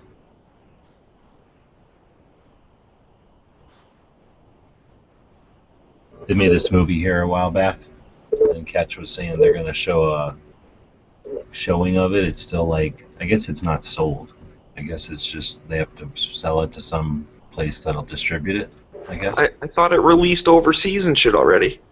No, just in that film festival. So now it's in another film festival, but it sounds like it's somewhere near where Catch is going to be. But they have a way longer, or at least a different clip, and it's got a chunk from the gun show, and then it's got a picture of Tucson Guns. Looks like they're buying guns at a Tucson Gun. I wonder if that'll be good for their business or bad for their business. That's cool. I just watched it. So is it about like the Fast and Furious then? Yeah. Or no. I guess it's more like about the kid, the Fast and Furious situation, I guess. Mm-hmm. So where's it at?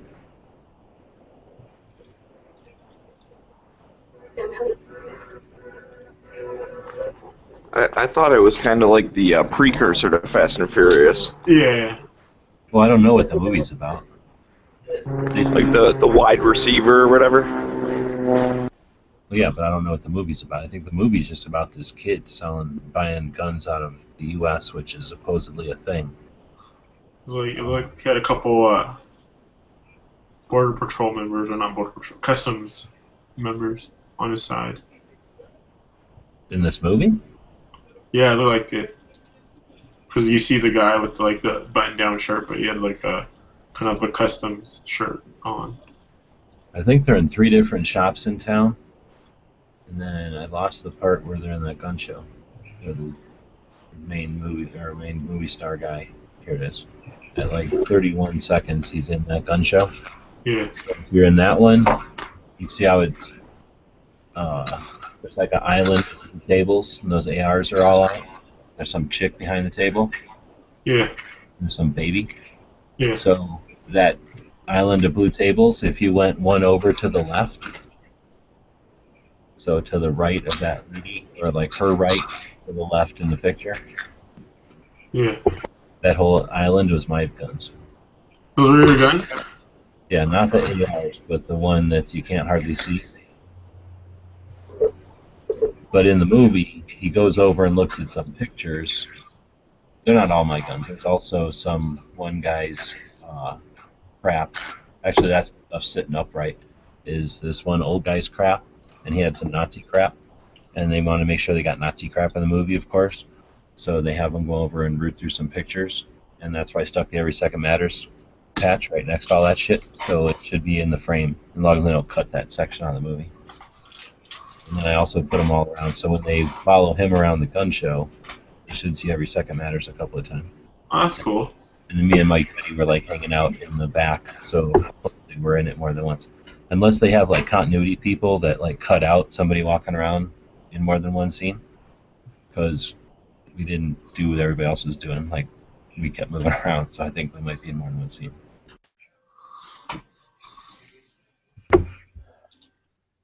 Tim Roth is a good actor.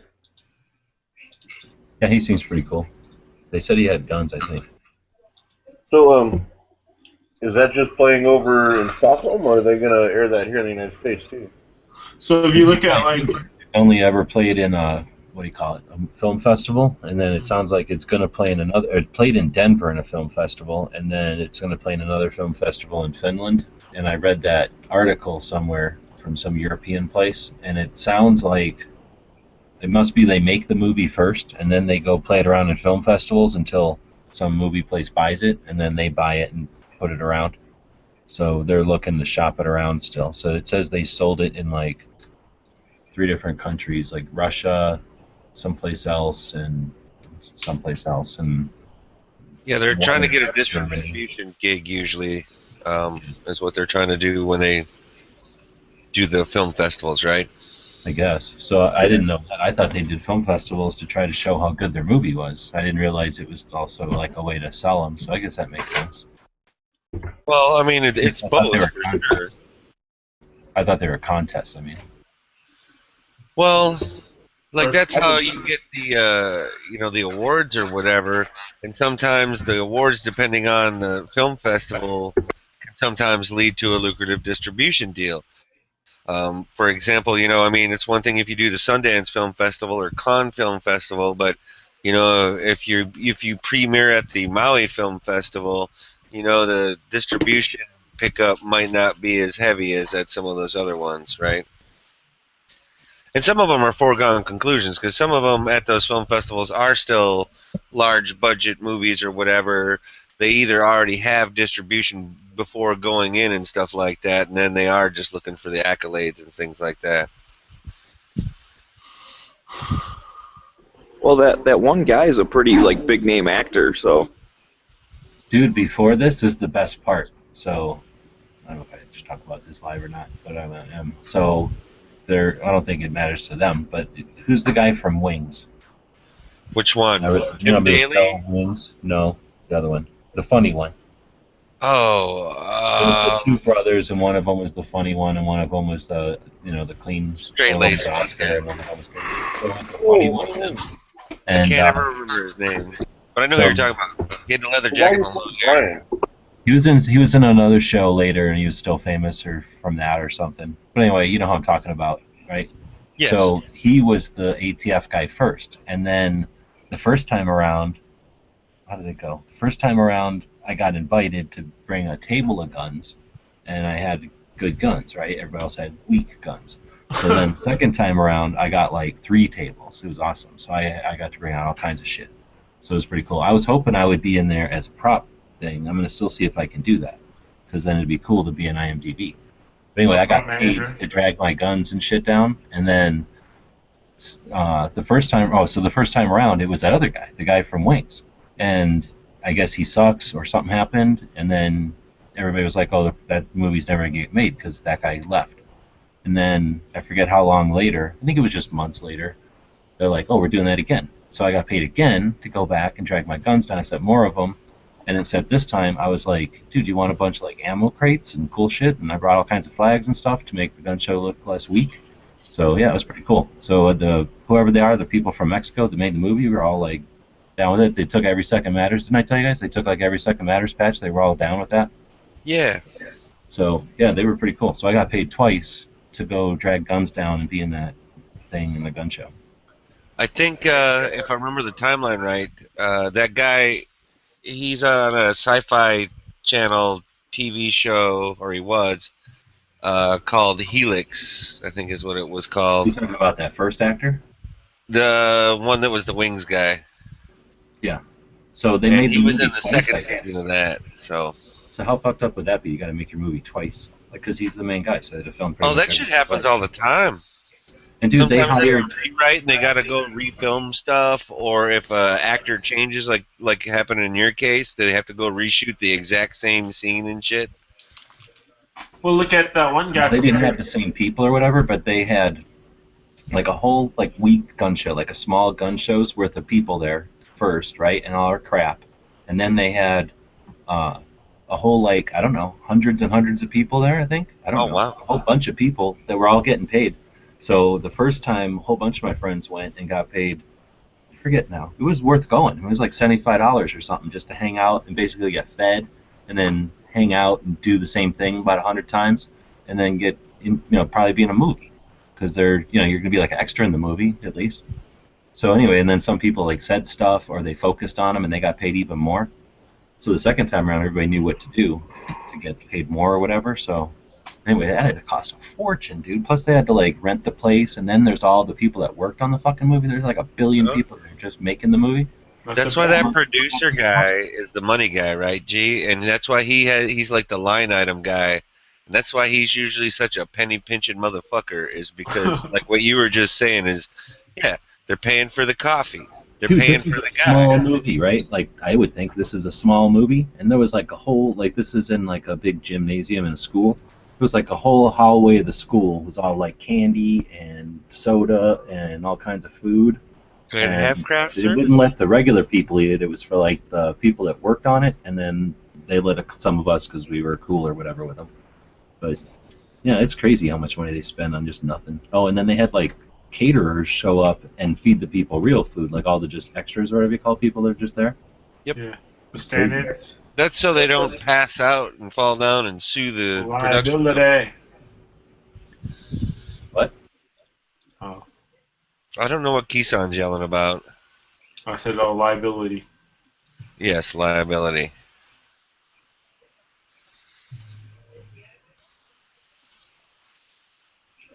And depending on who the food truck or the caterer is, sometimes that can be fantastic.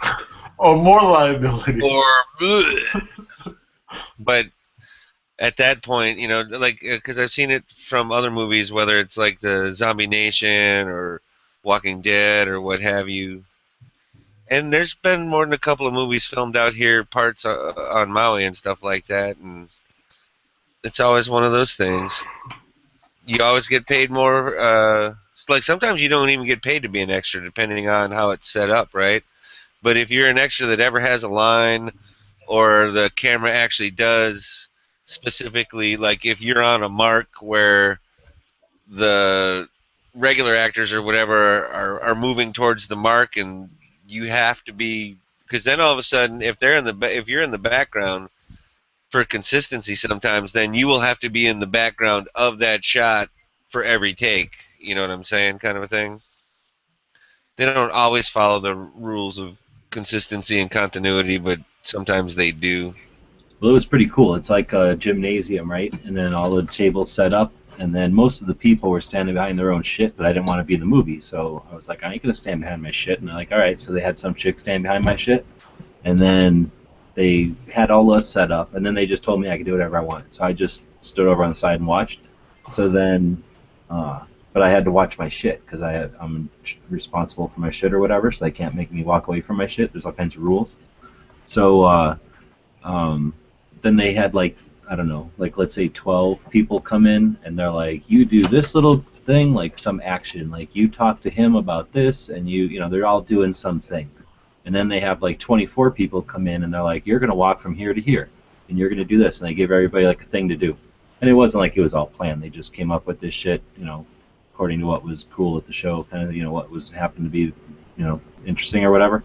And then they brought in like 30 people or more, and they were like supposed to like walk on predetermined paths, so that then they would go, okay, action or whatever, and then everybody would do their thing, like go from here to there, or do their little talk, or pick something up, or whatever it was. And then, I don't know, they did that like countless times. And then eventually they like brought in the cameras, and they walked around on their little tour, and then once everybody knew what they were going to do, then they bring the actors in. because they probably were sitting in their trailer doing nothing for all that time, so they wouldn't get tired. And Hair then, and makeup, baby. Hair and makeup. yeah, exactly. So then they come in and do their thing. Oh, and then they explain everything like this is gonna happen, this is gonna happen. You're all gonna be quiet here, and this and that. And these people that were there are all like extras for like their hobby or their living. Like they all know what they're doing. It's kind of neat. So then, yeah, if they'd be like, you're gonna walk over here, and everybody's gonna be quiet. And then like the whole room just got quiet. Like it was pretty neat seeing a whole bunch of people that kind of know what they're doing and are like paying attention and doing it. So it was kind of neat. And anyway, so then they were doing all this, right? That's how they do it. They get it all figured out, and then they practice it a bunch of times. Then they bring the actors in, and they do it just a few times. But then, they got to do everything twice, like you're saying, or whatever, to make sure they got it all. So everybody's got their thing to do, except me and Mike Daddy, who are just standing there. So every time they'd walk around, we would just go, like, hang out somewhere else. That we'd always be in the camera shot, or, like, over there, or, like, hanging out over here this time. So I'm thinking that they're probably either swearing or they didn't notice us at all because they're just used to everything being right. And we'll either be in a bunch of scenes or we won't be in any scenes. Like, we'll cut all out because we've ruined it. But I don't know. I did that both times too, so I don't know what to make of that. Like, if they would have yelled at me the second time because I did it the first time, you know what I mean? So I don't know if they finished it or what the fuck. But either I'm in it or I'm not in it. We had a... Never mind. Never mind. I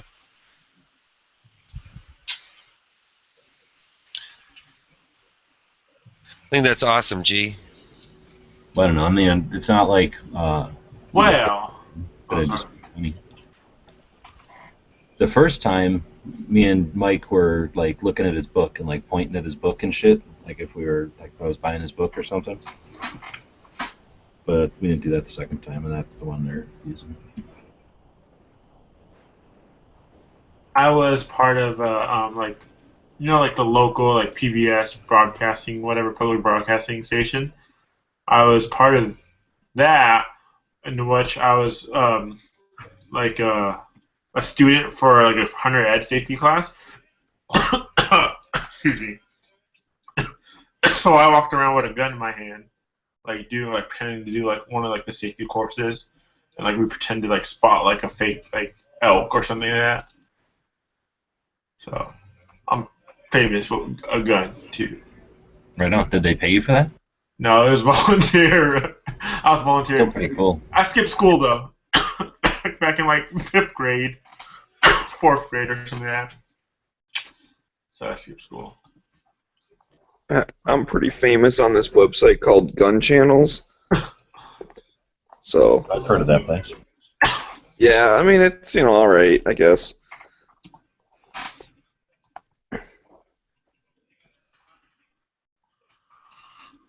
Trying to find it.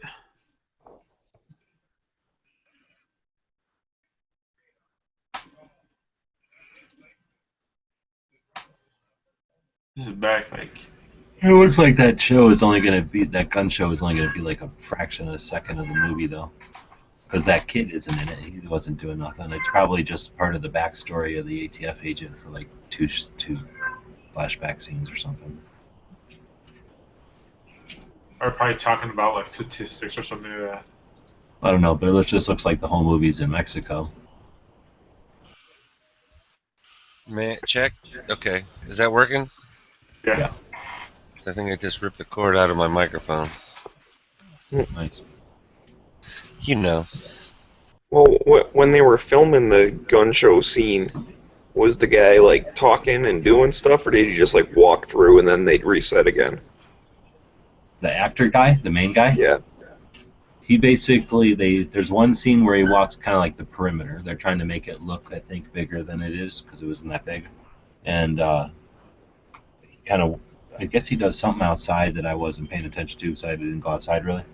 And then comes inside into there, and then he walks around, and then they did that a few times. And then after lunch, I think they did where he kind of walks up to a guy who's supposed to be like a vendor at a gun show, but I don't think he's like in the movie or anything, like a character in the movie or anything. He's just like, guy at gun show or whatever.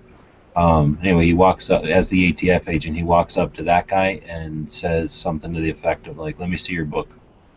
as if that's something that ATF could ever do, and as if fucking anybody brings their book to a gun show. It's ridiculous. But anyway, he picks up this like book from the guy, like a paper, like a notebook, and like looks at it, stupid, and then I think they cut, and then it's like the main actor guy, like walking kind of out of it, except not. You know how they do in a movie, like they're filming him walking out, but he's really walking kind of across. But they're just trying to make it look big, I think, like if he was walking through more show than he did. So anyway, that's all there is. So I don't know. There's the part where he says something, but I mean, they did make him say it a bunch of times, so I'm sure they got the audio. But I mean, I don't know. I mean, I guess it's a scene. I would think it's a scene they could cut because it's a stupid scene. But then again, what else did they even do there except for walking around? So that's why I'm thinking it might just be they spent all that money, seriously, a lot of money, just to have a scene or two that isn't even all that good. He could have just gone to a regular gun show, I guess. I don't know why. I guess because they have to own everything, the rights to everything. Because you have to sign a thing that says you can use my shit, I guess, in your movie. Or the extras probably have to say you can use my likeness.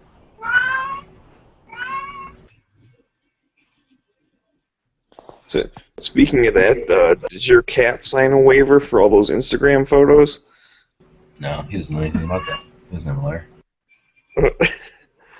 I thought that was funny, that look you get. Oh, I'm sorry, are you trying to do something important? Seriously, whenever I put that thing down to take pictures, he's like, oh, thank you. Like, I needed this blanket here because I don't like to lay on things directly. I like having this blanket down.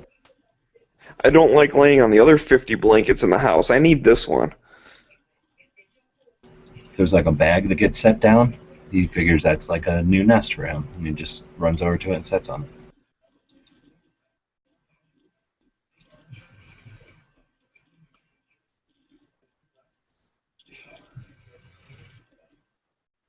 it. You should use those pictures anyways for Gunbroker. You gotta put down what's it called? A disclaimer. Cat sold separately or something like that.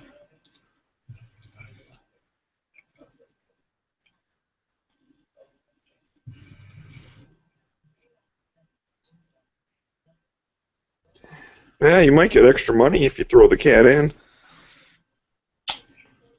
Hey, did anybody watch that video about the worst firearms instructor that No put up? I don't want to spend 4 minutes if it's lame. I did not watch it. I have no idea what you're talking about. There must be some funny video on the front page. A bunch of people commented, but I don't really just want to spend 4 minutes looking at it. I don't have that kind of time. Busy.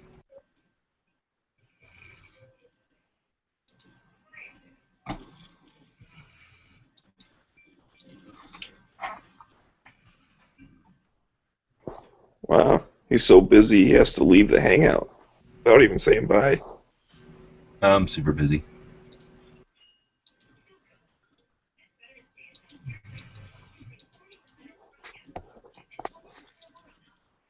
I don't got time to say bye to these people. I'm out of here. Yeah, I'm in a movie. That's what This thing has some sort of like 20-minute timeout or something, and it just kicks me out every 20 minutes or something. Or every 40 minutes. I don't know what the schedule is yet. That's kind of weird. Because I've sat in chats for hours. Oh no, it's just this machine. Ever since I got it, it's got some sort of glitch or something that I don't know that's running on it that does that. It's some periodic thing. It always kicks me out.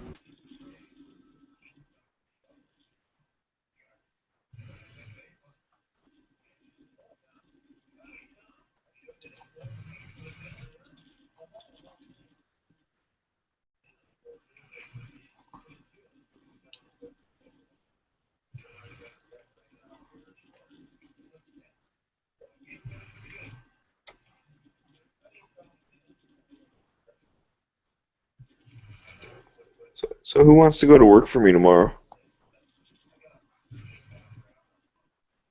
You sound well. Oh, awesome. I was going to ask if you're going to send a private jet to pick me up.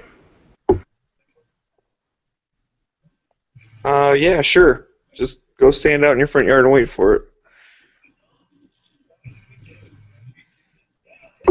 Okie silly okie.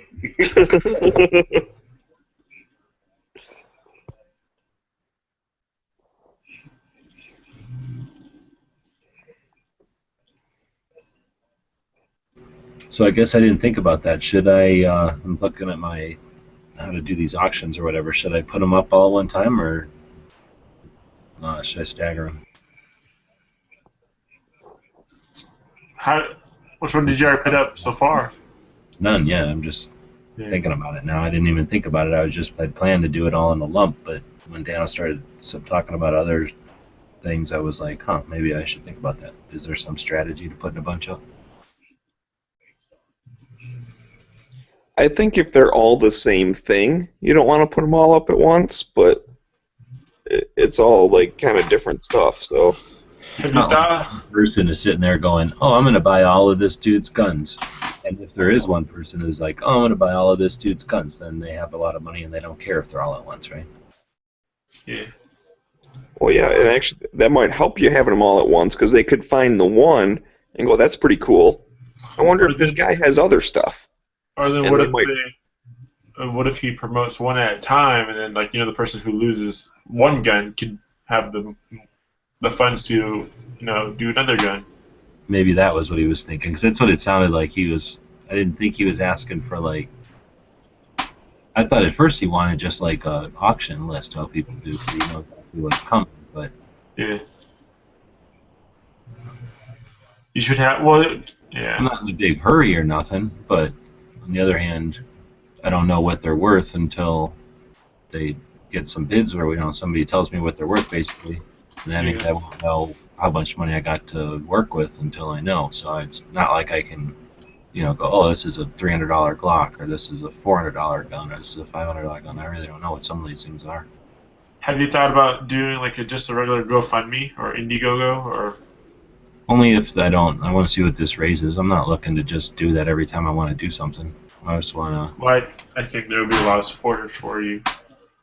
I'm sure. And then you can make a patch and give it away.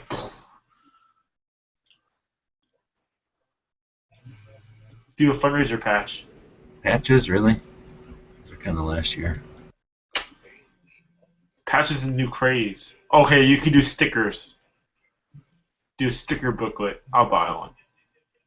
I think what I'm going to start doing is those gauges that people stick in their ears, because I think that'll be the next patch. I'm going to buy a book. Everybody has Velcro on their windbreaker, but everybody's got 2 ears. Oh, nice. You could do temporary tattoos. And then some people that are crazy would put them in their noses and shit, too. The limited edition, that's only if you donate X amount of dollars. Well, you do the tattoos, except they're they're permanent until there's a soap that removes them for a small donation.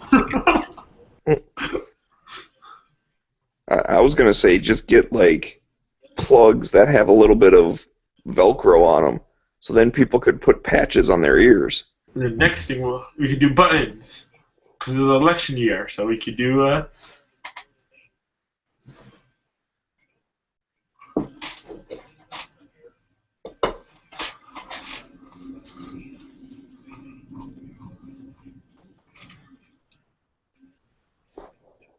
I don't know. I might get my ears pierced if I had some gun things to stick in them. Nah, I probably still wouldn't. I got a hole punch.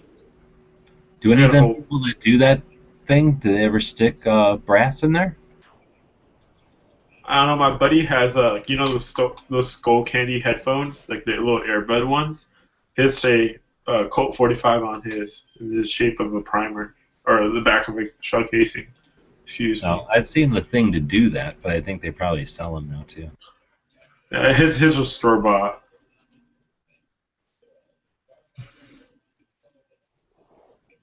But no, I've never seen anyone stick a chunk of brass through their ear hole.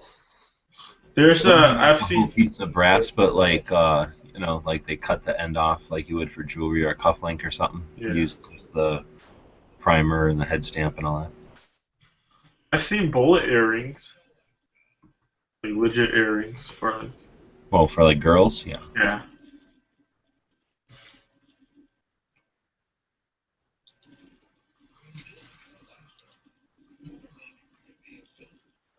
You can get 12 gauges. Oh.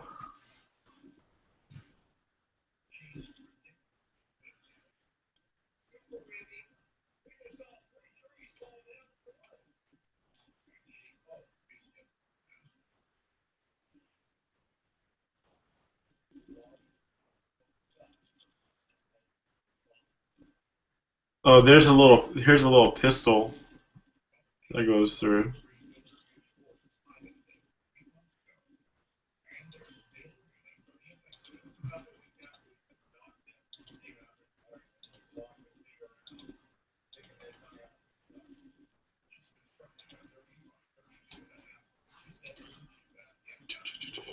Man, it's kind of amazing how much work goes into getting gold. What do you mean? Well, I'm watching this gold miners or whatever, Oh yeah. and just they move like huge like mountains of dirt for these little tiny specks just to like get them all added up so you actually get something. And how much gas and time and effort, and it's pretty crazy. I think in one of those like dredges, it costs them like $1,000 worth of gas just to run like the excavator a day or something like that. So they gotta find at least more than whatever, like an ounce, just to maintain the fuel cost.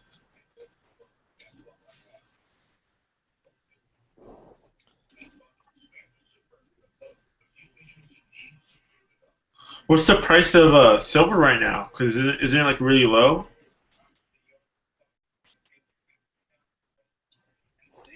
I don't have any idea. Last I heard anybody talk about it, it was low, but I don't remember. Because I remember spot value was like around like 16, 17 bucks or something like that an ounce. Check. Yeah, precious metals are all a conspiracy. That's $20 right now, so it went up. I just know when when gold was going nuts, and like Glenn Beck was doing commercials for, the world's gonna end tomorrow, buy gold. Like that was the sign to me, don't buy gold. Because every commercial that he puts out, he's selling a shit ton of it as soon as the price goes up. Because that just gets demand going, prices go sky high, and the people that have a shit ton of it just dump it all, and you're good to go. So it's right like now, those emails you get about stocks. Like, oh, this new company for 10 cents a share. It's like, you're not just emailing me out of the blue because you want to help me. You just want the price to go up because you probably own half the company, and then you're going to dump it.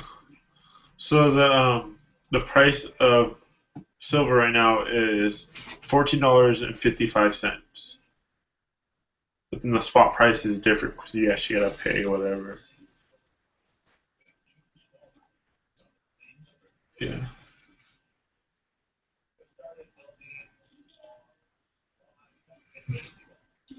It's because the oil prices are so low. That's the reason why. Commodities.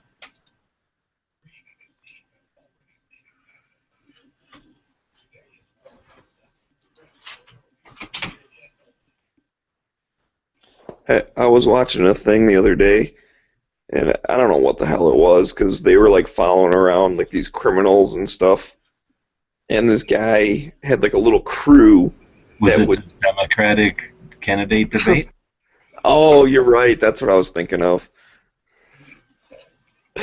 But no, anyways, this dude was like, would like steal copper from like a construction site or whatever. Oh yeah, Underworld. And so he had this whole like plan set up, and he's like, we're gonna do this one last job. It's more than we've ever like stolen at one time. But once we sell it, I'm gonna move out and never break a crime again or whatever. And then turns out like his crew backstabbed him, and they broke into the same place like the night before he was going to do it, because they've been staking this thing out for like a month. So they broke in the night before and got caught. So now obviously the company knows, hey, someone's trying to steal this shit. So they completely like put up cameras and everything. And he was like all pissed off. I'm like, you're really surprised that a group of criminals are gonna like not be faithful to each other and like stab each other in the back? So right now, I've been super busy. That's the reason why I haven't been hanging out with you guys. But my sister and I are buying a house right now. And so we were supposed to get the house like a month ago, but someone broke into the house while we were trying to buy it, and broke in and stole copper and stole like, was it 12 baseboard heaters and stuff like that? So it's been whatever. Yeah. Been getting fixed by the bank or whatever because it was a foreclosed house.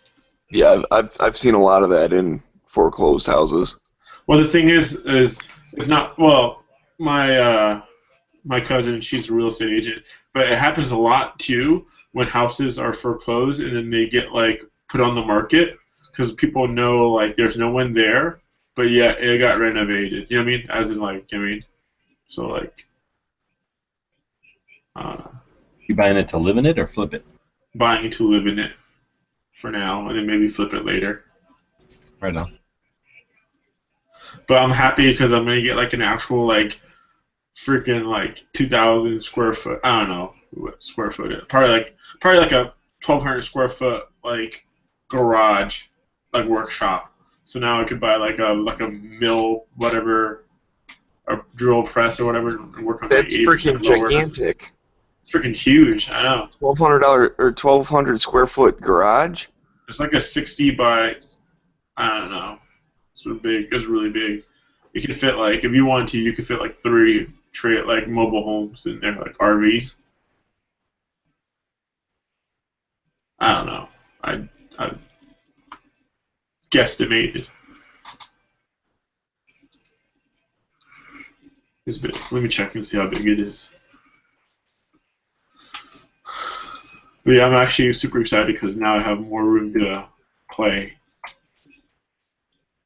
It's like me getting into like reloading and all that stuff kind of was hindered living in this smaller house. Remember that guy in like Tennessee or wherever it was, where they were like, he has 3,000 guns. Whenever they like go looking for him, they're gonna be like, we couldn't find him for like 3 weeks, so we went in the garage and he had like 7,000 Palmetto State ARs. Fell on him. In Washington? You mean in Washington, not Tennessee? Is that what that was? But they'll be like, these rifle racks were never made to hold so many rifles. You're talking about me? Yeah, you're gonna make one too many, and you're gonna go to set it up on the rifle rack, and then it's all fall on you. And the news story.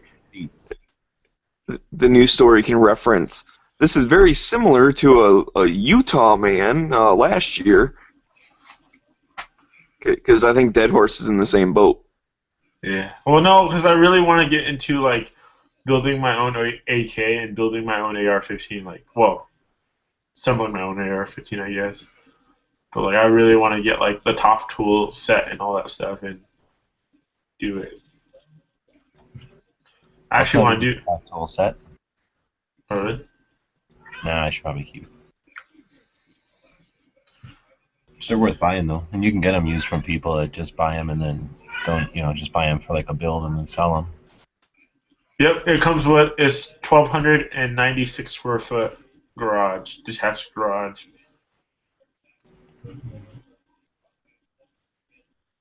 It's freaking huge. Yeah. Well, for some reason, my brain also heard 12,000, so that's why I was really blown away. Oh yeah, no. But 1,200 is still pretty good. 12,000? That's like a Walmart, isn't it? That's like that's why I said it's fucking huge. I was like amazed, and then 12,000, except that's on 12 levels. It's a 12-story garage.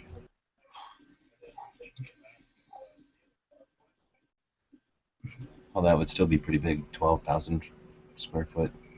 Yeah, and then we also have like an acre of land, so. gonna be really nice.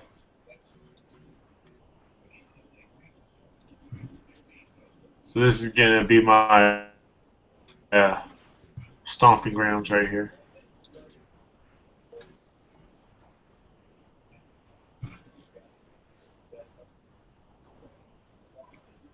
Oh, dang. Is that out in around where you could like open up a door and shoot out of it, or is it neighbors? No, it's too close to neighbors. But that seems big enough that you could have some sort of indoor system going on. Maybe. I don't know. Dude, that big a place? That's just the garage too, and there's an actual whole house. What is going on with that white part? That's on a door. Or is that a giant door on the left that opens up? This is a big door, so you can actually fit like an actual like a higher like level like trailer. Dude, that's awesome. There's a barn style door, so it slides over. So is there 2 floors in it or what? Only 1 floor. So you just got a super tall ceiling? Yep. Oh shit, yeah. That'd be awesome. Yeah, so you can fit like a tractor or something with the big roll bar and shit like that. You could probably like it's meant for like RVs, like I mean like those big like like double decker RVs. Double decker. Like the tourists where they like have like the bathrooms on there. That would be kind of cool though. I'm wondering why we don't have them because probably it wouldn't go under bridges, I guess. Yeah. Yeah. I was looking at like because I have my gun safe I have, and I'm like, man, I don't know if I want to put this because all the bedrooms are all upstairs, and I'm like, oh, where can I put this or whatever. Like, there's a deck. I wouldn't need a bedroom in the house. Was that? Well, it's not insulated or anything like that, and it's pretty cold in here. So I was thinking about getting like a wood stove and just tossing a wood stove in there. Hell yeah. Yeah. It'd be nice, but there's a downstairs den. Wrangler Star Junior. Wrangler Star Junior. Yeah, I was thinking about. I've been looking at getting like more tools, like a lot more tools, and like a decent workbench and all that stuff, and endless possibilities.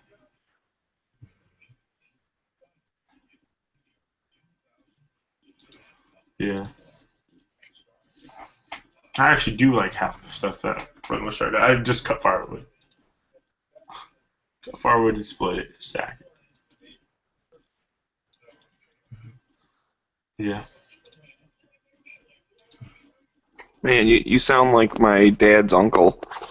Back in the day, he used to own a vending machine company, and he would have semi-trucks, like, deliver to his house. He had an attached garage, which was a warehouse, and then his house was, like, a 2-bedroom, like, dinky little thing. I mean, his garage was gigantic compared to the house. And when he, like, retired or whatever, he ended up, like, started just, like, stacking up firewood in his garage.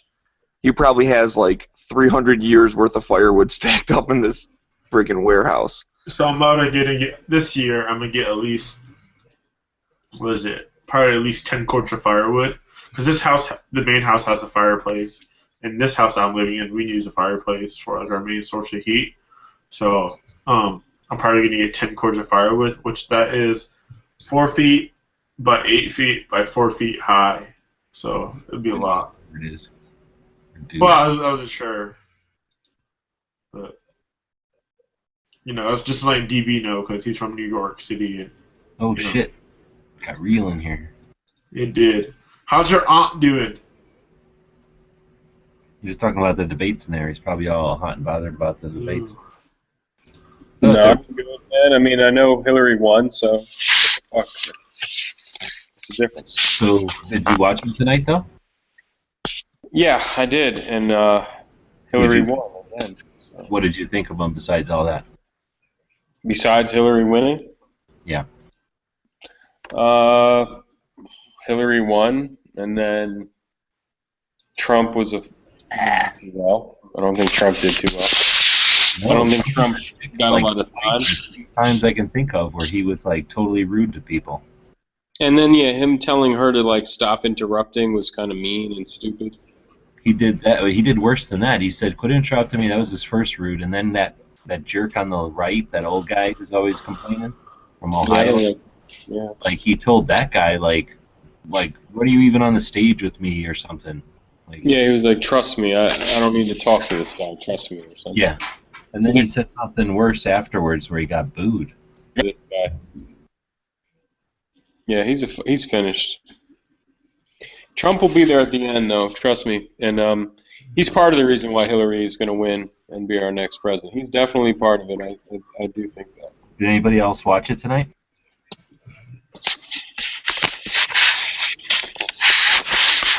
How noisy is this fucking computer? I'm on a real piece of shit. It is pretty noisy, like if you're rubbing the mic against your... I don't know where the mic is. awesome. He's just getting real excited about the debate, that's all. Breathing real heavy. Did anybody else watch the debate? I don't know where the mic is. I didn't watch it, no. It was all about economics, so... or business or whatever, so it was like that kind of... it wasn't just everything. I'm sure Yankee will have opinions on the... what do you call it? Like the facts or whatever. Because they tried to... probably watch it. I'll probably watch it tomorrow when I'm at work, but I didn't feel like watching it tonight. I really liked the third one. This one wasn't as good as the last one, but it was alright. It's worth watching, I guess, because you got to see what their positions are. It wasn't inspiring or nothing. They were all just kind of talking about, kind of fighting back and forth about which of their systems is better off. Which of their systems of no regulation is better than the other one? Well, no, it was more like their different tax theories, like 10% or 14% for this, or who gets imports and export taxes and that kind of thing. It was nuts and bolts stuff more than Flash, I guess. But there was some serious good stuff where, like, Paul was standing up for himself with his... he was called an isolationist by somebody, and then he kind of stood up to that and why, kind of thing, like justified why he has his position. That's good. I still like Paul. I don't think he's doing very well, but I still like him. I do. I could say there's like a bunch of them I would be fine with as president. He's definitely compared to Obama, and definitely, compared to Hillary. I like that chick, but everybody seems to hate the chick. What's her name? Carly or something? Farina. Carly Farina. Just don't make her mad. She turns green. She looks like she could get kind of weird, but man, she's saying what I want to hear, man. She's like all about small government and stuff, and I think I like what she's saying. But I don't go out. I've never gone out and dug for the negative parts. Everybody's saying Carson thinks the pyramids are full of grain or something. I have to go see that, I guess, because everybody's convinced he's no good because of that. I saw something about that too. It was the thing is, it was like a thing from a long time ago, where I think he was saying that the guy who's like the predominant like pediatric neurosurgeon, or at least one of the. He's well respected in that field. I doubt he's like anti-science. Everybody's convinced, trying to tell me he's anti-science. And then I'm like, so is science a religion? Are you allowed to like not believe science but still understand science and do science, or do you have to also walk in lockstep with like other scientists? I mean, I didn't know there was like a religion of science. Well, I think the thing is like, again, I don't remember exactly what his thing was, but let's say, he thought that the pyramids were caused by aliens and that they're coming back tomorrow or whatever. That's going to affect his day-to-day decision if he truly believes that aliens are coming to destroy us. And I don't want someone like that as president, because they'd spend all their money like shooting rockets into the air or something. Operation Star Wars, what? Well, that at least was against people on our own Earth shooting missiles across the globe. He'd be shooting all the things out just into space. We got to bomb Pluto. It's coming to get us. I mean, that's obviously an exaggeration. I'm not saying he's anywhere like that.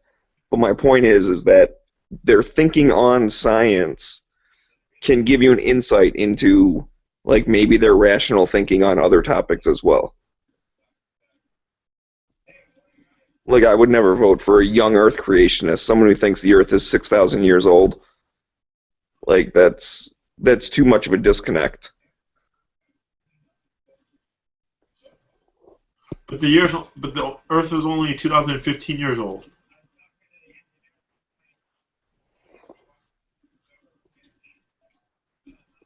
That's a whole new level of crazy. Because even the religious people would get pissed at you about that, because then you're saying that the Old Testament didn't happen.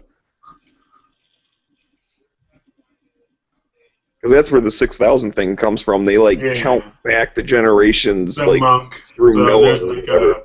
there was like a monk in like whatever France or something like that. Can't believe it.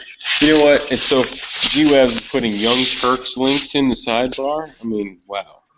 You've finally been exposed as a Young Turks fanatic, dude. Like, look at the Young Turks. Look, I have proof. I have proof here. This guy, like, so a lot of people, I bet like 50% of Americans think the pyramids were built by aliens. This guy says something like, you know what, maybe the pyramids were built by Jesus or God or something. And like, oh my God, the Young Turks are like, this guy's a fucking wacko. I mean, he's a straight wacko. You know what, he might be. He said something, I thought it was something like the Jews built them to store grain or whatever. No, he said Joseph. I thought he said Joseph. Okay, so even if he said the Jews, right? I mean, who fucking cares? This guy's obviously off his fucking rocker. Seriously, he's off his rocker, but you don't need the Young Turks to tell you that, you know? If you take one look at the paintings that he has in his house with, like, Jesus with, like, him and Jesus are, like, hanging out and stuff in paintings, like, they're so, like, horribly in bad taste that, yeah, I mean, whatever, man. This guy's a sideshow, man. It's a joke. Welcome to your next president, Hillary Clinton. You're dealing with a guy who's talking about, and the Jews built the pyramids with Jesus, with God, and for their grains, man. Wow. Young Turks, man, and they played an MSNBC clip too. So that's what the MSNBC is dealing with right now. Like, we have to discredit that guy, that brain surgeon. Can we find old footage from the 80s where he's... Well, in 98 he said that, and then and about halfway through they asked him, whenever that video was, last Wednesday they said, so... Then he said, yeah, they're hermetically sealed. Why would they do that except to store something? Yeah, Ben Carson, is he a little off his rocker? Hell yeah. I don't know. Like you say, half the people think that aliens made the pyramids. So There's a fucking show on it. Yeah, I mean, like a few years ago, my best friend was like sending me Ancient Aliens was on History Network, like history, and it was like a big show. It had plenty of ratings, and every week on Ancient Aliens, they would talk about how maybe the aliens did this, maybe the aliens did that. Who cares, man? Like, if he said the aliens did it, they'd still would be playing it and being like, look at this wacko. He's saying aliens did it. Well, yeah, because that would be kind of crazy.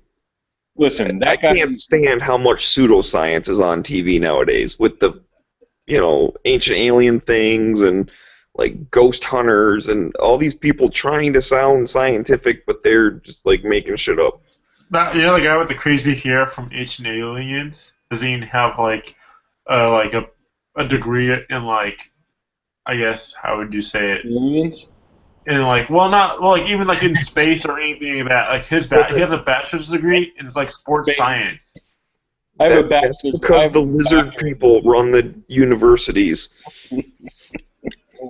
Like I know, like obviously I know there's not a freaking alien study or whatever degree. Alien studies? That might, you know what? That would be awesome, dude. I'll go back to school right now. But like he doesn't even have. He has a degree in like sports science. Oh, okay. All right. Well, good thing he's not running for president, or fucking the Young Turks would be trying to expose him. He's too young. This guy's a fucking so is Ruby. I remember watching the thing on the Ancient Aliens that they found this like box of like gears and shit that's all like petrified, and he's talking about how this must be an alien computer because no one has any idea how it works or what it was used for. The week before, I saw a video, like a TV thing, about that set of gears and what it was, and it was basically like a calendar kind of thing that would show the phases of the moon and the orbits of the planets. And the guy built a replica out of wood, and you'd crank the handle, and it worked perfectly. It was like a what's it called? Those little diagrams where you like the moon moves around or whatever it is, or sun or star. Excuse me, the sun would do. It's called planetarium. Yeah. Well, no, isn't planetarium the thing that they show the stars on the ceiling or whatever? Yeah, I mean like kind of like that thing, but like for the moon. Celestial map. Yeah. I thought I told you to tell them that you were in a sanitarium.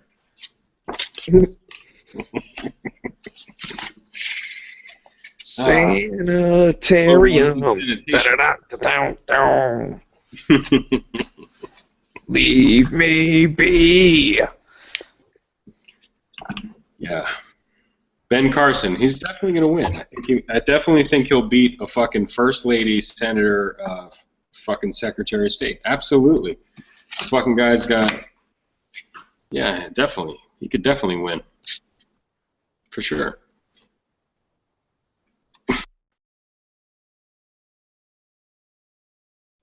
I'm still voting for G-Webs. So, G-Webs, what's your first action as president going to be? I wouldn't accept that position. Don't waste a vote. What if you could repeal the NFA? That's what I'd do my first day.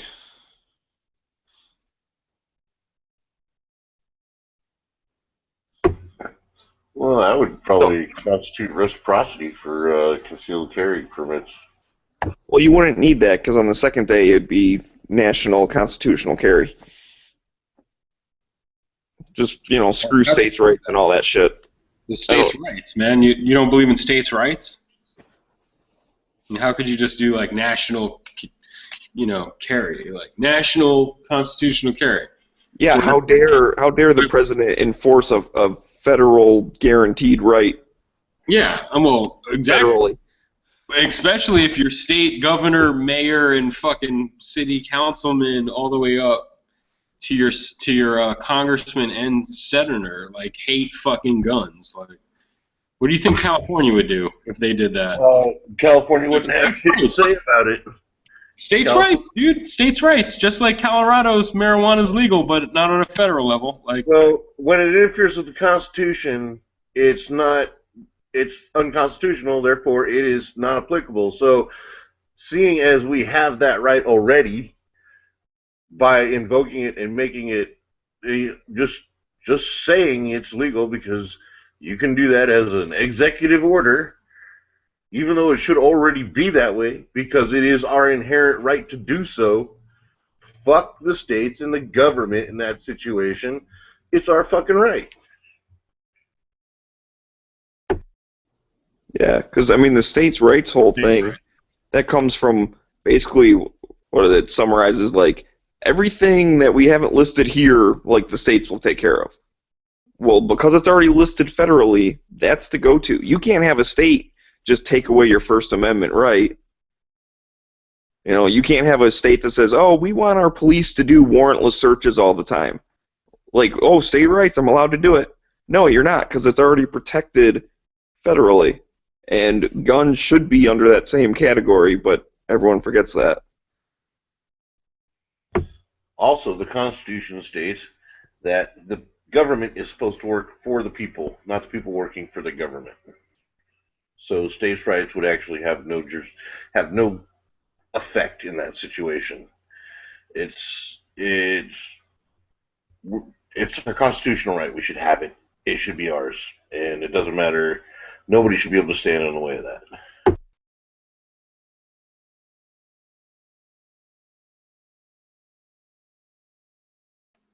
You're wrong. States' rights, man.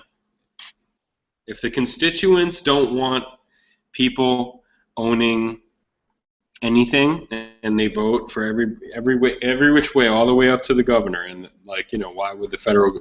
That would be so hypocritical to be like, oh, the federal government can't come in and tell us what to do. I mean, dude, they already did. You know what I mean? Like, let them have their little Californias and New Yorks, man. Like, don't get all crazy on them. It's not about being crazy. It's about what is supposed to be ours guaranteed inherently as human beings.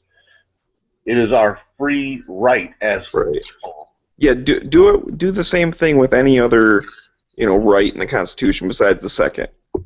Would you say the same thing if California says that you can lock people up without a trial and they don't have any other California rights? says you have no right to carry a firearm. Like, you don't have a right to own a pistol unless we tell you you can. They have all kinds of rights in California. Do you hear yourself speaking? They're not allowed to tell us what we are or what we're not allowed to have. In California, can you own a magazine with 10-round magazines? Like anything past that? We have 10-round magazines. No, but can you own a 15 or a 30? No, evidently not. Want to know why? Because they're infringing upon our Second Amendment rights. No, it's not. It's they get what they want. You get the government you deserve. And it's about time that people take the government back.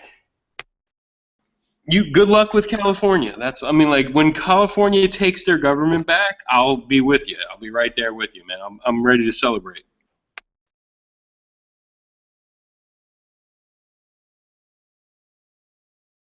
But, you know, you can't be like local, state government all the way. Yeah, all the way, man. You know, the federal government, nah. And then, you know, that's just the way it is, man. A lot of people who live in states that are quote unquote, good states, quote unquote good states, they're all about, like, you know, states' rights, blah blah blah. You know, like, it's the state. You know, my state's awesome. You know, fuck the feds, all that stuff. If a federal ban came through, there are certain states that are like, we're not even going to recognize it. Look, it's supposed to be the people first, above towns, counties, states, and federal government. It's about the people. The Constitution is written for the people, not for the states, not for counties or towns or cities or the federal government. It was written for the people. So by enforcing the Constitution, you're for the people. Now, as you go up, yes, the federal government should not have a blanket that covers everything. But at the same time, the states shouldn't have total power over their state without some kind of oversight either. There's a balancing act.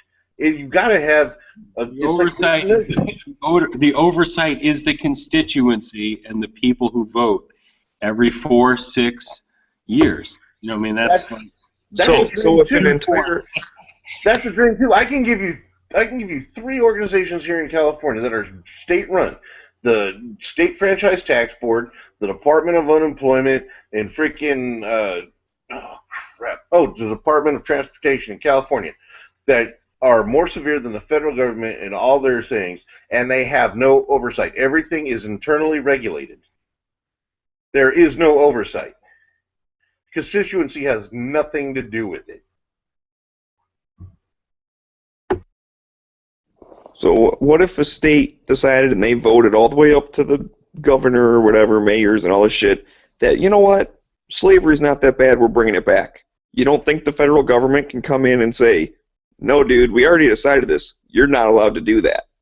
You think those people would all be up in arms saying, oh, state rights? Because I wouldn't stand by them and say, oh yeah, they have the state right to do that. Because they don't. There's a certain number of things the federal government's allowed to do, and they can tell the states on those certain issues. And apparently you guys have the amendments. In America in 2015, you don't have a right to conceal carry a firearm. You don't have a right to carry a firearm outside of your home, according to the Supreme Court. That's it. So that's all. You know what I mean? Like, there's no arguing it any other way. Like, you have the right to own a firearm. That's about it. Everything else gets legislated, regulated by the state, by the city, by the state. And that's what, according to the Supreme Court from Heller. So everything else is a fantasy, man. It's science fiction, you know? And so, just because they do it doesn't mean it's right either. Well, hey, that's what it is, man. So I mean, get used to it. You know, certain states. Well, why should I get used to it? Why shouldn't I fight to get my live in a rights place back? that you The should way be you're used to it talking, after the way you're 25 talking, years. you After might as well just 25 years, you should be used to it in your state. hey, you know what? If you're not willing to fight for your rights, if you're not willing to get into the fight and Have fight, you not been fighting for your rights for 25 years? dude. Sometimes it takes time. It takes time. Like, It dude, does. It takes time. I'm not keep saying fighting, it's going dude. to happen right away. I hope you got another 25 years left to fight for those rights, dude. You know Because what? at some point, you know what? Certain states are a fucking write-off, dude. They're like, goodbye, you're a write-off, 25 years. You know what I mean? Like, I'm not sticking around another 25 to fight it. You've had since 94 to fight it, 92. I mean, it's fucking crazy, man. I mean, honestly, God bless you. But certain states, man, it's on them, man. They're like a country unto itself, man. And that's how America was set up. You know, like if you don't like the state, you can move. If you don't like the country, you really can't move. That's how it's set up.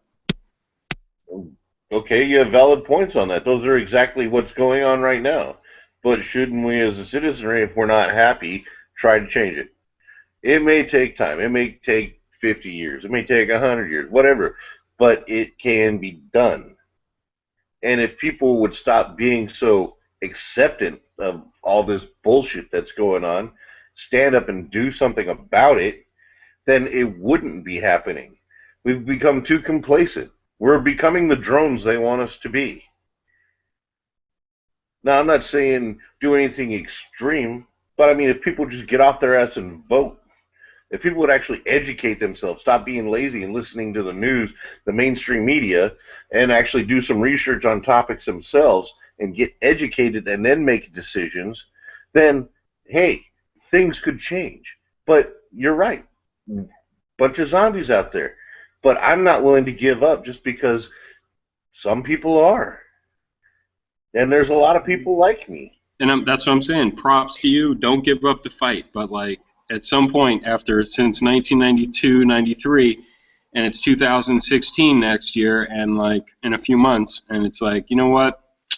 Man, be thankful for what you got in your state. Because, man, you're so outnumbered. It's so crazy, you know what I mean? Like, I don't know. Dude, I'm from a place like that. Like, I've been there for 35 years like that, 33 years. So I totally understand. At some point, a state like that, man, that's states' rights, man. That's constituency. That's what the people want. We are the people of California, the people of Massachusetts, New Jersey, New York. That's it. That, like, they rule. That's how it is. And the Supreme Court doesn't think it's a civil rights violation, and they don't think that it's anything outrageous because you have the right to own a firearm. You can own one in your state. Anything after that is up to the state. And that's just the way it is for now. Until we get a Supreme Court that's either better or worse, and we're probably going to get one that's worse. So get ready for that. You know what I mean? Worst case scenario, man. Have a plan B. Because at some point they might be like, you know what? We changed our mind. In 5 to 10 years, not even 5, maybe 4 to 8. They might change their mind, be like, you know what, we were wrong on Heller. Heller said you have the right to own a firearm. Maybe they'll change their mind. Dude, I don't know. If you feel that way, you sound like my friend Matt, and I'm going to tell you the same thing and tell him. If you can't win a fight without getting into one. You can't win the fight unless you actually get into the fight. If you don't get into the fight, prepare to be on bended knee. It's, lay down, cover yourself in dirt. We'll come put flowers on your grave once a year. If that's the way you want to think. I'm saying, like, I'm just being the devil's advocate.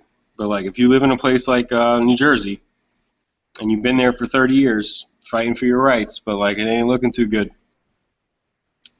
What can you do, man? I mean, that's how America is. You can either just grin and bear it or fucking pack your shit. Hey, New York just passed the SAFE Act. And what did the people and the law enforcement of New York do? They turned around and they told the government of New York to fuck off, pretty much. Said, we're not doing it. And the people said, no, it ain't happening. The people spoke. They obviously don't agree with how the government is being run. Now, I'm not saying it's going to change overnight. No, it's not. It's not. It's going to be something. It's a long, hard fought battle that is going to last for a long time. Actually, it's many battles. It's a war. It's a war for our rights, and we got to win it, just like we did when we won our freedom. You can't just give up. You can't just lay down and die. You can't. I can understand, somebody wanting to be beaten down. I've been beaten down. I give up. Fine. I've got past my point. I can understand people have their limitations. But I mean, keep trying. I mean, you got to keep trying. If you don't keep trying, we're going to lose everything. It's not just going to be the Second Amendment. It's going to be the First Amendment. It's going to be our freedom of speech, freedom of religion, our right to privacy, everything. We're going to lose it all. You let one go, everything falls. A chain is only as strong as its weakest link. You lose one, it's no longer a chain. You got to keep fighting. If you lose one link, then you have two chains. You can hold them in both hands to fight back. Fucking smeggy. Just two chains, then you get 4 pieces of stick and you make 2 chacos out of it. All right.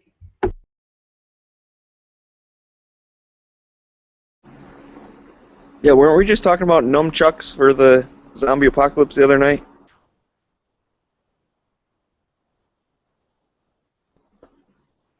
Some people were pro nunchuck. I'm still pro axe, and I understand your point of, okay, it'd get stuck in zombie brains and stuff, but just as a tool for itself, because, I mean, if you're out in the wilderness, you gotta cut down trees and shit, so I'd like to have an axe. And, like, a smaller axe, like, not bigger than a hatchet, smaller than, like, a big-ass axe, like a medium one.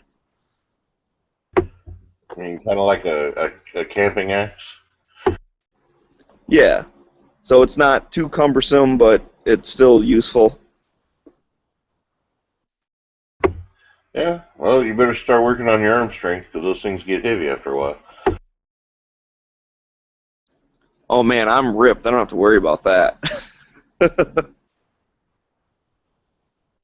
Is that Smeggy Schwarzenegger we're talking to?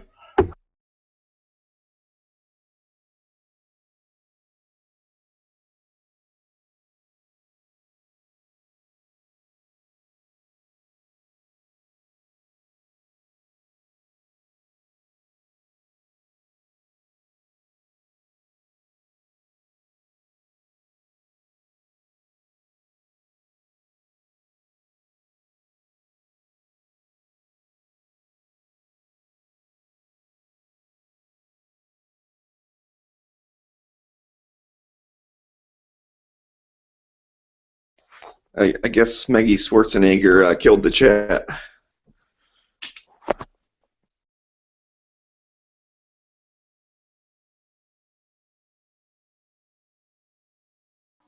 think it was me with the states' rights, man.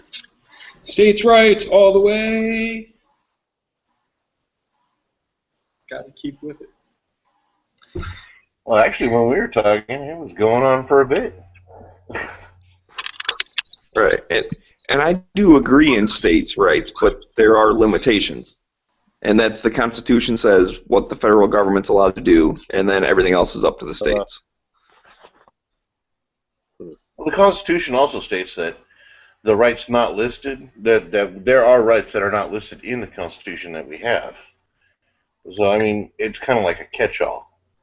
I mean, it's common sense, you know. Basically, I personally believe that it was written with the intent to go with, like, the common sense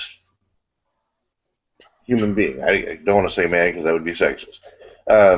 You know, don't do anything that's going to affect anybody in a negative manner, anybody else in a negative manner, or affect their lives in a negative manner. Like, just because somebody doesn't agree with you, oh well, you know, hey, they have the right to say what they want to say. That's the First Amendment. But I mean, as long as you're not killing, robbing, stealing, raping, or doing anything like that, it should be okay.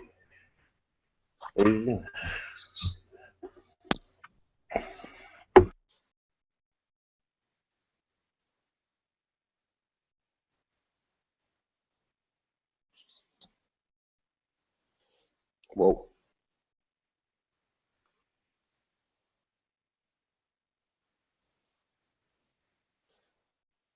No, I'm good, man. I know what it's like, man. I know what it's like to live in a fucked up state. So you're a fucking criminal to carry like a key bar at this point. They'd be like, "Oh, you got a key bar? I mean, what's the deal? Fucking extremist." What do you need a keyboard for? So you can hold your keys inside of your fist and have them poking out like some kind of weapon? You're a fucking EDC guy? Don't you know everyone who ever hashtag EDC is a fucking extremist? Everyday carry? What for what? That stands for Evil Death Cancer. That's right. So I'm not for EDC anymore. That's right. You better know better than that. You better just call the fucking popo. You call the popo if you need anything. You call the popo. They'll be there. Well, yeah, we all know that. Don't we? I feel like we live in an age when there's these little drone helicopters that can fly around and probably use solar so that they're green, and then they can just keep track of what's going on, and then if something happens, like a bad thing, they can document it, and then it can be addressed by the government. Oh, Appropriate. I feel like we don't really need to have individual freedom anymore when there's so many other people that deserve that freedom. I'm just waiting for RoboCop. Get those little machines walking around. He's going to see. He's going to see what's in your pocket. Has all that problems because of the human in there, but you make Robo Drone, good to go. Well, plus he's going to see, or the machine is going to see what's in your pocket. So there won't be a fucking need for a pocket dump on Instagram. The RoboCop will automatically see your EDC and judge you accordingly. Pockets are the devices of either the greedy or the people trying to hide something. So you're right. Why carry? Why have pockets on clothes? We're not criminals. We don't need to carry around things. That's right. That's so progressive. Why would you need a pocket? Like, have a purse, you fucking. I'm okay if you need to carry a third thing for like your comrade or whatever. Maybe have a mesh pouch sewn on the front of your apparel so that people can see what it is that you're transparent. Transparency. Exactly. Transparency. I'm for transparency on EDC. We can all get those clear bags that you have to carry into a NFL stadium and stuff. You need one of those clear plastic bag like outfits that Heavy D was wearing in the 90s videos, or like Missy Elliott or something. Just a straight up clear raincoat, pants, raincoat, shirt. They need to see, man. I mean, X-ray machines are expensive. You guys want to save money, right? Country's in debt. I mean, think of how much money we could save if we just did, just wore like see-through clothing on especially if you're flying. I mean, if you're on your way to the airport. Netflix, because you could just hang out like at the, down at the local school or college or whatever, and. I haven't flown in a long time, but like when they were like, "You want to go in that thing, the barbecue machine, or do you want us to pat you down?" I was like, "Oh, just pat me down, dude. I don't care." You know what I mean? Like, and they pat me down. And then a few times I went in the scanner, like hands up, and that thing like starts spinning around, and it's like a centrifuge, and you feel like you're in a microwave. And I know everyone who's watching one of those monitors saw my entire naked body, but I'm sure they were impressed with my EDC. I always fluff before I go in those machines. Yeah, definitely. You go in the bathroom real quick. You can go to like Pornhub.com, be like, all right, top 5. Okay, what are people watching right now? Then you just go in there like with a semi. Ask them if that's the urinal when you're about to walk in there. Like, is this the urinal? Nah, dude. You know what? Last time they were like, you can go. Like, they were randomly picking people to go through, and like they told me I could go around it. And when I looked in there, it was like some hot chick. I swear to God, it was like a hot chick, dude. Straight up, like an 8 or a 9 out of 10 was in there with that thing spinning around her like. The bad guy is going to do bad stuff. They're going to know you're looking for the profiles, right? So they're going to send the bombs in with the good-looking chicks. I think it's just prudent. Pat them down. No. Walk up and say, "Excuse me, I'll whip this out." You have the option. You have the right to not go in the microwave machine if you don't want to. But, you know, a lot of people just are like, fuck it, I don't know, or they don't know. Like, you can say, I'll take the pat down. But that microwaver is pretty cool. I'm pretty embarrassed that I went through there a few times. I definitely did. I don't like the shoe part because I wear boots all the time, so I think it's lame having to take your shoes off. When they say take your shoes, they start screaming at you like you're like you're prisoners. Like, take your shoes off, take your belts off, everything goes in the tray. Like when they start screaming at you like that, you just tell them I'm not taking my boots off. You stand up to the people, or you take your boots off.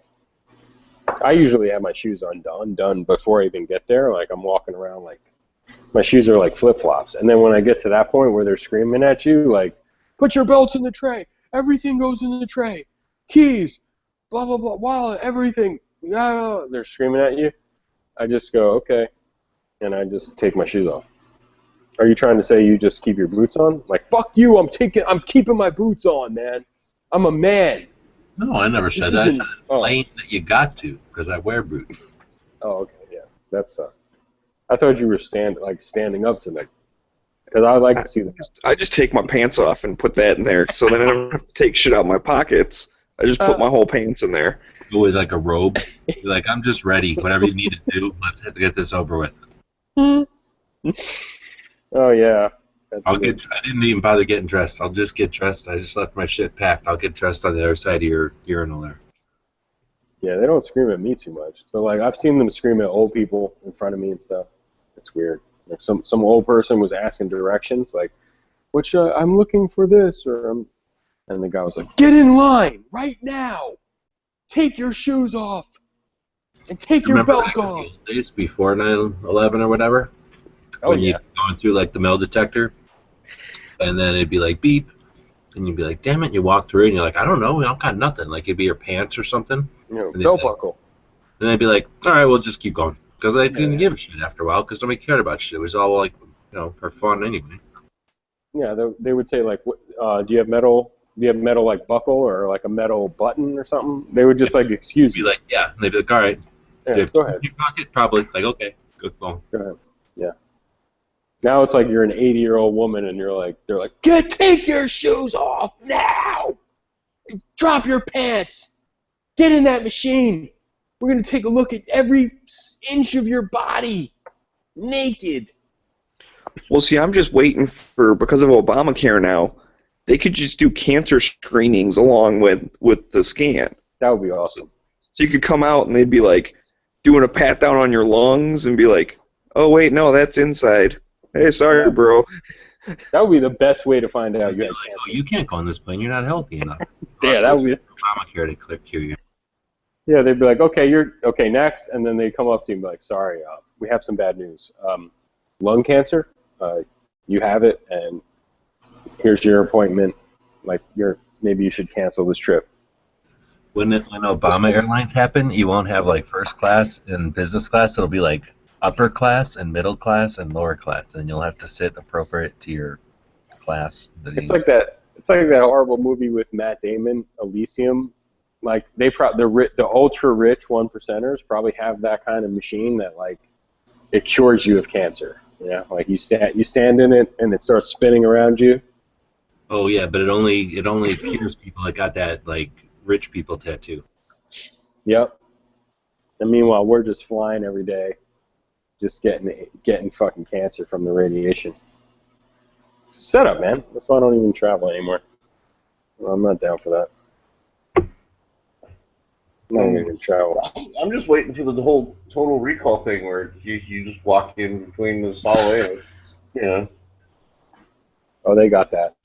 Trust me. Oh, you know what I'd be worried about? Have that. those rifles that they used in X-Men 2, I think. Like, how come those aren't getting killed? Like, people aren't getting killed with those on planes all the time.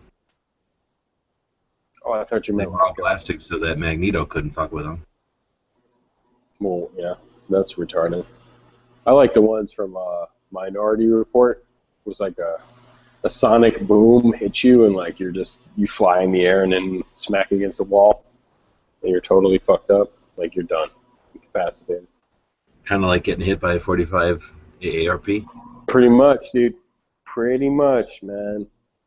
I watched on Instagram, someone had a target, and it was like 9mm guys be like, and it had like all these, like it had a target with like holes, nice groove. The whole thing worn out. And then it said 45 guys be like, and it had like one round like by the hip and one round on the shoulder, and it said like, don't worry, that person's done. Like, they'll bleed out or something like stupid. One round is all it takes, it said. And 40's right in the middle, dead right center shot, and you only need one. No one even talks about 40. 40's so old now. Oh my god. 40 guys know right where they just get the job done. I mean, that's to be talked about. 40's finished now. Like now that the FBI dropped it, it won't be long. Trying to start a new hashtag 40's finished, because that sounds whack. Yeah.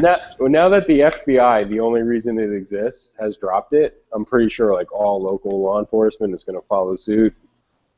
And truly, it will only be for street level crack dealers. The thing is, what I'm most concerned about is how the 9mm, big 9mm, the corporations that produce 9mm have federal, the country's federal level agents. This is really gonna hurt the country, and it's all because of big 9mm.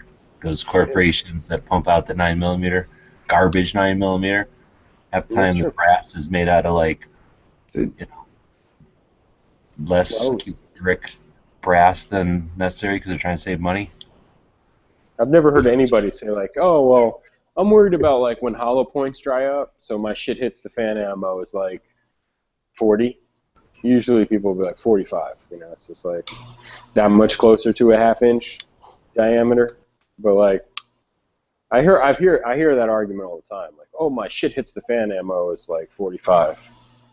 Like, because if we're just using Full Metal Jacket, I'll stick to 45. But if you're just using Full Metal Jacket, really, what's the fucking difference between 40 and 30? Like, it's such a small. Even that 1.5 really don't make no difference. But I mean, I guess you can say, okay, well, it's 230 grains versus 124 or 147. But can you really make an argument for 180 versus like 230 grains, man, versus 180, which is on the high end? Because most Full Metal Jacket 40s like what, 165, right? Yeah, I believe so. Yeah, so it's like it's not a lot of difference. That's why I went old school, man. I'm carrying that Nagant. I'm carrying that Krakow or whatever. Makarov.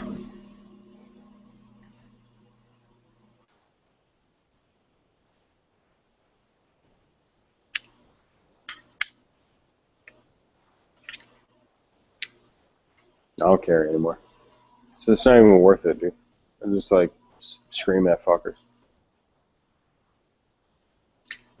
What I like to do, instead of like how a lot of people will do that dry practice with their guns, getting ready to murder or whatever, what I like to do is practice getting my wallet out in a non-confrontational way, but quickly, so that the bad guy knows that it's his money and that he should have it as fast as possible, but not in a way to scare him or make him flinch or anything. So there's a real art to handing someone else your wallet on their demand in a way that doesn't provoke any undue violence. I wonder how many people even carry cash nowadays. Like, and well, I like to carry some cash in case I get robbed, because it would be rude to not have some cash for the robber. That's how I grew up. Hey, G-Webs, I found, I practiced the same thing, pulling the wallet out in a non-threatening manner. I found being able to piss myself on command is also very helpful. I'm kidding, but would that be an effective add to anybody to have like a parody type of thing, like a little bit funny but not quite, so that people are like the first time they see it, they're like, well, that seemed like an odd ad to have, and then have it like be, since we're whatever, I don't know, somehow word it, and then have some guy like practicing how to give away his wallet. No, because like I will quote Masada Ayub's old videos where he said, "If you die over your wallet, or you kill someone over your wallet, someone died over a wallet." You know what I mean? Like he No, said, I don't agree with it. No, I understand you don't agree with Masada Ayub, but dude, he is literally the saint of. He's got a halo, man. Like if you've seen him, he's got a halo, dude. It's like a little golden halo. And I may have had respect for him, but then Yankee said that some stuff, so on the high road, I'm supposed to compare my personal experience with the man over multiple interactions. Yeah, he was rude to me on the highroad.com. And then can you kidding? And then he was rude to Yankee years ago, allegedly. On the forum, yeah. He got him kicked off the high road. thr.org if you want to join. They're still on there talking about like, so I just bought a Taurus 9mm. What kind of holster should I get? And then there'll be like 40 fucking responses like, Uncle Mike's. I agree. Uncle Mike's. Oh, I thought you were going to say that all the responses were pro 40. No, it's pretty bad. No, the high road's got. I went there like a month ago, and I don't know, like they emailed me, like I don't know. I clicked on, I went to the forum, and it was like a flashback to early YouTube gun community. Had solved that problem already, but like a lot of real bad like questions and responses that were like really poor judgment. Like, just get a shotgun, you don't even have to aim it? Like that type of responses? Like worse. Like I'm thinking about getting a Bursa. Responsibility would offer that suggestion. Should I get this new Bursa or should I get a Smith & Wesson M&P? And then everyone would be like, I think you should get a Canic or something like that. It is really bad. What kind of holster should I get? Well, Uncle Mike or there's a new company called Uncle Joe's. It's like a nylon pouch. You stick it in your crotch. But anyway, listen, man. If you die over your wallet or if you kill someone over your wallet, guess what? Someone died over a wallet. Oh, are you saying that? Okay, whatever. Yeah, just saying, dude. No, he didn't actually say wallet. I think the actual Masada Ayub quote was so when you die, you'll feel better that you thought he was only going after your wallet. Well, actually, I don't think the wallet was the actual, like, to be honest with the Masada Ayub quote, I'm going to try to be respectful for the culture and the community. I believe he said, like, whether you die over your car stereo, like a car stereo. So imagine how old that quote was. But yeah, it was like whether you die over a car stereo or you kill someone over a car stereo. So, it's not that. It's not on your person, right? Like if you whether you die over your wallet and that's like in your pocket, it's a little different. No. Did you see? I've seen a thing on I think it was the Facebook where they go, look how old you are, or think of how old you are, because they showed the first Fast and the Furious, like the truck that they were stealing in that movie.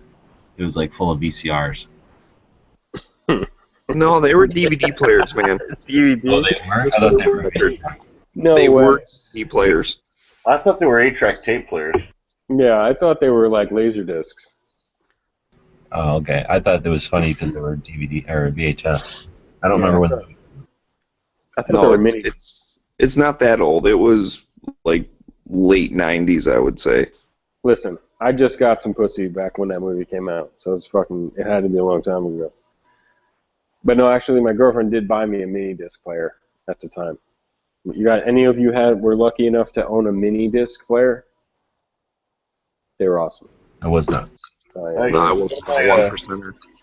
One of my roommates in the Marine Corps had one. He brought it back from Okinawa before they even sold them here in the United States. Everybody was like, "Oh, that is so cool!" And he had only like 3 mini discs or whatever.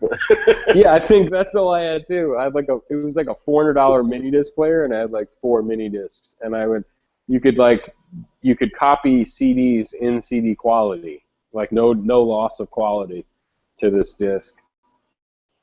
Anyway, yeah, late 90s was a motherfucker, man. But no, yeah, DVD player. If it was DVDs, then it had to be 1990. I want to say at least 98, 99, because I think that's when DVDs really took hold. Like 98, 99. Yeah, because I mean, I'm pretty sure I remember seeing that movie when it first came out in theaters, and I would have been like high school age. So late 90s, early 2000s.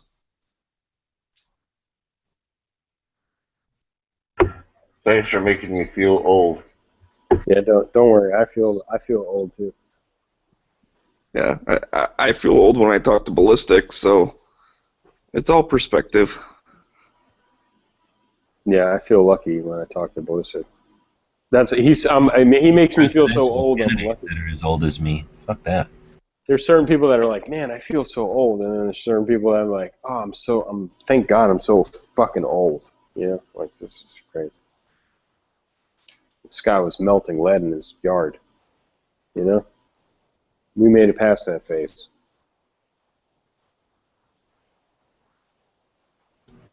I watched this thing on the Netflix. I can't remember what it's called.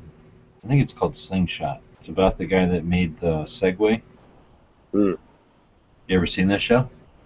Nope, but I rode a Segway once, and I almost really hurt myself within like a half hour. Really almost broke my leg. I thought they're easy. Well, no, they're easy to get on. I mean, not get on. They're easy to ride around, but like getting on and off was a little bit tricky. And I think I was getting off of it, and it kept going or something, and I almost broke my fucking leg. I was hurt.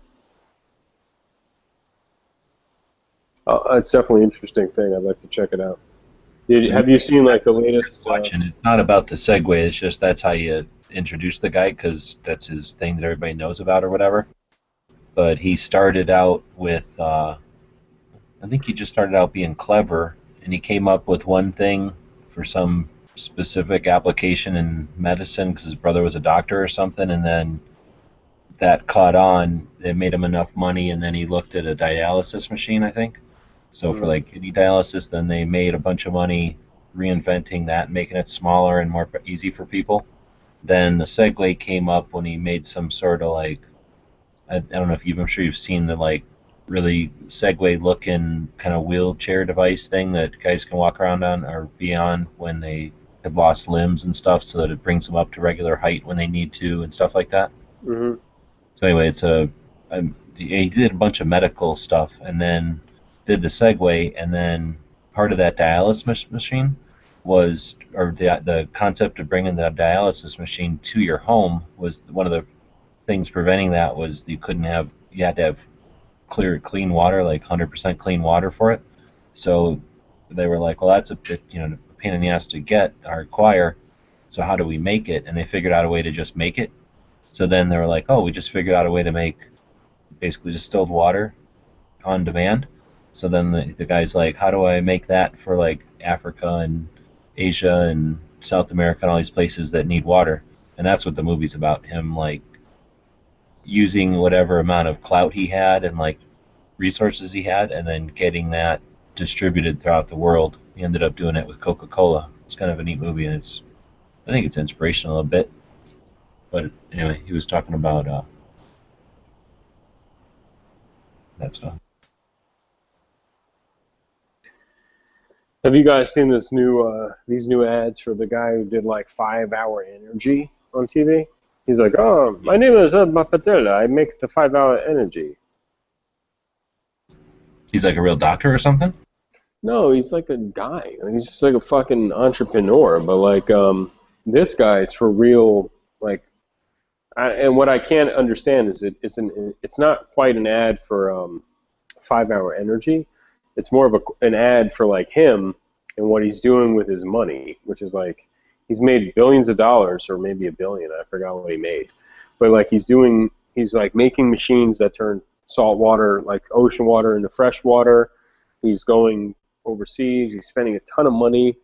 He's got like laboratories where he's like paying scientists to come up with cures for stuff and like doing all this stuff with his money. And Man, it's pretty cool, man. It's pretty cool. See, no, if only the government would just tax those people more, they could use that money more effectively and more efficiently to help people. Well, the government could take that money and then use it to fund their research. I put a link to Ronald Reagan in 1964 because I sent it to a friend of mine. It was a Goldwater versus Lyndon Baines Johnson re-election speech. He was given a speech at a Republican convention. And if you listen to this speech, it's not that long, it's like 20 minutes, but I think I put it on the front page of Gun Channels because it is pretty, it's pretty telling, dude. Like, and nothing has changed. Like, nothing has changed in the last, since '64. Like, he was talking about the war on the poor, the welfare programs, how poverty's been increasing, why isn't this working, freedom, he was talking about the communists, man, it was like, it's called,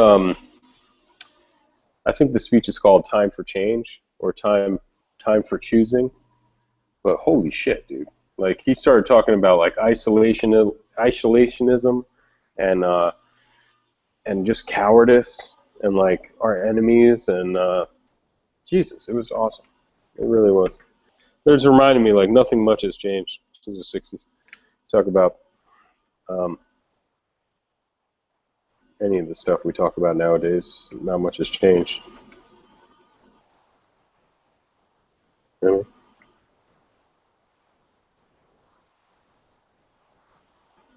I don't know, that's one way of looking at it, but on the other hand, we're still human beings that have to eat and drink and get healthy and sick and deal with people that have different faiths and all that kind of stuff, so there's a lot of commonalities that are just either potentially social ills forever or not going to change in a period of 30 years. I think things have gotten better in those 30 years. He was saying stuff like, we took the entire money we spent on saving the poor this year, we could have spent, like, every impoverished person, like, $6,000. We've heard these kind of sayings, like, I've heard those things, like, 8 years ago. Like, if we would have spent the money on the stimulus money and all this other money and just sent it to everybody out of work, like, if, like, instead of trying to, like, government spending to help people who were poor and out of work, we could have, like, the government could have literally sent you a check for like $20,000, $30,000. You know what I mean? Like, that's a lot of money, and that would fix the economy, because, like, if people would use that money to get back to work or to spend, obviously we're going to spend it. That's what people do. They fucking spend it. But, like, it takes. I'm sorry. No, I'm just saying it takes money to, you need to spend money, sometimes in the economy. Remember when George Bush was like, after 9/11, he, I don't know if he sent you guys any money, but he sent me $500. You guys remember that? Who? George Bush, Jr. After 9/11, like, that year, I was a taxpayer, and I was already running my own business. I ain't get paid shit. Oh, you didn't get a check? Okay, well, basically, after 9/11, the economy was fucked up, and, like, I didn't even ask for it. It was just like a tax bonus, It was a bonus thing to help the economy. I remember everybody getting them for sure. Yeah, a lot of people got the money, and I don't think it was because I was poor, because I don't think I was poor, but I don't think I made less than.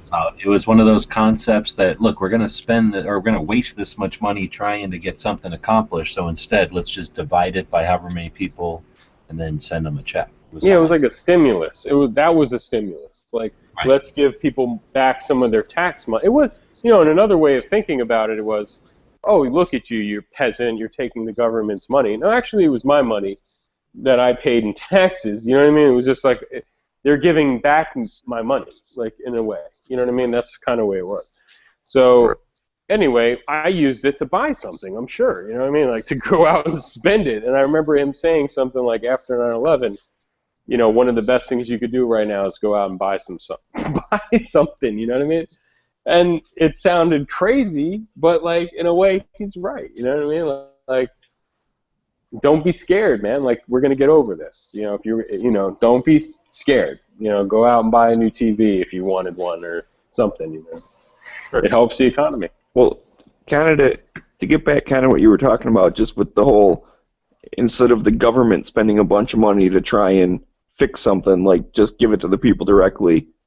That's the problem with the inefficiencies, because you figure every time that money like changes hands through the bureaucracy, they're paying some dude $20 an hour to file the paperwork, and they have lights on, and they have fax machines, and they have copiers, and like all that shit takes money. That's why just giving the government a bunch of money and going, oh, they'll distribute it the correct way, that's a horrible way of thinking, because it gets war on skipped the off poor. the top at every step.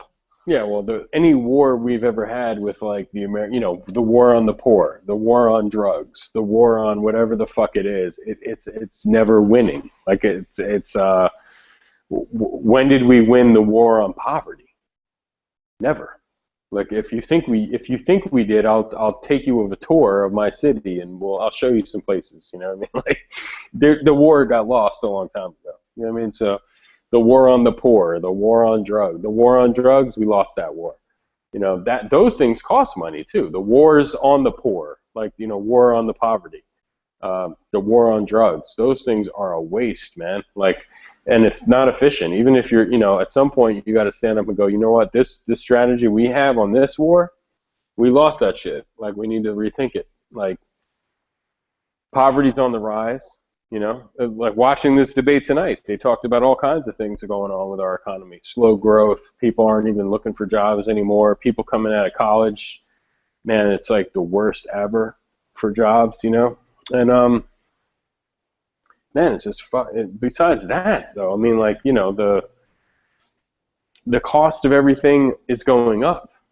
You know, the cost of milk, the cost of eggs, the cost of, I mean, the only thing that went down in the last, like, year is gas. I remember like 2 years ago, was it even less than 2 years ago, gas was like $3.99 a gallon for regular, man. I mean, it was hard, man. It was over $4 in my area. Yeah, it was like $4. That's near $5 in my area. Mhm. And now that it's down to like 2 where I am, like that's to me that's a tax break. You know, like that's more income for me. That's more income for everybody, because you're spending that money to drive your car around, to get to work, to go to the store to buy groceries or whatever. So it's like, man, we don't even know how good we have it. Because, you know, if gas was at $5 a gallon right now, what the fuck, dude? You know, it's I don't know what the fuck I'd be doing. Every little bit helps. I just want you guys to watch that Reagan speech and just tell me it's not like a fucking black and white time machine. Like everything he was saying. That's why I'm not sure if it's like he's not a genius or, you know, we're just like stuck in a loop, man. Like we're stuck in a thing that goes round and round and round. Like what he says makes total sense today. Everything he's saying, a president could say right now. Someone running for president could say every single thing he said in that speech, and that was 1964. It's very strange. We're playing the same fucking games. You know, it's weird. You know, everyone up there, small government, this, that, and the third, is everything Reagan was saying. Well, yeah. Simplify the tax code. Do you expect the country's going to go to all Republican or all Democrat and then stay there for a long time, and then people will just be like, yeah, we're digging it, everything's cool? I mean, there's always going to be a pull from one side or the other, right? So why wouldn't the discussions be on the same kind of subjects? I mean, like I say, we haven't changed, for the most part, our priorities or anything. 51 years ago. Like, that's a long time for someone to be like, liberals want to take your guns. Liberals want to do this. Liberals want to raise your taxes. Liberals want to, you know, control your life. Liberals want to bigger government and get in your way of everything, blah, blah, blah. Like, you know, in 50 years, can you imagine? Like, if we could live another 50 years. and be sitting there like 80, 90, 100 years old, listening to people still saying the shit we were saying in our 30s and 40s, or still saying the shit that people were saying in the 50s and 60s. It's fucking strange to me, man. It's like a total. It almost saying makes, the same shit that they were saying at the beginning of the founding of this country. It's the same thing. it's scary, dude. You're right. It's scary. It's yeah. If they've been saying it for hundreds of years, and we're still like 49%, 50% versus the other 50, and there's a few, maybe it's like 47, and like 6% fucking undecided. You know what I mean? Like it's fucking scary, man. I don't know if it's like it's set up like this to fuck us, or if really we got to have this argument anymore. Because it's like somebody has to be proven with facts and history that they were correct. You know what I mean? Like, no, they were correct. You Where's were the wrong. alternative? What's the alternative then? I have no idea. I'm just like, at some point you got to say, you know what? If I mean, it's like you're flabbergasted. That usually requires that there's like an extreme going on, like something's happening that's exasperating. Like this is beyond the pale. So then the question is, what's the norm? What is it? What is it more extreme? Well, to me would be this isn't working. Like what we've been doing for the last like 100 years, or 50 years, or 10 years, or well, this isn't working. So we really need to figure out something else. And then telling the American public this isn't working shouldn't be very hard. That's why I want you to watch the speech, because Reagan in '64 is telling the audience that the Social Security system is bankrupt and it's not working, and there's no money in Social Security, and he's talking about the debt of like, so you got to imagine 1964, he's talking about like Social Security is like 2.4 million or 2.4 billion dollars in the hole. We're talking about the beginning of the Cold War debt, right? No, they're talking about the Social Security system from the 40s is bankrupt, and like the money's not there. So like that whole system right there has been broken for so fucking long that at this point, people are, the same kind of argument is being made today at that debate, or like last week at the other debate, where the Social Security system is now, instead of what Reagan was saying, which is like 2.4 million or 2.4 billion, now it's like trillions of dollars in debt. And like there's no money there. So like the people who paid in to collect it, like the Social Security benefits, they're not their money's been stolen. Like their money's gone. Like basically, I'm paying for them. You're paying for them. And when we get old, maybe our children, nieces and nephews will be paying for us, but probably not.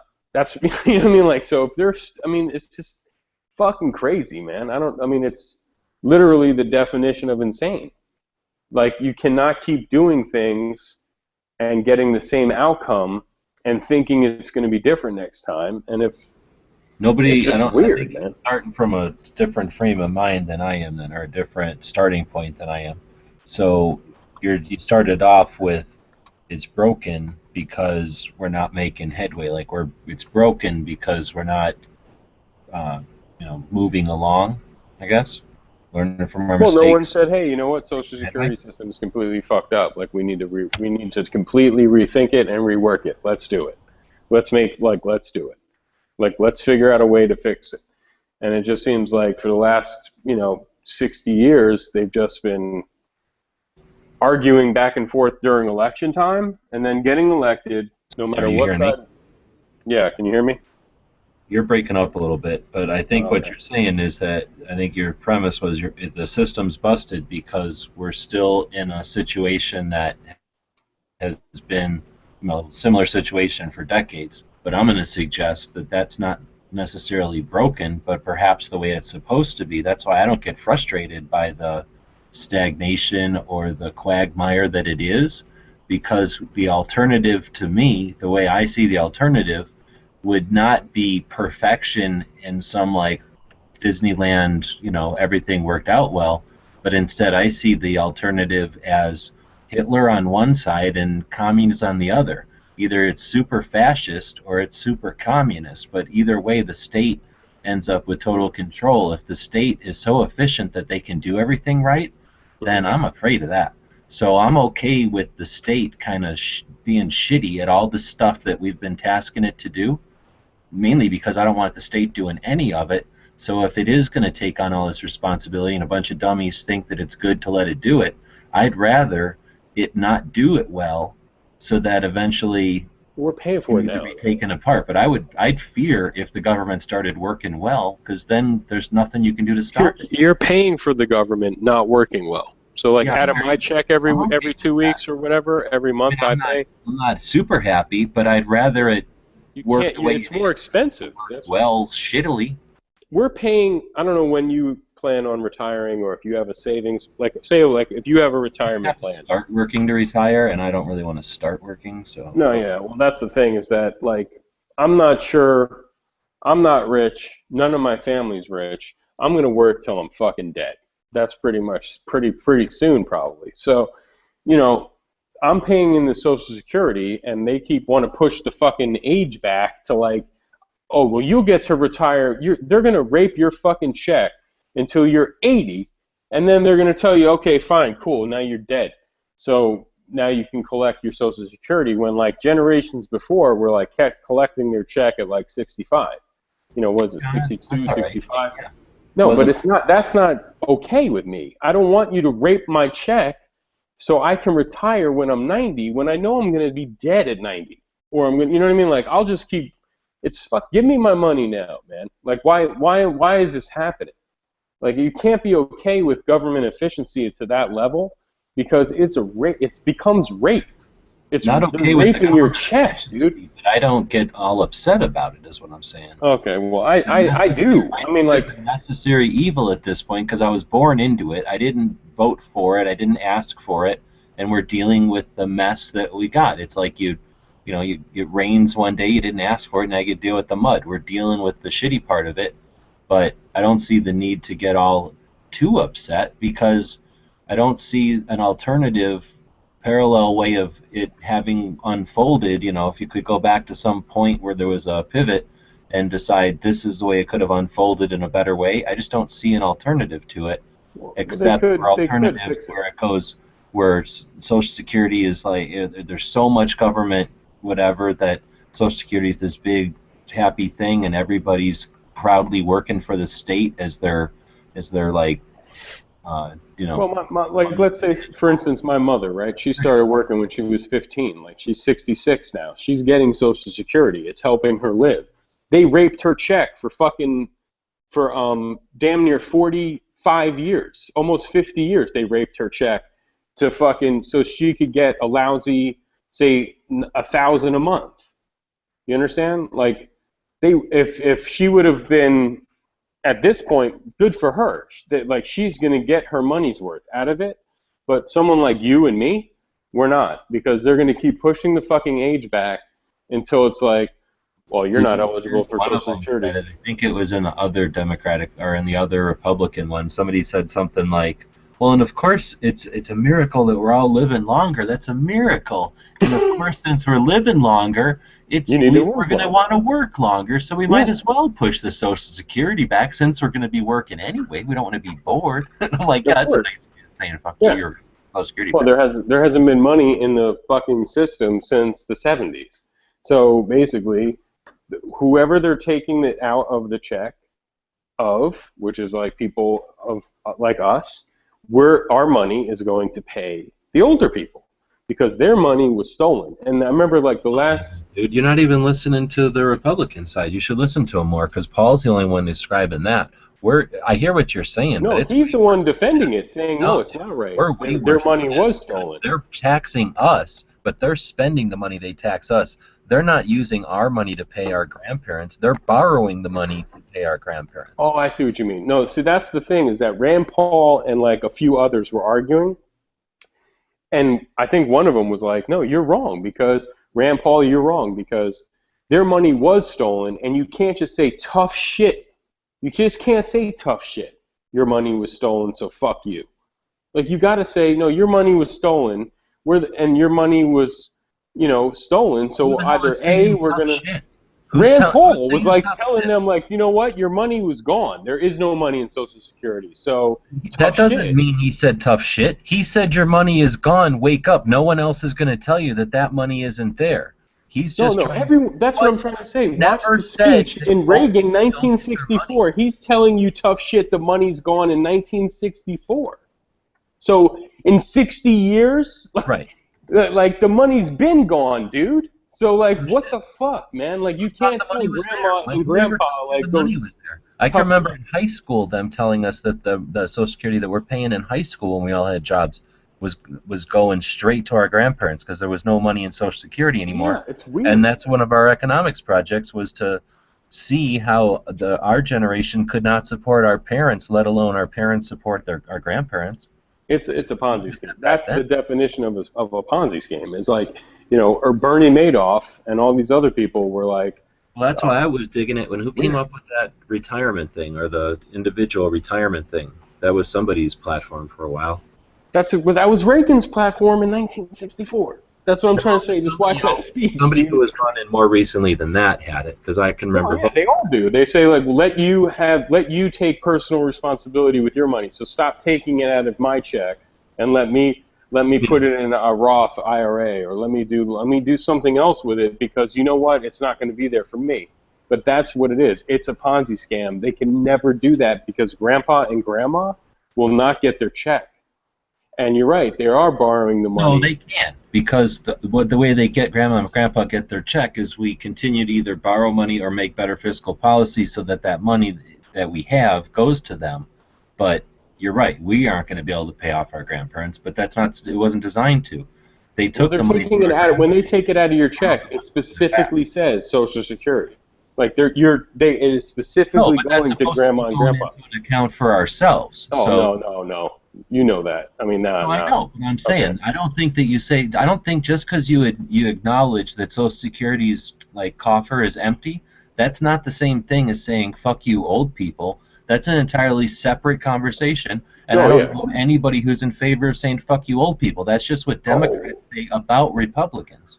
No. I would say certain people in the Republican Party are kind of like, you know what? Well, name one. I just listened to 2 different debates, and the second one was. Well, okay, I'll tell you. Here's one example that I've heard, and I know this isn't so bad, so I'll start with this one.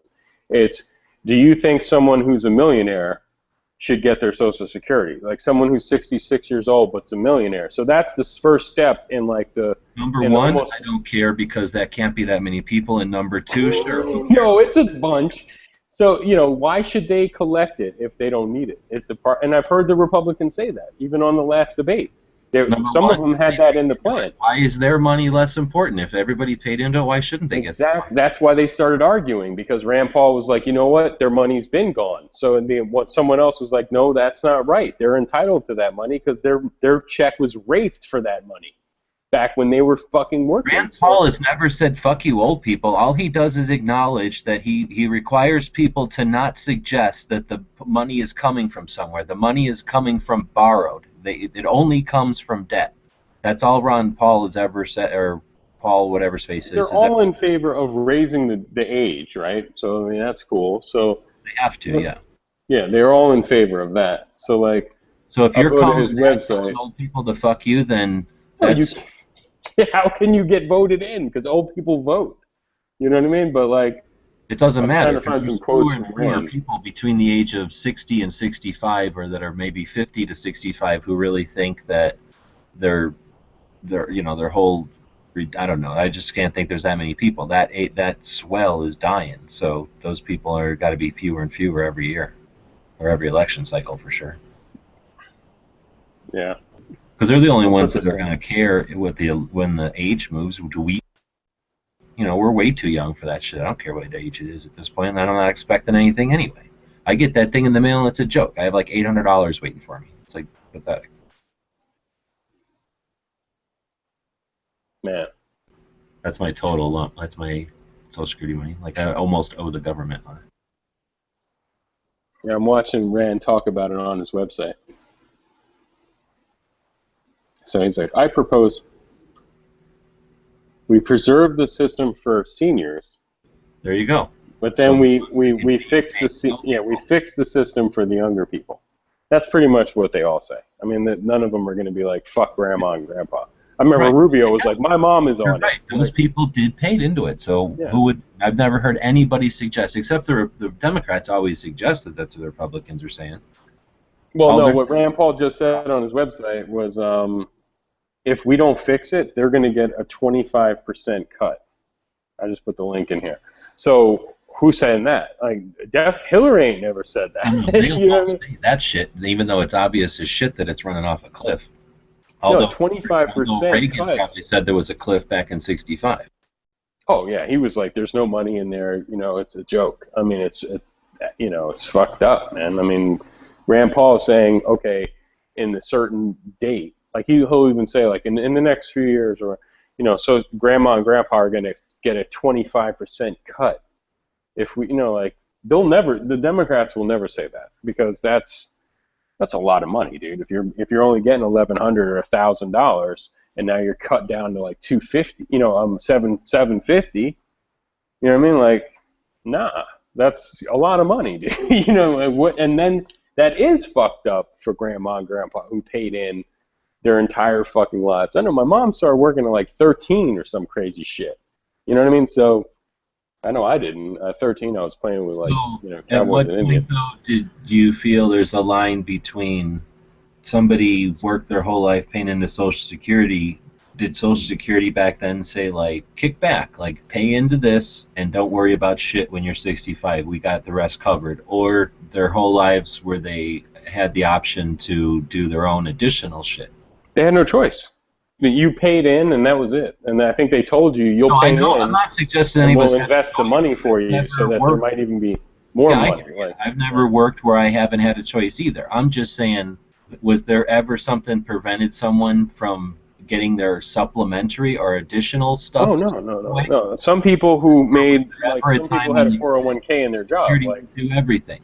No, if you were a teacher or a cop or a fireman or say like a nurse or a doctor, or if you were a CEO or vice president of a company, your company would contribute to like a 401k or something like that. Some people didn't get that. Some people were bus drivers for a school system or something. It doesn't matter. Their check was getting raped.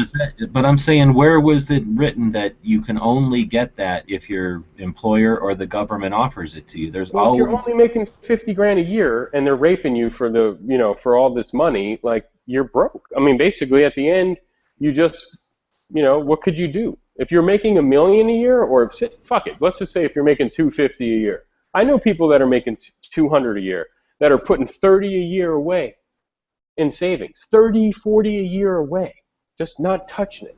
Right. If you're making $40 a year, you're not putting shit away.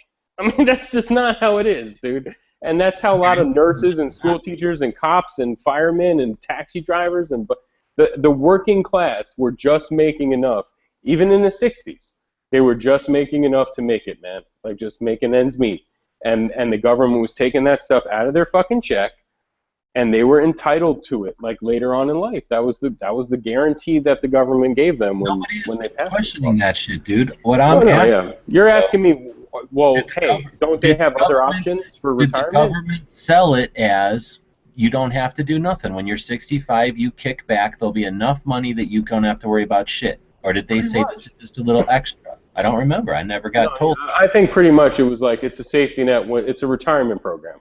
So if you don't have a retirement program, Or was it like literally you don't got to worry about it? When you're 65, you put your. We got you. Yeah. We got your hand. We got you. We're going to cover everything. Absolutely. We're not cover everything. We're going to give you like a certain amount. So say like 1,000. Well, that's what I thought. That's what I always thought it was. Is they're going to say, look, if you worked your whole life and it was an average of $1,000 a week, your whole life, or whatever the fuck number it was, $1,000 a month for math, and then they said, okay, we're going to give you $800 a month from that point on, so that you always have an income. Well, a month, again, who isn't going to go, oh, well, maybe it'll cost a lot more than $800 a month 40 years from now. Maybe I'll put some other side aside if I can. That's the thing, is you if you were making a certain amount of money, of course you did.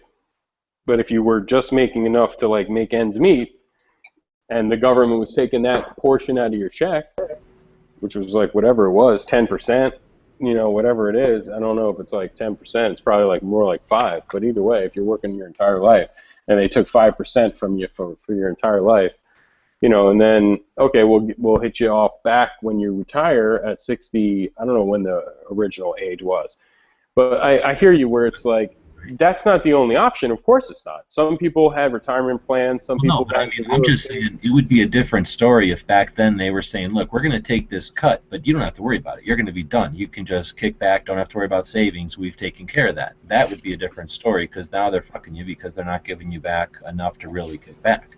Yeah, it's almost like a pension. Like my grandfather worked for the city, right? Like, worked for the state, basically. So say he worked for the state. And he got a pension, like from the state when he retired. But then he also got Social Security. So he got double banged. He got that double check, double.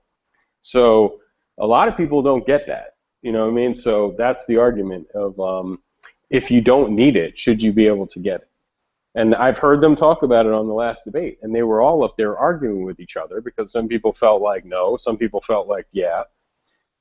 And, hey, if you're a millionaire and you're retired, but you've got millions coming in from investments or pensions or whatever the fuck it is, from real estate, rental properties, whatever it is, should you deserve the Social Security? Of course you should, but like there should be a way to opt out. Like, honestly, a true blue American would be like, click. There's got to be like a tax thing, I'm sure, that says if you opt out, you can have that much back as a deep, what do they call it or whatever, deduction or something. Yeah. No, that would be awesome. No, but I'm shocked that in 19... ever take them up on it. I mean, I guess there's a couple of stingy people. You got to be stingy to make a bunch of money or keep it all. So maybe some people. I bet you that I don't think it's just that big a deal. I mean, it might have shock and awe, but I don't see it being like really make or break it for the Social Security. Yeah, but there's definitely people that I know that older people that got their pensions, got their Social Security, and they're winding up with they have enough to live, basically. Most people who just get Social Security, they wind up in a fucking low-income senior citizens housing facility if they didn't do something right. You know what I mean? Or they didn't have parents that helped them out or relatives. I figure. Yeah, I mean, my grandma died in a low-income senior citizens housing like project kind of thing on Social Security, on welfare, because she decided to divorce my grandfather at like 67 or. Oh shit, Obama cut him off.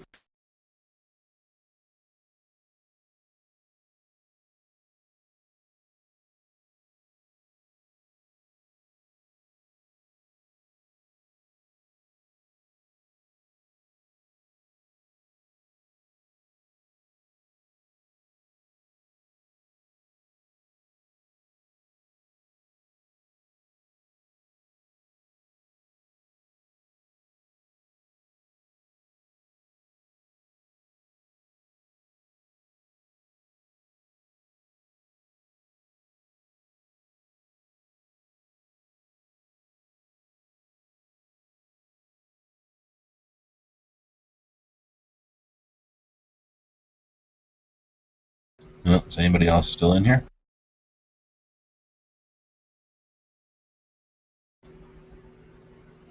I'm still around.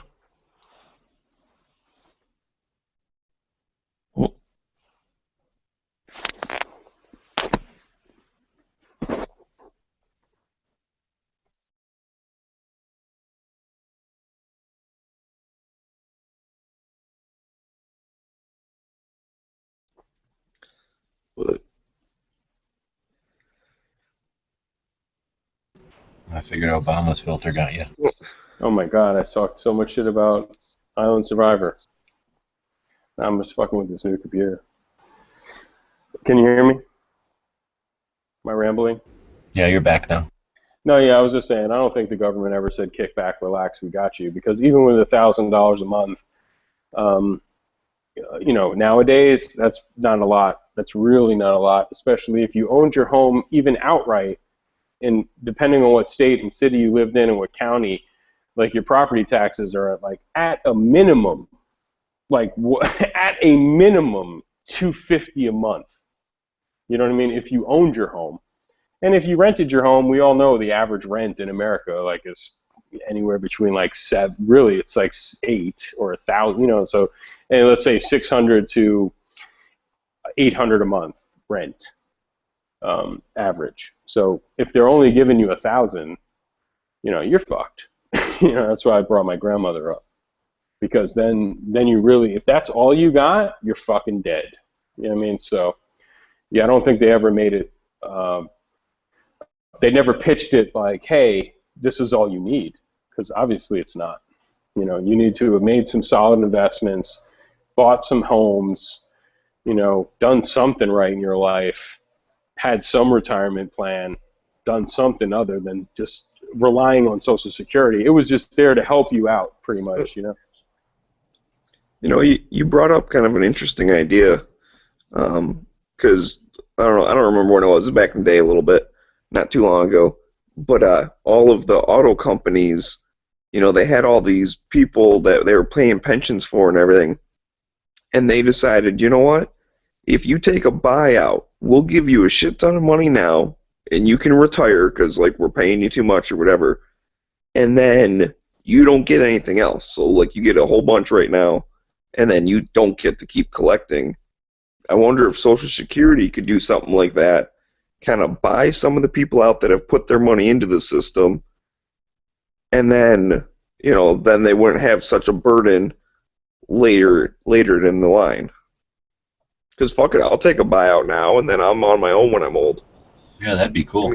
Give me back my money, and then, you know, whatever happens, happens. And then let people buy it out with a bond, like whatever that is, you know, like get $80 back and it's worth $100 later or something.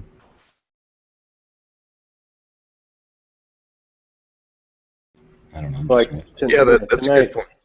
The other thing tonight was pissing me off was they were all talking about their tax plans, and they're all like, yeah, 15%, like 15%, or, you know, 20%, whatever. How the fuck does that help a person making, like, say, 26 grand a year? Like, that's more than what they're paying now. You know what I mean? Like, we do need some sort of tax plan that was like not 15 flat. You can't do 15 flat, dude. It's not right. Flat, but then they have a poverty level that doesn't pay any. Yeah, but the poverty level's like 15,000 for a single man or some shit. It's just ridiculous. You know what I mean? They can't do that. They got to do, like, it's got to be 10, 15, and 20. Like, it's got to be staggered. Otherwise, it doesn't make sense. Like, yeah, you're right. They were talking about a poverty. The only person that tonight that talked about he said a single woman with 4 children making 30, you know, obviously.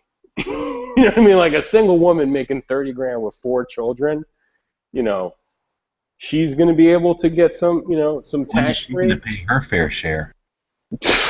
Dude, God bless her and her fucking children, man, because it's going to be rough, you know, and her Social Security's, hopefully they got her and one of her kids can get through medical school.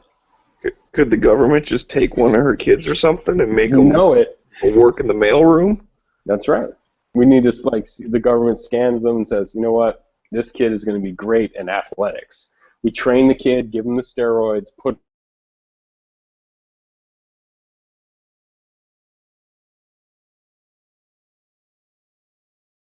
Apollo Creed, like, in the ring. Bam! Boom. You know? I don't know. I mean,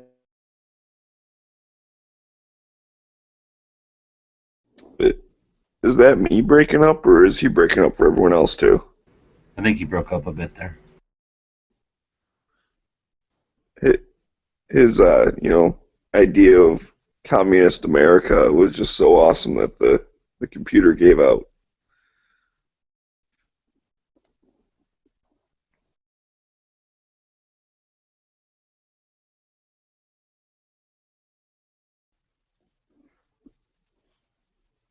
I mean, no, there's no reality there. Watch this Reagan speech from '64, man. Like, there's more reality in that. Were you talking that whole time? You, like, faded out? I'm sure he was. You say you messed up your mic or something? shit, he's probably talking right now. Yeah, probably.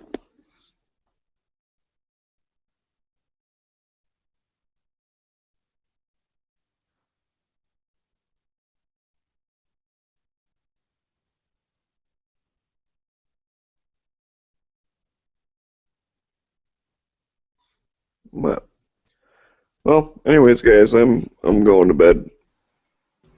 Right on. Got to go make some money so I can pay my fair share of Social Security. Hope you get to retire when you're 90. Mika, how much is that trip going to end up costing you to go see that movie?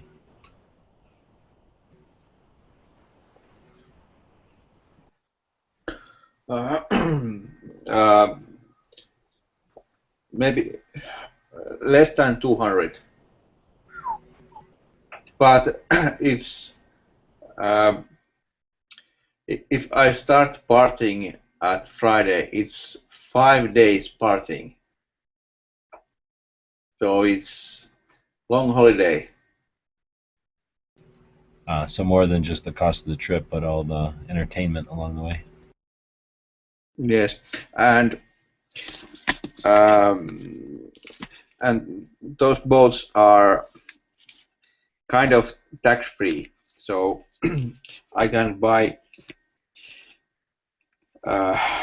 beer and alcohol to bring to home with cheaper price than what it's there, but it's here, so it's not that bad. So I'm looking that it's kind of mini holiday, and I'm looking reason to go to do something stupid, and this was so good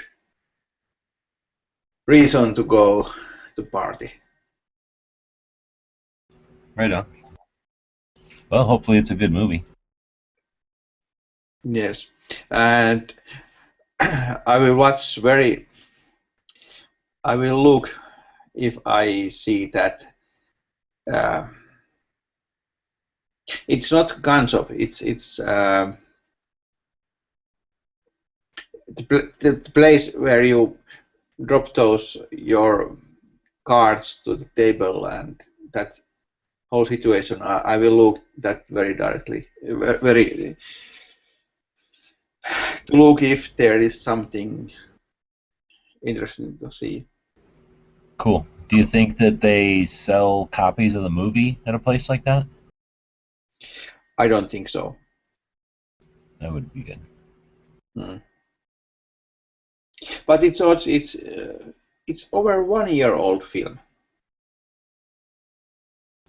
Yeah, it sounds like they're trying to sell it to studios or whatever now. Yes, but 1 year.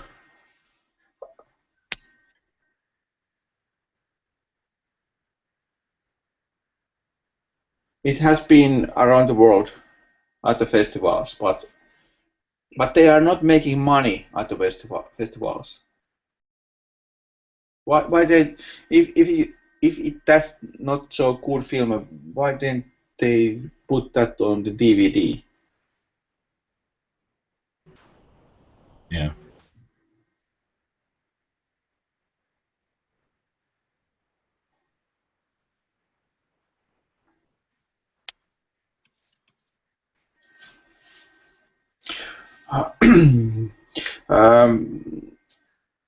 I'm working today from home and waiting the post. It's about 10 o'clock at the morning at the moment, and the post woman should be there in 1 hour and 30 minutes, and I'm waiting those patches, those October patches.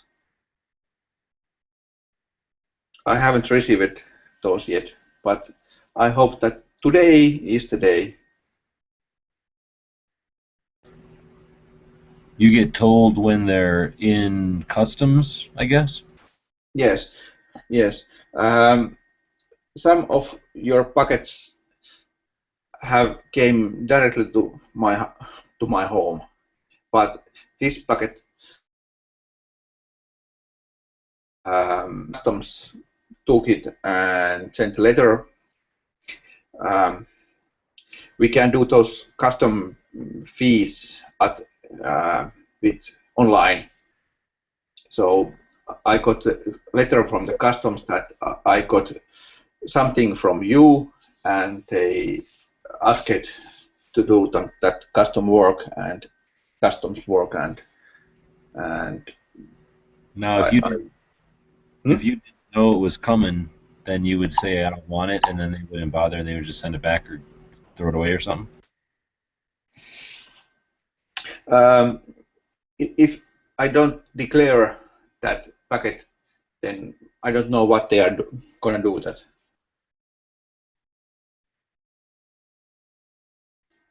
That's cool, but you don't have to accept it, I guess. No. Of course I don't have to, because somebody from somewhere can send anything. But there was that letter, and there is that tracking number was there, and then was the company name which you are using was there. So I know what's inside of that packet. So, or that letter. I don't know what kind of. I think it's kind of letter. So I don't pay the customs fee, but I have to pay the value-added tax, and that's 24%. Really.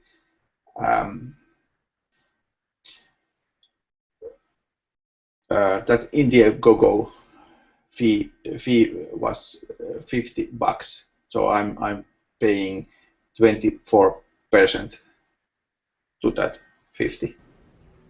Oh man.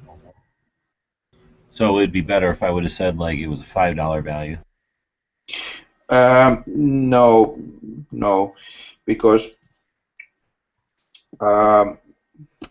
you can put anything into the packet, but those guys are not stupid. So they want that I show some kind of receipt or something like that. It's online. It's online, but I'm sure that they will check at least some online checks. And if I'm always saying that it was just $10 and I'm not paying any customs or any value at the taxes, someday there will be bad influence. So it's better to be honest and pay those fees.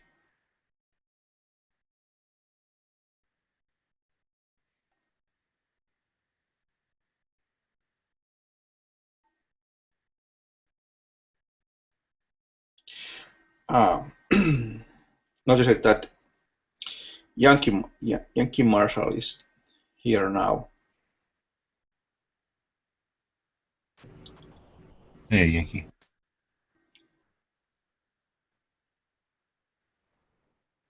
Today was the first time when I saw the Schofield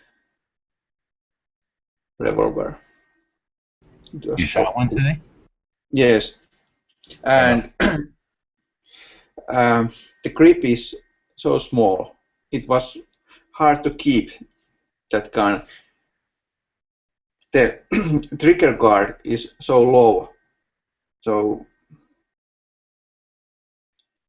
it was very hard to shoot with that gun because the grip is so small and the trigger is so down. So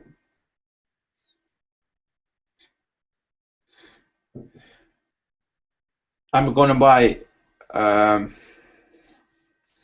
SAS guns next year, 2 revolvers, probably peacemakers, made by Uberti. But that Schofield was very nice if the grip would be a little bit bigger.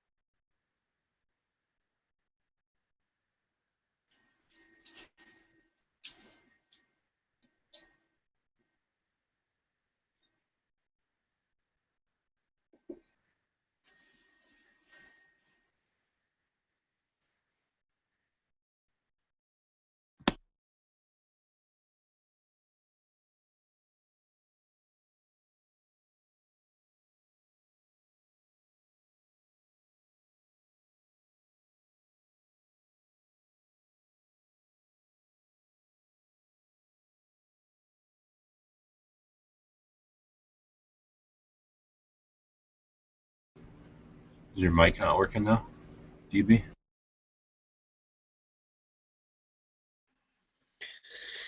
I'm not even sure, dude. This is a fucking. Oh no, you're back again. Yeah, Windows.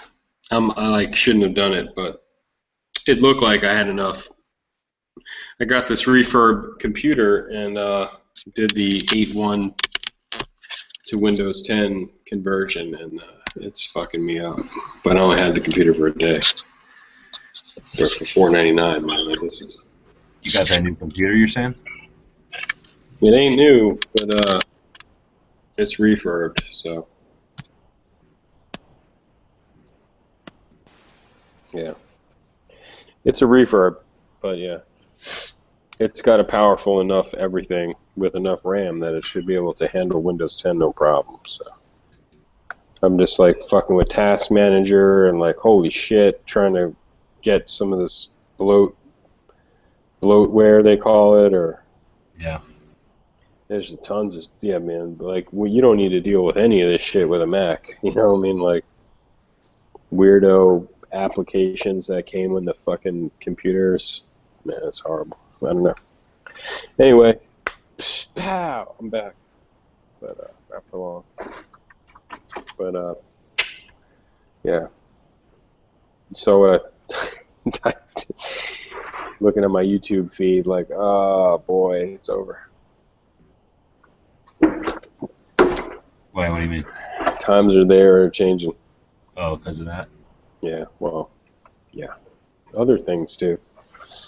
But that was shocking. And it was a fucking 380, which, you know, they hate. So, good times, good times. Yeah, man. I think I'm going to go take this. The only class I'm going to take is either, well, have you seen this Sheriff of Baghdad? No, everybody says I should. I haven't checked it out yet, though. Yeah,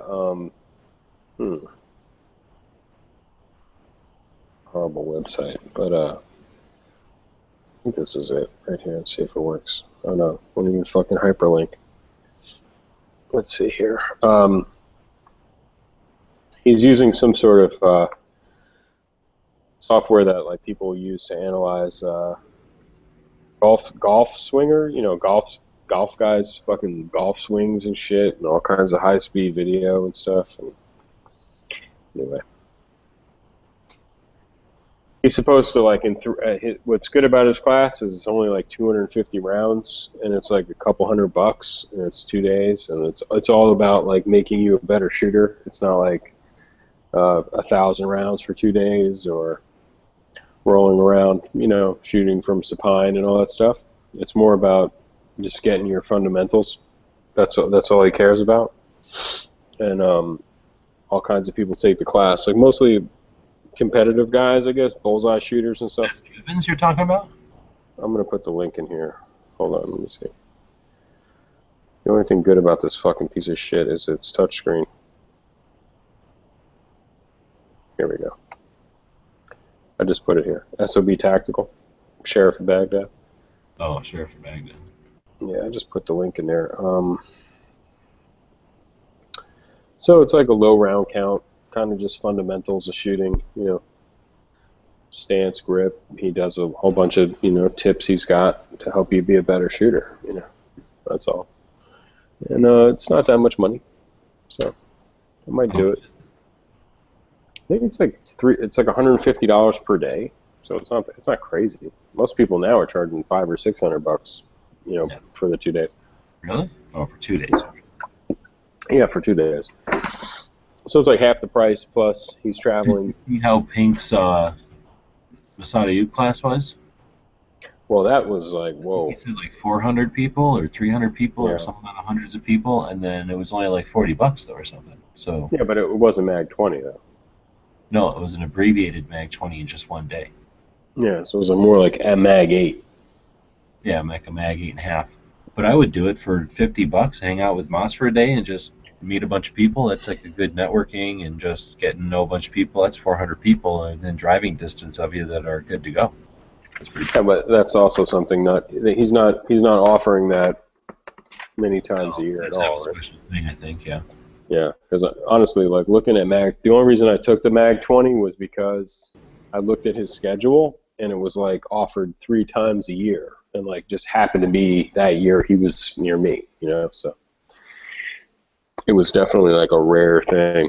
I got invited to the 20 next year in March or something. Hmm. So I'm gonna try to go to that. Oh yeah, for sure. Definitely a good move. It won't hurt. And I wish I smoked cigarettes because I could go have a cigarette with him. Oh yeah. It's really awkward going out to like watch him smoke a cigarette. Yeah. He fucking talks a lot of shit. It's awesome smoking with Moss. Mhm. There was like maybe in a class full of like 30 people. Back in the day, probably like 15 of us would have smoked. And I just quit smoking a few years ago. So it was like smoke break. He would take smoke breaks. We'd go out and like people I'd stretch their legs, whatever. And man, I'd say like a class full of like maybe 30 people, there might have been like 3 smokers. And he was one of them. So I was like, whatever. You get to go out there and listen to his stories. He's talking shit. There's always like I think one of the hosts or not the host, but the guy, the facility that they were using was like an ex-law enforcement guy.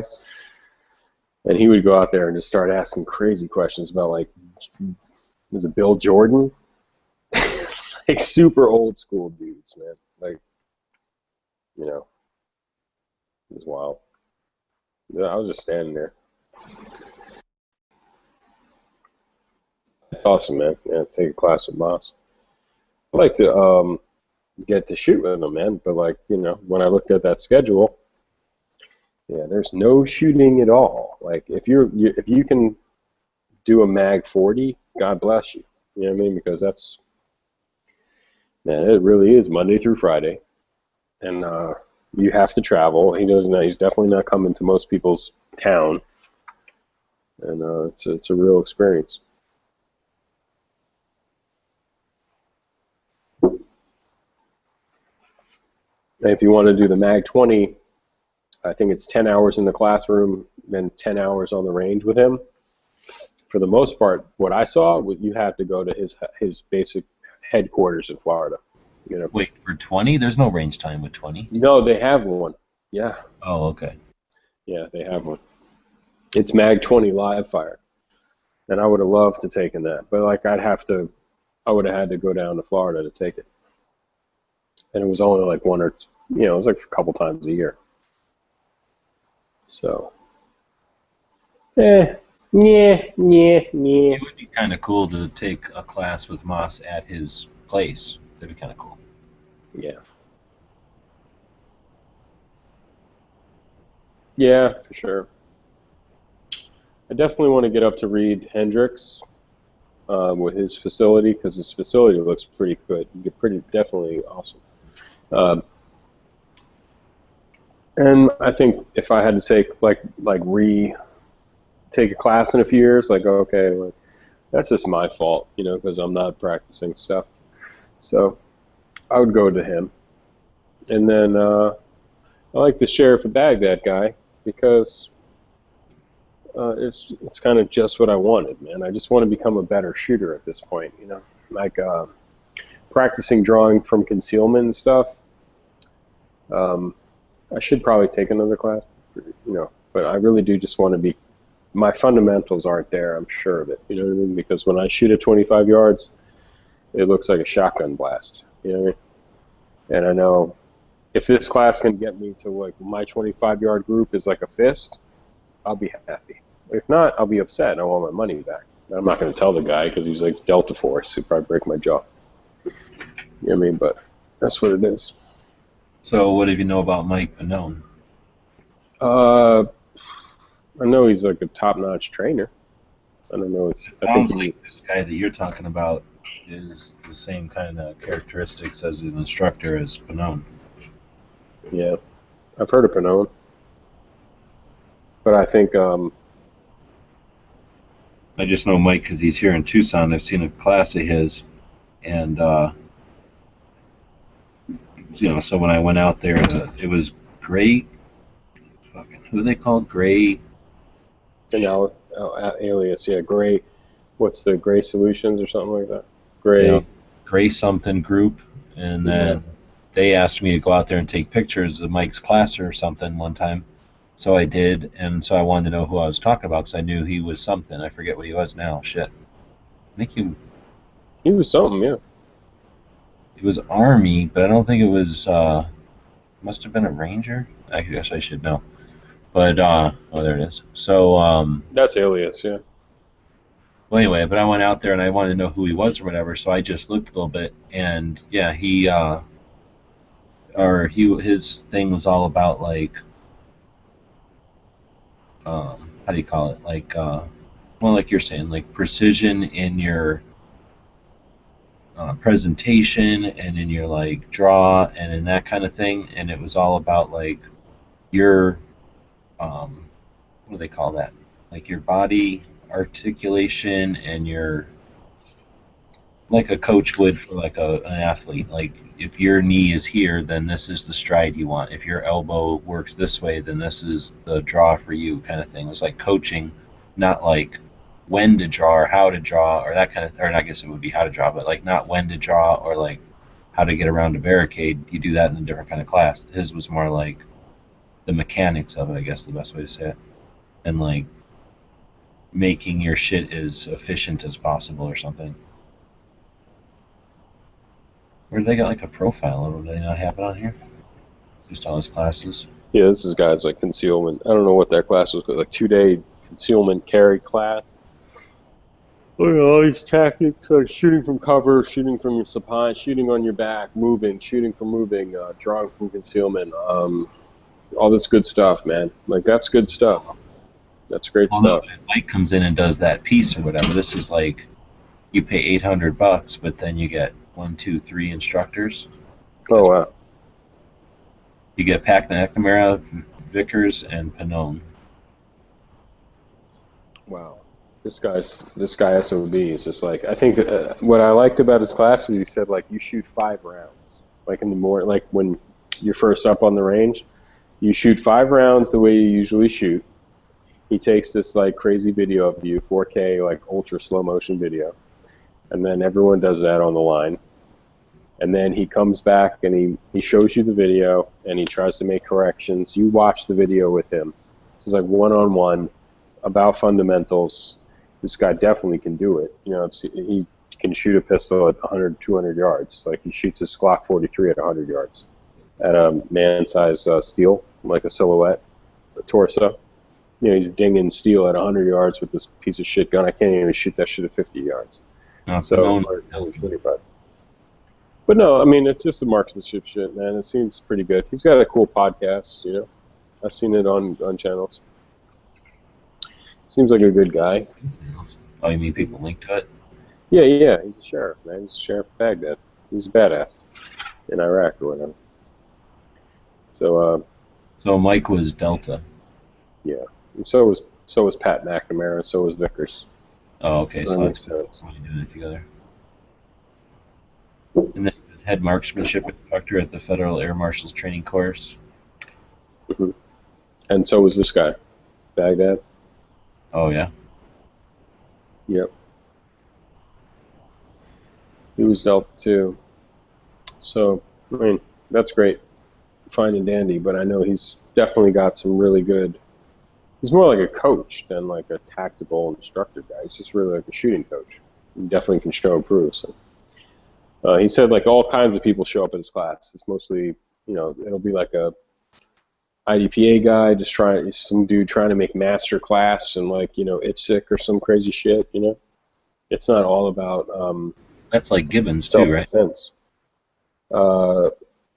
No, I think all these guys are. That's what's different. Like even Givens and they're all self-defense, man. It's all self-defense point of view. Where this guy's more like, I'm gonna make you a better shooter in like 2 days with like 200, 300 rounds. Like I'm gonna make sure you're twice as good as a shooter than you are now.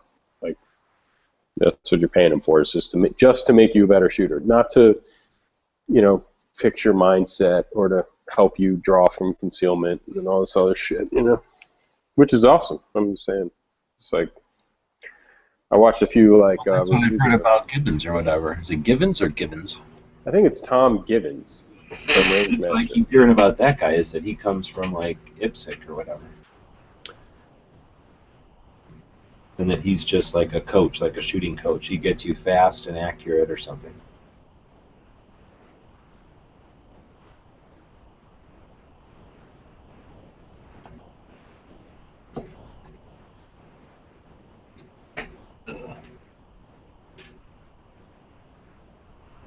I don't know. I don't have that kind of money with your flashy training, just for the flash and sizzle.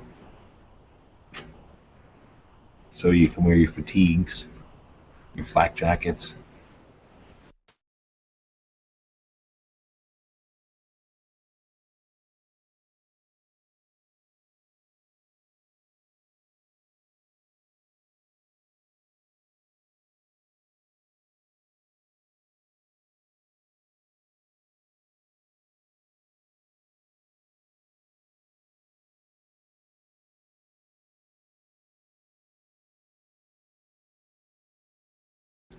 Well, if you're saying stuff, we're not hearing it.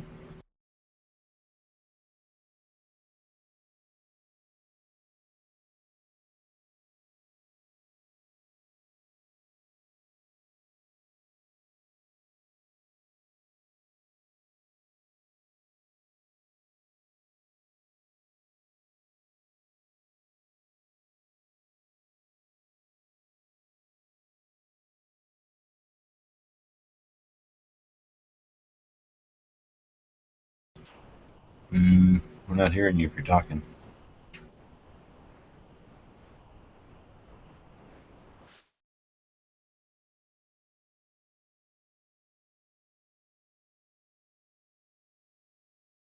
Oh, that was Catch. I was not talking. I was just made some sounds. I'm waiting if the. Where'd Yankee go? He didn't even say nothing, I don't think, tonight. Because I have to move this computer because the background is not good one. I'm at the kitchen and there are some dishes and but where I should maybe there. The Yankee is just shooter, so I thought that he would know the old guns. Okay. Yes. So this is not a real gun. This is a blank gun. This is I think this is Peacemaker. And when I take my hand and put it there, the grip is not that big. I would like that the grip will be bigger, but this is something. Somebody there is want to tell something. Okay. Anyway, the grip is not so comfortable, but I can leave it with this one. Right. And the Schofield, the Schofield, but that there. It would be better to shoot with pinky because it was so small. And I'm thinking to buying the cowboy guns, and Schofield is better because you can flip this out without open this gate and put one bullet, one ammo at a time. Those Schofield were better, but the grip was so small for my hand.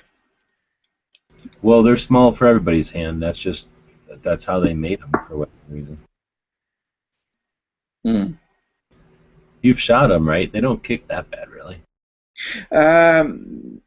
Those were cowboy loads, so very mild loads. But there was no place for the other hand, but take the cup hold. So yeah, well, you've seen how they shot them back in the day. They would hold them out really far, and I think it was all about the balance. So whenever I hold them, I end up kind of extending my arm, and then the weight of the gun pulls forward, and you're only holding on with like the 2 fingers, really. Mm. Like, why are you talking to that machine? You could be petting me. Hmm?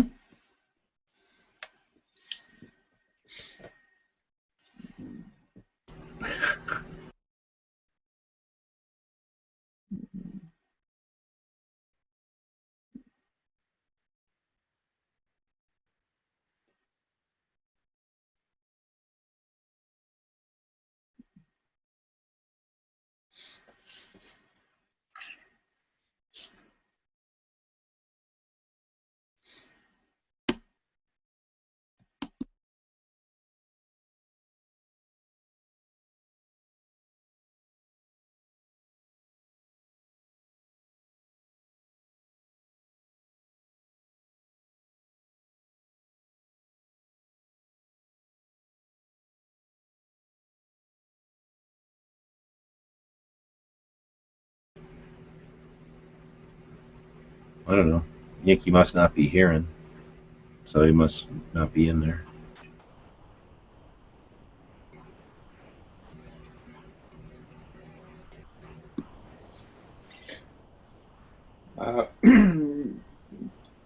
I think that, as we all know, that Yankee Marshall was his cowboy action shooting name, his SAS name. So he took that name, and he was first doing that cowboy action shooting. So I thought that maybe he had some knowledge about different cowboy guns, but of course he is not the only gun channel member who has sold different cowboy guns.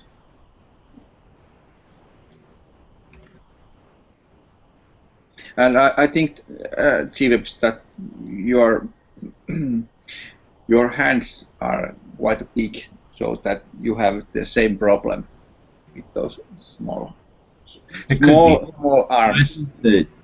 I mean, I don't know. I mean, I think that most people say that they're smaller, but I mean, I've just saying I've never seen a big one back then.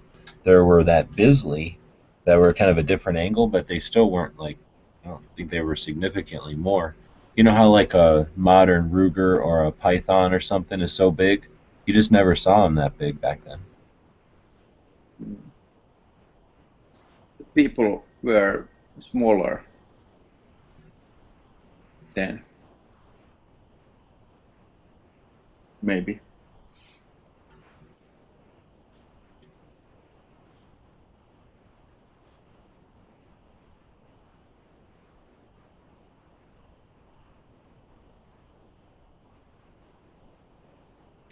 I have shot few modern revolvers, but that Scoville was very weird because the grip was so small. But I like it. The single action revolver was quite nice to shoot.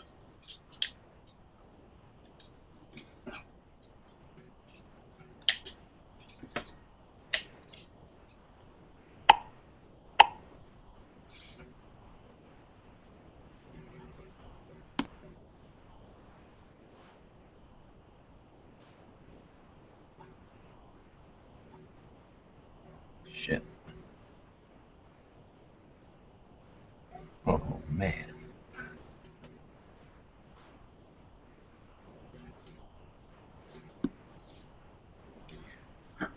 1 hour and maybe 10 I will get my patches, October patches.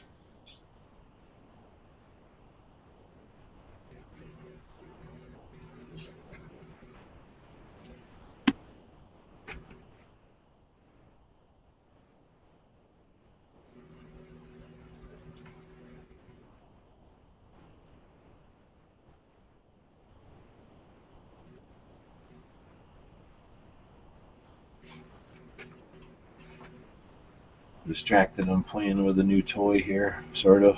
Some new software I'm playing with.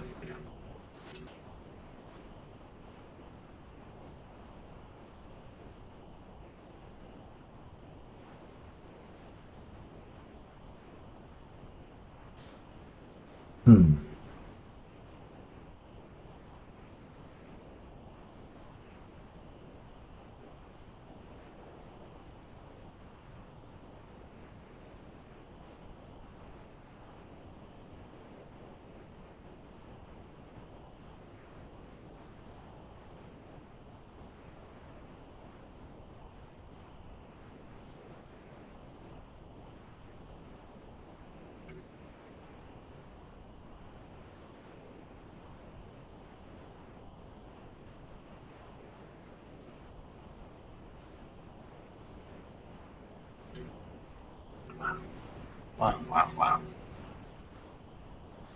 Holy shit.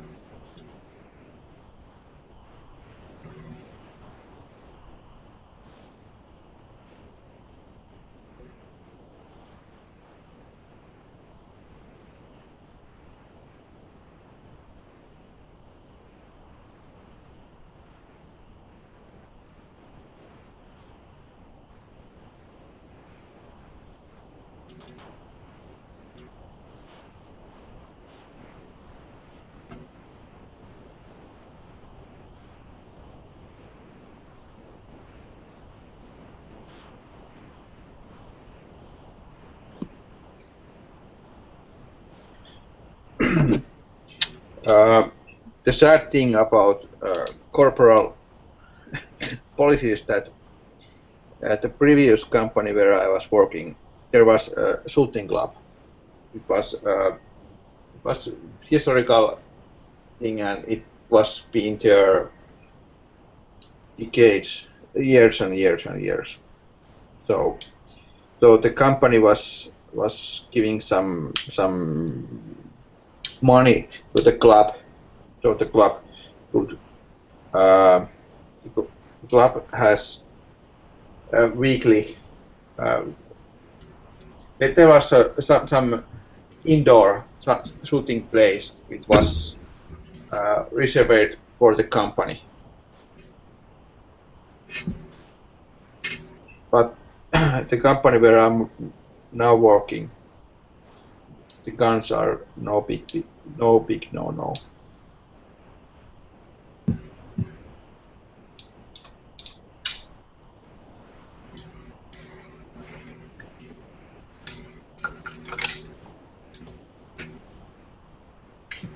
Are you were mentioning when we were talking about it earlier?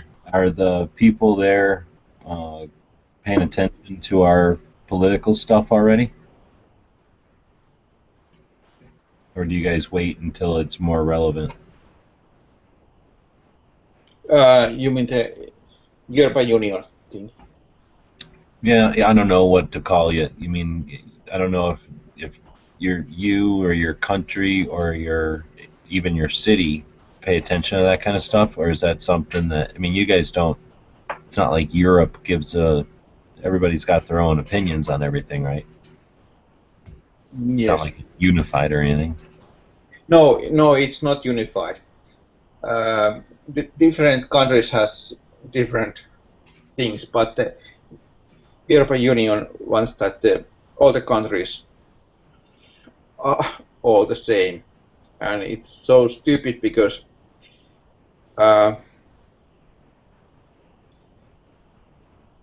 that European Union Parliament, it's at the west side of Europe. It's near to England.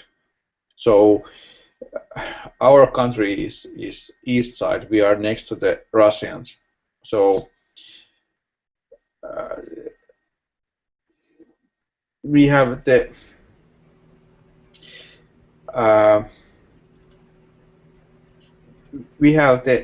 real need for guns because the Russians and those other countries which are in the west side of Europe, those are small countries, big cities, and they don't have any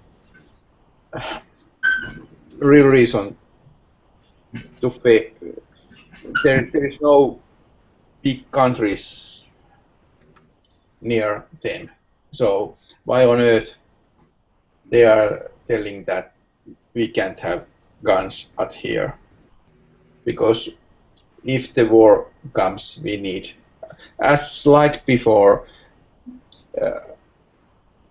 when the Second World War started, the best guys at the army, they had own guns and they know how to work with those guns. And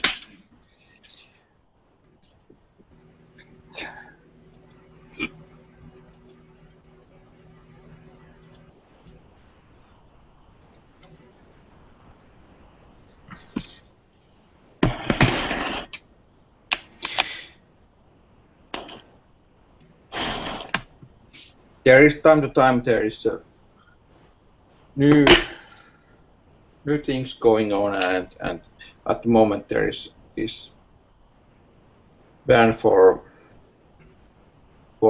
guns which are similar than the military guns. It's just the same thing what you have there at the same time. Because what you have there are people who is copying what you are doing, and those, as I wrote before, those gun shooting which have been proven to be wrong, about 300 school shootings in few years, and only maybe 10 those were real school shooting, and 290 was just some shooting near the school and nothing to do with school. But those same statistics people at here are using.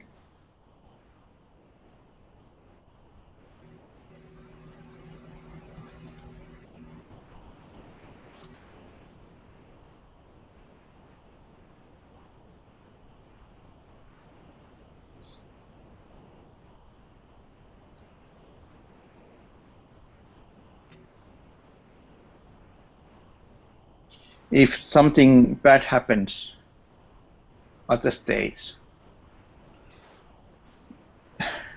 the media here is saying that it's almost same that if it's happening at here. So is it like so is it all to happen here, or like it'll happen here next, or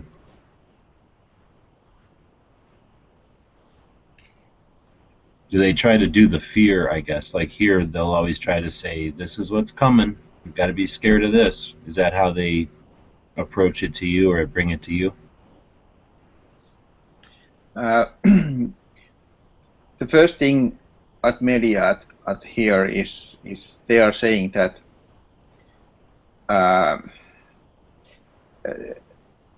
the main thing is that guns are bad. So look what's happening at the States. They have hundreds of shootings every year. So at the States, they can handle those guns, and they have problems with those guns. So we also have to do something with gun control at Europe. Even even there are no real problem.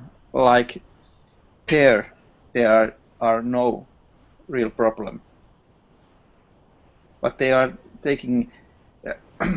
It's funny that the same papers which are making a big thing when something happens. They are if there is some school shooting or some mass murder, there is at least week. It takes at least a week at the papers. So if they are saying that there are hundreds of shootings every year, so it should be that there's every day big news about shootings. But there are only maybe one big news at maybe every second month. So maybe there are only maybe 6 big shootings in every year. But still they are saying that there are hundreds.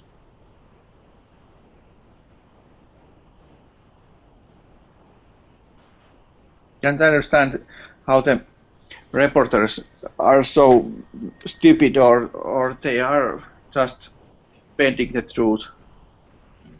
They have some cows.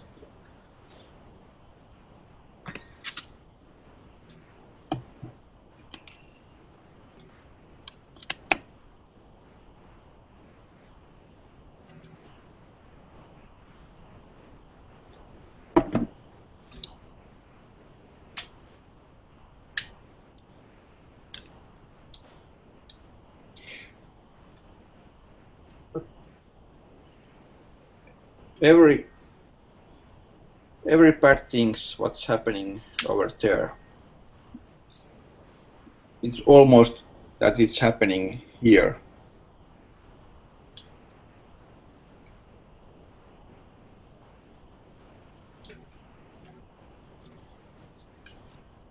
Do the people fall for it when they hear that, or skeptical? Or are they skeptical? I don't speak with my friends or co-workers about this because most of those are anti-American anyway, so there is no point. If you start to speak and trying to talk what's really happening, there is no point because the media is saying what's happening, even that's not true. Are they like that because of something we did, or just in general, or something? I think it in general, and the media has a big role of that.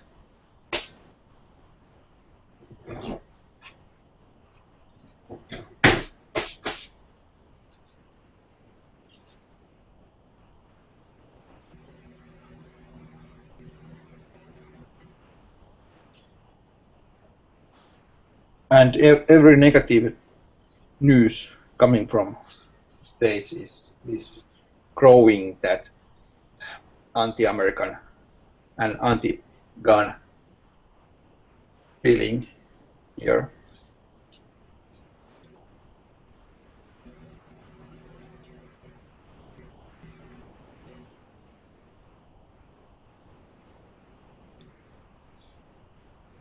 Yeah, it's hard to fight. We got it here too, for sure.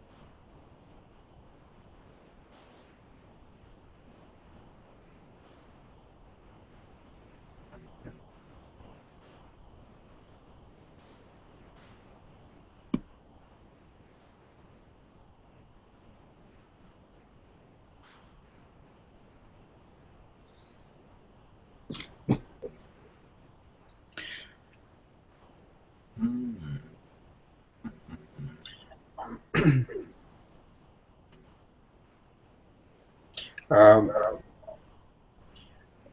at Australia. Oh, this is now echo from somewhere. What? There is echo. Oh. Okay, not more. Okay.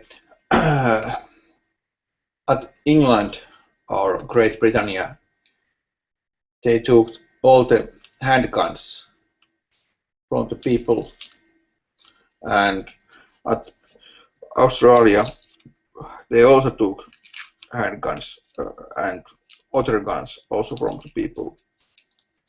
It's very hard to believe that in my country that will be possible, because we have fought the war in our soil,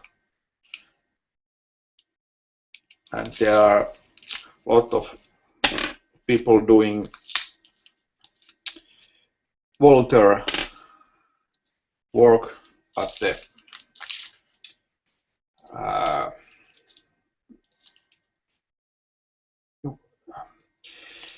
people are training for the war at the volunteer basic. So it's very hard to believe that there will be some kind of taking our guns, that the government will take our guns. I think it's I think every Finnish people. Oh, I got the mail. Have to go to look if there is that packet.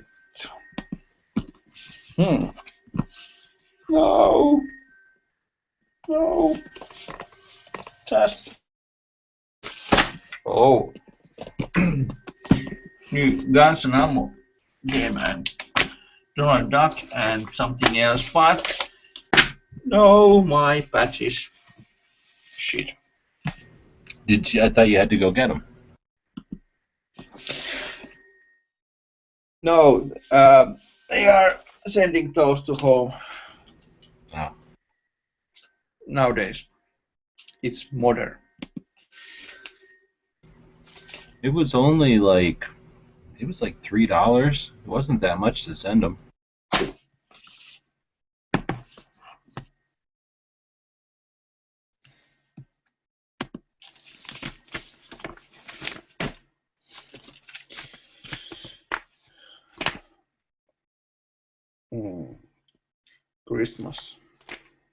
Christmas hour. Okay, not buying, not buying.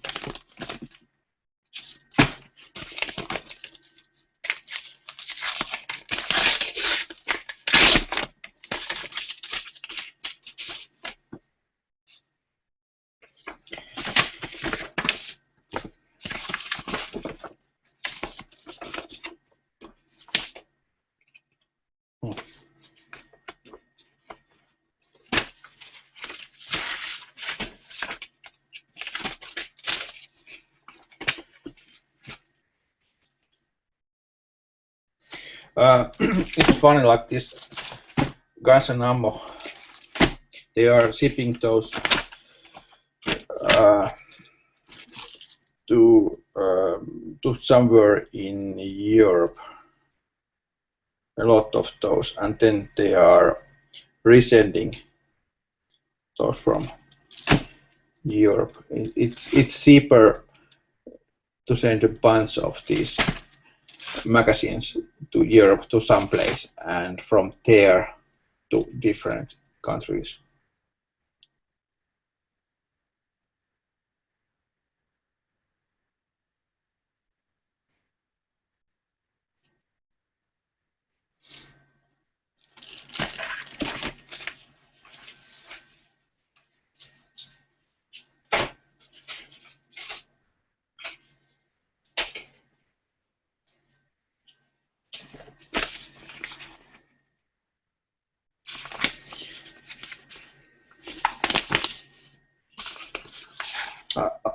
I was bubbling something before this mail, Arvid. I don't remember anymore what I was saying.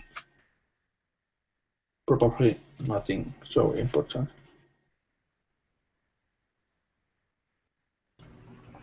It looks like Nikki jumped out. Z must have fallen asleep.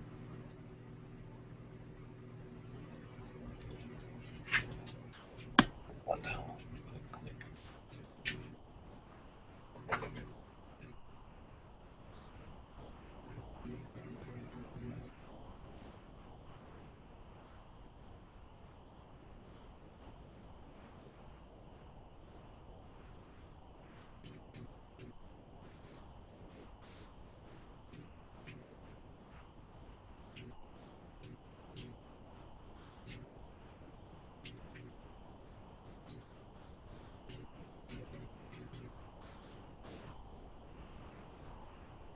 No, I don't think that our government will get our guns. I cannot believe that the same thing what happened at Great Britain and Australia, that won't happen here. It's not possible.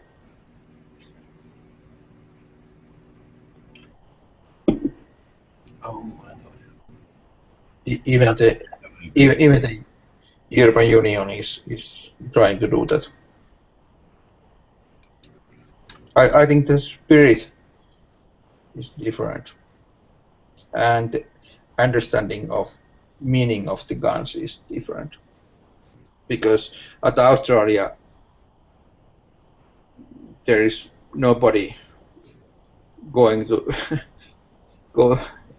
They are not war there. There is no big countries, and at Great Britain there has been no war in their soil, and both of those countries they have their military is it's paid military, so there are some paid guns, hired guns to protect those, but we don't have that. So we have to protect our country. There is nobody doing that for us. What do people there think of the UN, or does it ever come up? I think that in general, Finnish people are huge fan of UN, and we have troops at the UN forces. So the UN is positive thing at here, and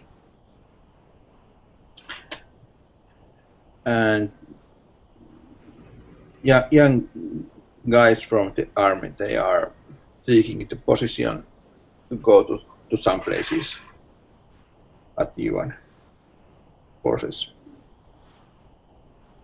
I know that at there the UN is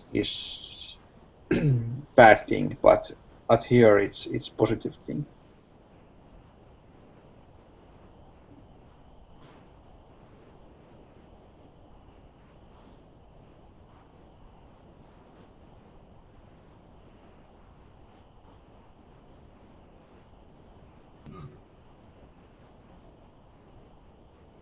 Well, I'm in that position where I want to stay up all night playing with this, but I can't hardly keep my eyes open, so I think I'm going to call it night. So time to go to sleep, and I start to working. Right on. Good talking to you again. I will Yes. talk to you. Bye. See ya. Bye.